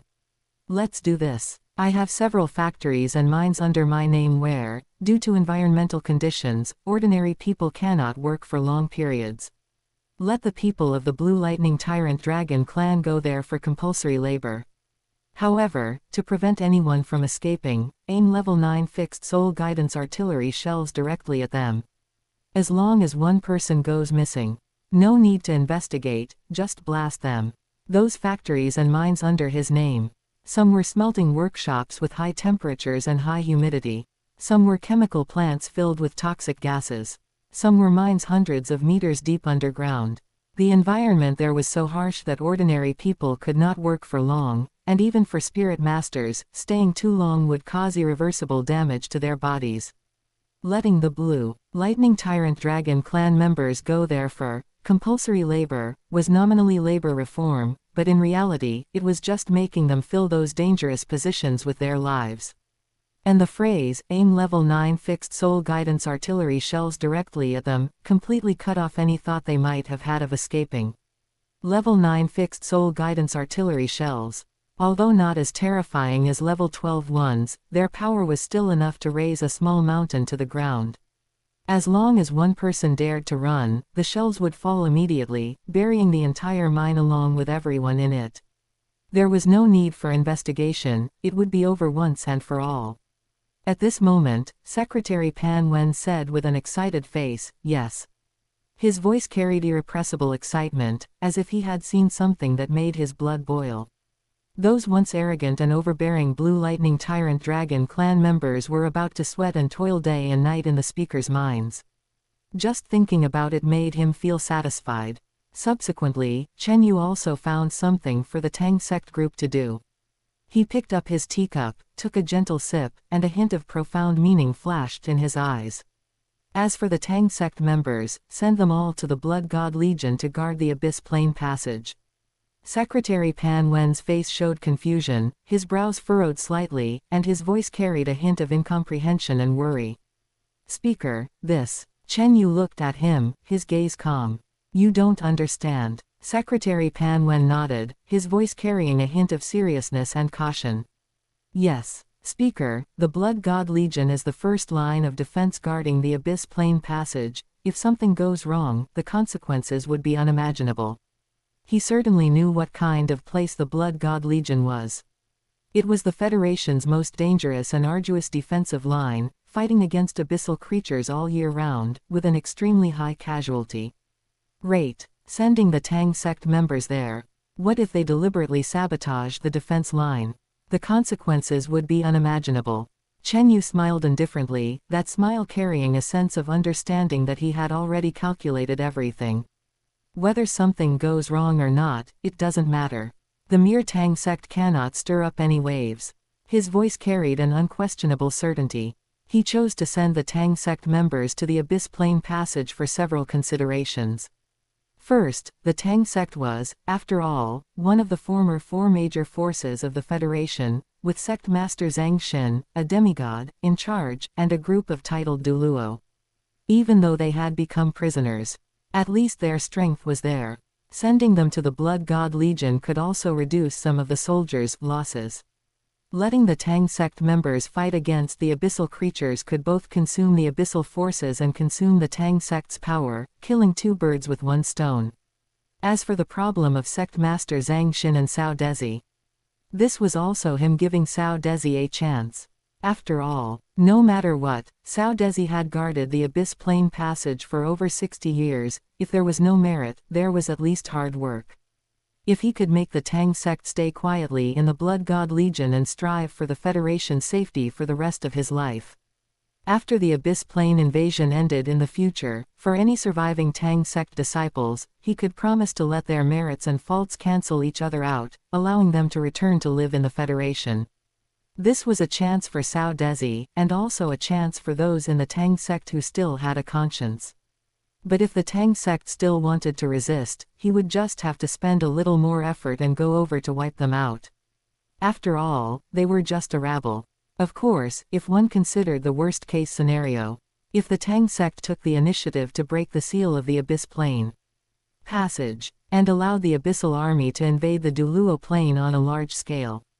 Chapter 87, can also use this to promote to Plane Master. If he does, he has a countermeasure. He can directly expose the existence of the Abyss Plane. Then, under the faith of the Federation's masses, let the planes will actively recognize him. Directly promote to Plane Master on the spot. By then, holding the plane, he could completely imitate Tang San's move from the original work, directly swallow the entire Abyss Plane, and achieve his path to becoming a God King. It can be said that no matter what decision the Tang sect makes, he can squeeze benefits out of it. Honestly guarding, he gets a batch of free labor. Wanting to make trouble, he happens to take the opportunity to eliminate hidden dangers. Breaking the seal, he can even promote to Plane Master. No matter which result, he is the winner. Since that's the case, does he need to worry about anything else? Naturally, there is no need. At this moment, seeing Chen Yu say this, Secretary Pan Wen no longer struggled. He also knew the speaker's personality. He never did things he wasn't sure about. Since the speaker said it was fine, it must be fine. Thus, he respectfully said, yes. Subsequently, it was the turn of the 9 Treasures Glazed Tile sect's ending. As for the Douluo auction house, wait until the criminal evidence is liquidated, then incorporate it into the Federation. Secretary Pan Wen nodded and quickly made a note on the file in his hand. Yes. At this time, Chen Yu slowly stood up, paced to the huge floor-to-ceiling window, and stood with his hands behind his back. The Ming city outside the window was in full view. Traffic like weaving, people coming and going. Sunlight sprinkled on the buildings. Refracting warm light. He stood there, like a mountain, like a god, like the dominator of this era. He spoke. All spirit masters with the 7 treasure glazed tile pagoda spirit are to be sent to my private laboratory. Have Director Ling pull a group of researchers to crack the mysteries of the 7 treasure glazed tile pagoda's treasure appraisal together. As for the attrition, there is no upper limit. It doesn't matter if they all die. And for those without the 7 treasure glazed tile pagoda spirit, drag them to the live stream trial, and let the people of the Federation take a good look at the fate of this bunch of animals. His tone was as calm as ever, as if he were talking about a most ordinary matter. But Secretary Pan Wen knew what this sentence meant. Cracking the mysteries of treasure appraisal.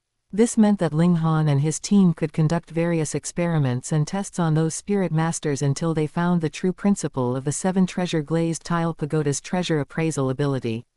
And the life or death of those spirit masters was not important. Living subjects were fine, death was also fine. As long as they could find the answer. And for those members of the 9 treasures glazed tile sect who did not possess the 7 treasure glazed tile pagoda spirit, what awaited them was a public, nationwide live-streamed trial.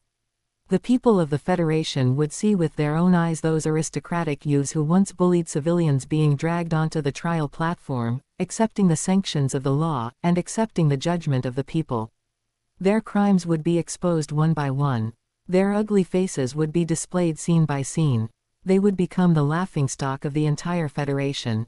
Secretary Pan Wen lowered his head, his voice filled with a deep sense of awe and obedience. Yes. When Chen Yu's order fell, the Federation began to operate according to his will. From Ming City to the border, from the city to the wilderness, teams of escorts set off in different directions. Some headed to mines in the deep mountains, some drove to military camps on the border, and some entered laboratories. Those aristocratic youths and sect disciples who once held sway and were arrogant on the continent, were now wearing limiters, locked in soul guidance transport vehicles, and transported to their destinations like cargo. Burning their last bit of value for the Federation. Some were sent to high temperature and high humidity smelting workshops, melting metal day and night. Some were sent to chemical plants full of toxic gases, sweating in dangerous posts. Some were sent to mines hundreds of meters deep underground, using spirit power to mine rare ore. Those spirits that were once used to bully the weak and show off their might had now become the tools they relied on to survive. No work, no food. No work, get beaten. And during this period, some tried to break through the limiters, only to have their limbs broken. Some tried to incite others to riot, only to be shot on the spot. Some tried to bribe the escorting officers, only to be reported and executed on the spot for the crime of attempting to bribe a Federation officer. Gradually, those once arrogant heads lowered, and those once unruly eyes became numb. They no longer thought about escaping or resisting. Finally, they spent their lives in this day-after-day labor, as if waiting for a release that would never come. The far west of the Douluo Continent. The endless mountains, where the Blood God Legion was located. This was the end of the continent, a desolate place rarely visited by people. Violent winds carried blizzards, raging over this barren land all year round, with temperatures remaining at tens of degrees below zero all year round, and the breath exhaled would instantly turn into frost. The mountains stretched and undulated, like the spine of a giant dragon, lying between heaven and earth. At this moment, on a mountain peak covered in white snow, a huge military camp was located here. The camp was built against the mountain, layer upon layer. The perimeter was an alloy city wall several jong high, equipped with dense soul guidance artillery turrets and defensive fortifications. Inside the city walls, barracks, warehouses, training grounds, and maintenance workshops were all available, and tens of thousands of soldiers were stationed here day and night, vigilant against any movement in the Abyss Plain Passage. This was the 9th Legion that only a few high-level officials in the Federation knew about, the Blood God Legion. This was a troop hidden in history. A secret force unknown to outsiders. Their mission was only one. Guard the Abyss Plain Passage and prevent those terrifying existences from another plane from invading the Douluo Continent. But unlike the Blood God Legion in the original work, since Chen Yu became the speaker more than 30 years ago, he had carried out drastic reforms to the Blood God Legion. He spent a lot of time and energy personally researching the execution mechanism, logistics support, and personnel allocation of the Blood God Legion, and then overturned those outdated, unreasonable, and even ridiculous systems one by one. In particular, the military merit loan system of the Blood God Legion made him feel it was very heaven-defying. Before Chen Yu's transformation, on the first day that new recruits arrived at the camp, they did not face a warm welcome, but a thick stack of loan contracts. Weapons required loans, armor required loans, and even daily meals required loans.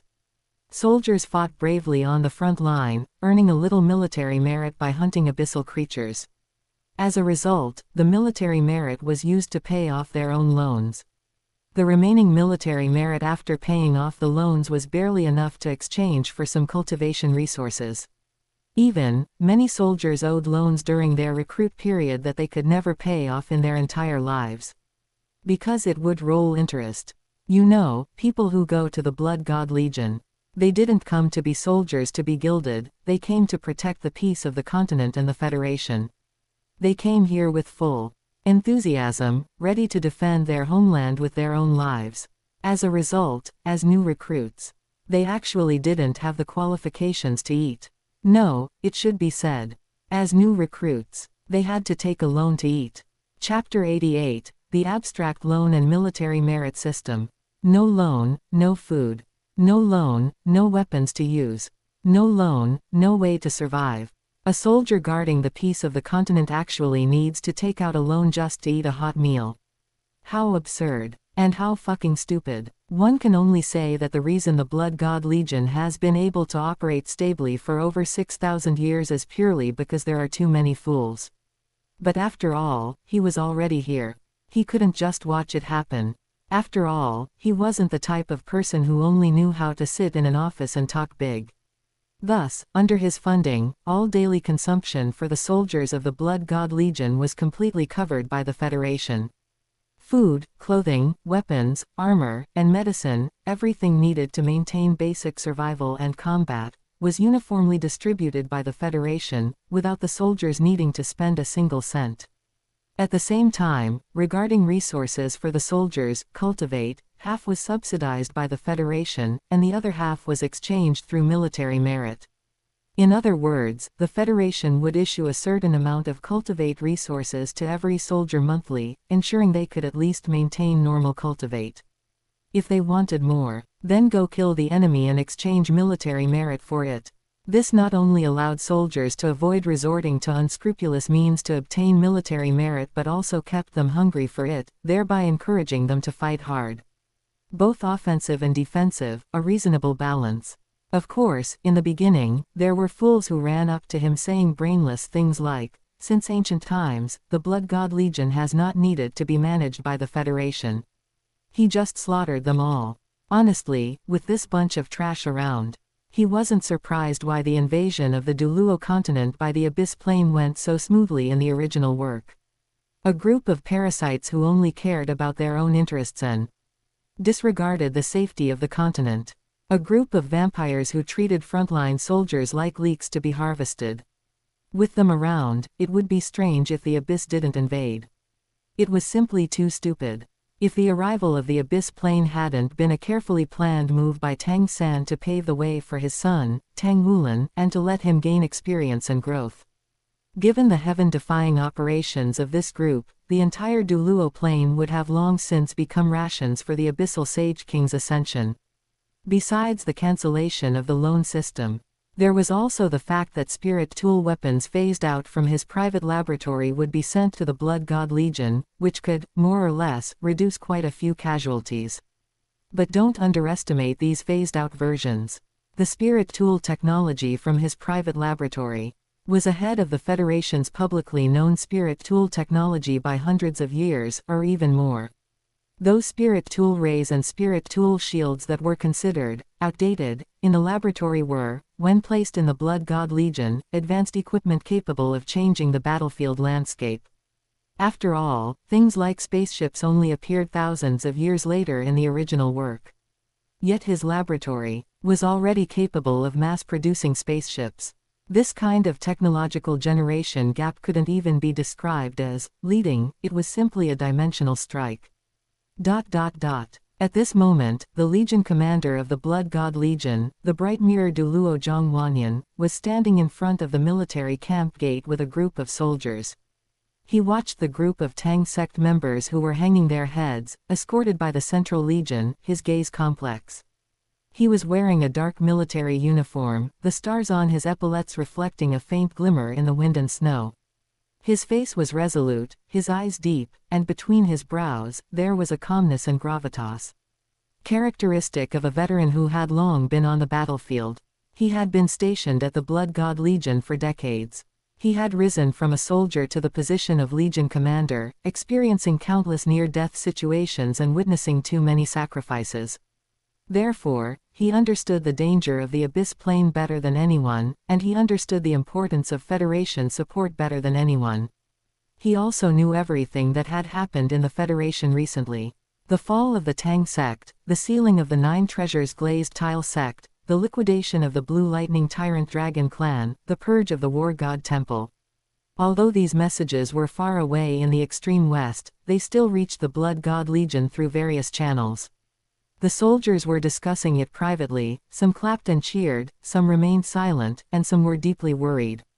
But no matter what the reaction was, everyone knew the Federation had changed. He felt this deeply. If a person had never seen the light, they would think that the darkness they were in was normal. Therefore, when he was young, when he first joined the Blood God Legion, he also felt that those unreasonable systems were normal. He also felt that taking out loans to eat was a matter of course, and that repaying loans with military merit was justified. Because he had never seen what a normal military system was like. Therefore, he had never thought that there could be anything better. But after seeing it, he realized that the darkness he had once been accustomed to was so unbearable. And when Chen Yu came, when those unreasonable systems were abolished, when the Federation's resources poured into the Blood God Legion like flowing water, when he saw that the soldiers of the Blood God Legion no longer had to worry about food, no longer had to be anxious about repaying loans, and no longer had to take shabby weapons to their deaths, he finally truly understood. So, the Blood God Legion could live like this. So, the soldiers could live so well. At the same time, it was also the first time he felt the taste of having the entire Federation's massive resources as backing. For example, more than 20 years ago, Chen Yu had spent massive resources to forcibly create an energy channel connecting the Blood God Legion camp and the town at the foot of the mountain, allowing them to quickly recharge various spirit tools. That channel was like a blood vessel running through the mountain range, sending a constant stream of energy into the camp. This meant that during the most intense moments of battle, soldiers could quickly replenish energy and return to the battlefield. Instead of needing the soldiers themselves to use their own spirit power to charge spirit tool batteries on the spot during the heat of war. And those 200 or so level 9 spirit tool rays surrounding the abyssal passage.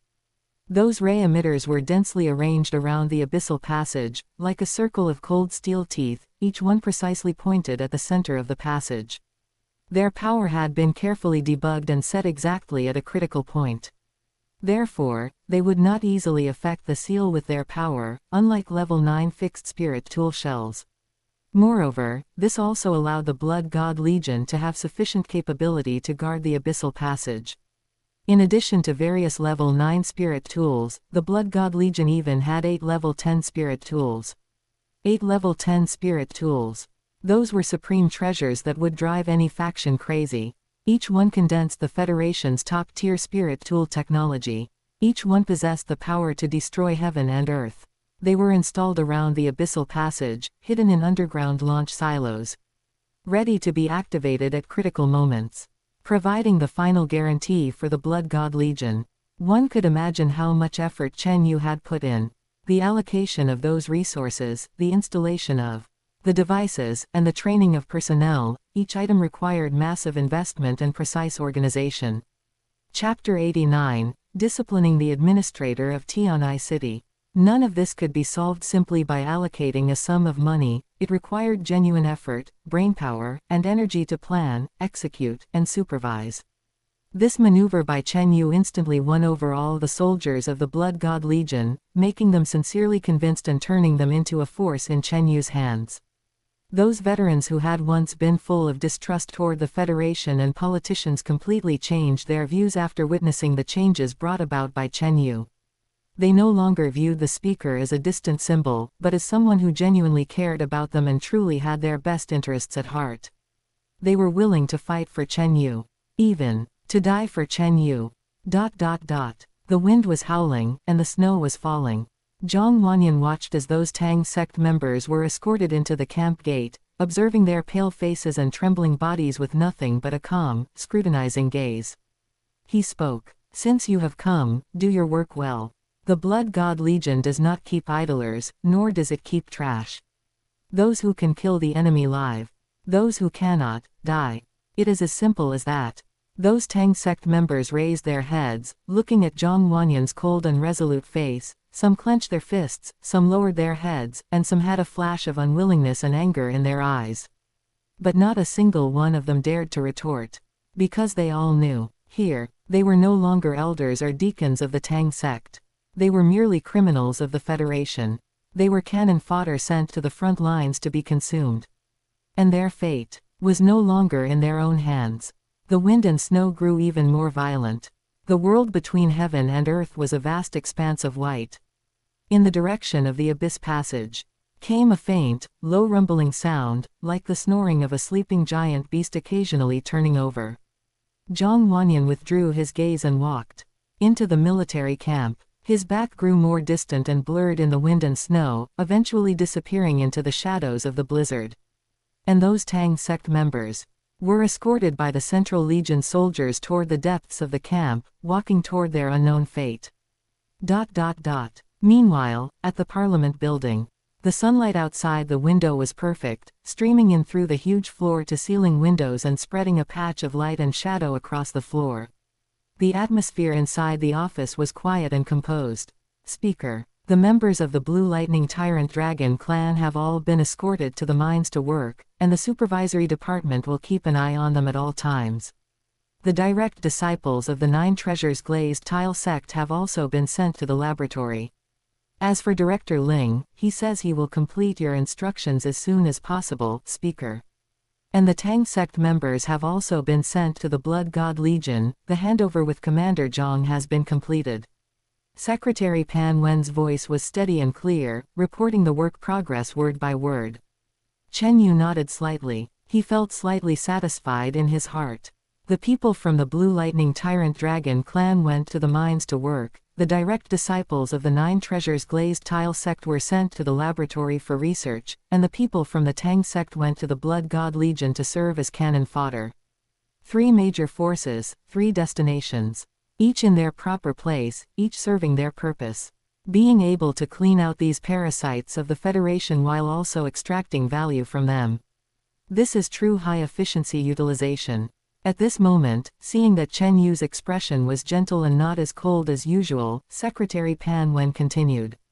Speaker. Also, the illegal members of the Douluo auction house, as well as the non-direct disciples of the Nine Treasures Glazed Tile sect and other sect disciples, have all been imprisoned. When should the time for the upcoming live-streamed trial be set? His tone carried a hint of consultation. Those prisoners had already been locked up. But when to hold the trial, how to hold the trial? These matters still required the final decision of the speaker. Hearing this, a thoughtful look flashed in Chen Yu's eyes.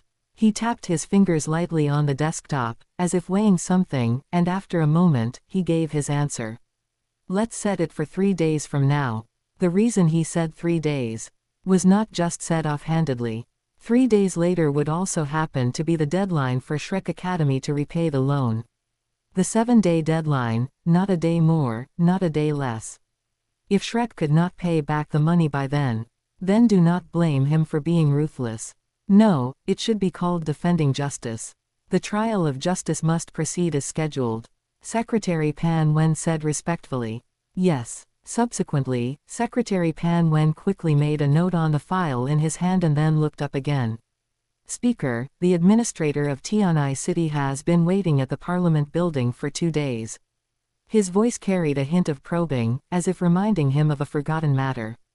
Administrator Xie Chong of Tianai City, whom the speaker had personally named to see, had been waiting for 2 days. Although this administrator was personally promoted by the speaker. But the speaker had made him wait for 2 days. The nature of this was completely different. Chen Yu's gaze was calm as it fell upon Secretary Pan Wen.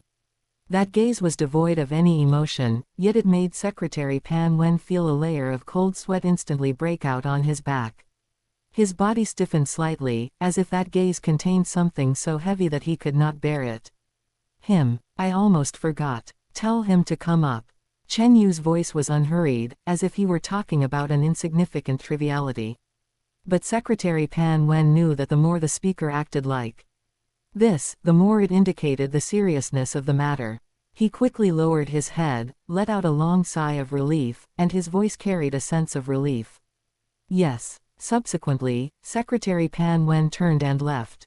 Soon, footsteps were heard outside the door. The footsteps were not heavy but carried a distinct sense of restraint and nervousness, as if he were trying to control the rhythm of his steps, yet still revealing the anxiety in his heart. Then, the footsteps stopped outside the door, paused for about 2 or 3 seconds as if taking a deep breath, and then the door was gently knocked. Enter. Chen Yu's voice came from inside the office. Plain and casual. The door was pushed open, and a figure walked in. It was a middle-aged man, in his 40s, with a medium to thin build, wearing a well-tailored dark blue suit, his tie tied meticulously. His features were decent, but his brows carried a clear sense of exhaustion and anxiety, his eye bags were deep, and his eye sockets were slightly red, as if he had not slept well for days. His hair was combed very neatly, but there were a few gray hairs at his temples, which were particularly conspicuous under the lights. He was none other than the administrator of Tian'ai City, Administrator Xie Chong.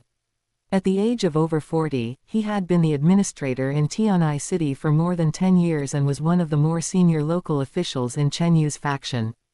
As soon as he entered, he immediately bowed deeply, his body bending at a standard 90-degree angle, his movements quick and standard, as if he had practiced it countless times. His voice trembled slightly, carrying a clear sense of nervousness and awe. Administrator Xie Chong greets the speaker. Silence. A long silence. Administrator Xie Chang's body began to tremble slightly. His back had already been soaked with cold sweat. His waist and legs also began to ache and go weak. But he dared not even move. He just maintained the bowing posture like a statue nailed to the floor. Chapter 90. Controlling all high-end resource trading channels of the Federation. Just as he was drenched in sweat, Chen Yu's voice slowly sounded. The voice was gentle yet majestic. Little Xie, get up. Why are you still bowing? The voice carried a hint of a smile, a hint of warmth. Upon hearing this, Administrator Xie Chong quickly replied, his voice filled with obvious panic and guilt. Speaker, I know I am at fault, which is why I dare not look up. At this moment, his body was still trembling slightly, but he finally straightened his back a little. However, he still kept his head lowered, not daring to meet Chen Yu's gaze. Oh, what are you at fault for? Chen Yu's voice remained gentle, as if he were truly just curious about a subordinate's inner thoughts. Administrator Xie Chong gritted his teeth, his mind made up. He knew he had to get through this hurdle today. He couldn't hide, and he couldn't bluff his way through. He could only use the most sincere attitude to fight for a sliver of hope. He finally spoke, his voice hurried. The Tian'ai Alliance Auction House should always follow the footsteps of the Federal Central Auction House and purge the malicious individuals from the Nine Treasures Glazed Tile sect. Instead of continuing to cooperate with them. Silence. Another long silence. This silence was heavier than the last. Chen Yu did not speak, and Administrator Xie Chong did not dare to speak either. At this moment, only the ticking of the clock on the wall echoed throughout the office. The pressure in Administrator Xie Cheng's heart surged. He could feel the speaker's gaze landing on him. There was no emotion in that gaze, yet it pressed down on his shoulders like a great mountain, making him almost unable to breathe. His legs were shaking, and the cold sweat on his forehead had flowed down to his chin, dripping onto the floor and creating a small damp patch. At this moment, he regretted it. Truly regretted it. He had thought it was something insignificant back then. So, he didn't bother to manage it. After all, the Tian'ai Alliance Auction House had always had business dealings with the Nine Treasures Glazed Tile sect, had cooperation, and shared some unclear, unspeakable interest relationships. And as the administrator of Tian'ai City, it was impossible for him not to know about these things. But he chose to turn a blind eye. After all, the Nine Treasures glazed tile sect was backed by Shrek Academy, the head of the Federation's 4 major powers. Offending them would not make his life as administrator easy. So he chose to muddle through, chose to ignore it, and chose to avoid unnecessary trouble. As a result, he had now caught the speaker's attention. At this moment, he wished he could transmigration back in time and slap himself. When the speaker arranges something, just do it properly. Muddling through, why didn't you get yourself muddled in? No, he had already been muddled in. At this moment, Administrator Xie Chong was anxious and uneasy. He didn't know how the speaker would deal with him, nor did he know what kind of punishment this negligence would bring. Chen Yu couldn't be bothered to continue communicating with Administrator Xie Chong. His gaze shifted away from Administrator Xie Chong and landed on the horizon outside the window. He had lost interest in this topic. But after all, Administrator Xie Chong was his own subordinate, an official he had personally promoted, who had followed him for many years. Although he was incompetent, he had at least done some actual work. To just kill him off, it would inevitably chill the hearts of others who followed him. From now on, there will be no more Tianai Alliance auction house, nor will there be a Douluo auction house. There will only be the Federal auction house. Understood. Chen Yu's voice was unhurried, as if he were talking about something that had been decided long ago. Administrator Xie Chong was incredibly shocked. He immediately understood the speaker's meaning. To merge the Tianai Alliance auction house and the Douluo auction house into one, and then bring them entirely under the Federation's control. This meant that in the future, the Federation would completely monopolize all high-end resource trading channels, from the source to the terminal, all under the speaker's control. This was an absolute monopoly. It was true control, and his actions had just given the speaker a justification, a legitimacy that the outside world could not question. This made him wonder, even now, if he had sat in the position of administrator of Tianai City. Was it because the speaker had long anticipated that he would make this mistake, and had been waiting for this day all along? In a daze, Administrator Xie Chong knelt directly on the floor. His forehead pressed against the floor, his voice filled with deep awe and submission. Yes, I will have someone take over Tianai City. You should get some good rest. Chen Yu's voice remained calm, as if he were arranging a perfectly normal handover of work. Immediately, Administrator Xie Chong was moved to tears. The speaker had forgiven him for the grave mistake he had committed, and was even willing to give him a chance to retire. He had not been dismissed from office, nor had he been sent to prison, much less cast aside as a discarded pawn.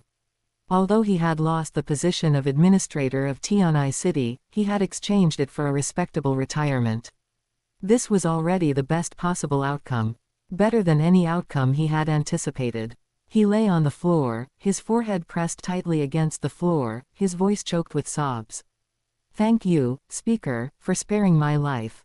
His shoulders were trembling slightly. That was the relief of surviving a disaster, the gratitude of being forgiven. Chen Yu waved his hand casually, as if shooing away a mosquito or fly. Administrator Xie Chong respectfully withdrew. The office returned to silence. At this moment, a flash of contemplation crossed Chen Yu's eyes. When he had originally sent Administrator Xie Chong to take office as the administrator of Tianai City, it was just a spare move. Tianai Alliance. The word, alliance, said it all. If it were an alliance of private forces, he might not have taken it seriously. After all, no matter how large private forces are, they are not greater than the Federation, nor are they greater than the military. But Tianai City, as a member of the official forces, had pulled together a group of coastal cities to form the Tianai Alliance. What were they trying to do? Rebel. 5 first-tier cities, plus a dozen surrounding second- and third-tier cities, formed an interest community that crossed administrative boundaries. On the surface, they still belonged to the Federation, still accepted the leadership of the Parliament, and still obeyed the laws of the Federation. But in secret, they had their own rules, their own distribution of interests, and their own power system. And when federal orders reached Tianai City, they would execute them if they could, drag them out if they couldn't, and if they couldn't drag them out, they would feign compliance while acting in opposition. But in the past, he was only a peak quasi-god, and still had to be mindful of Tang Hao, the plain master. So in the end, he only sent Administrator Xie Chong over. Although Administrator Xie Chong felt that he was muddling through and that his inaction was a mistake. But in his eyes, Administrator Xie Chong had been purely hollowed out. Because those people in the Tianai alliance never took an airdropped administrator seriously. They only received him politely. And then bypassed him on all key matters, hollowed him out, and made him a puppet with a title but no real power. Therefore, for the dozen years that Administrator Xie Chong was in office, the only things he really did were sign and stamp documents, attend ceremonies, and deal with inspections from superiors. And the true power of the Tianai alliance remained firmly in the hands of those local tyrants.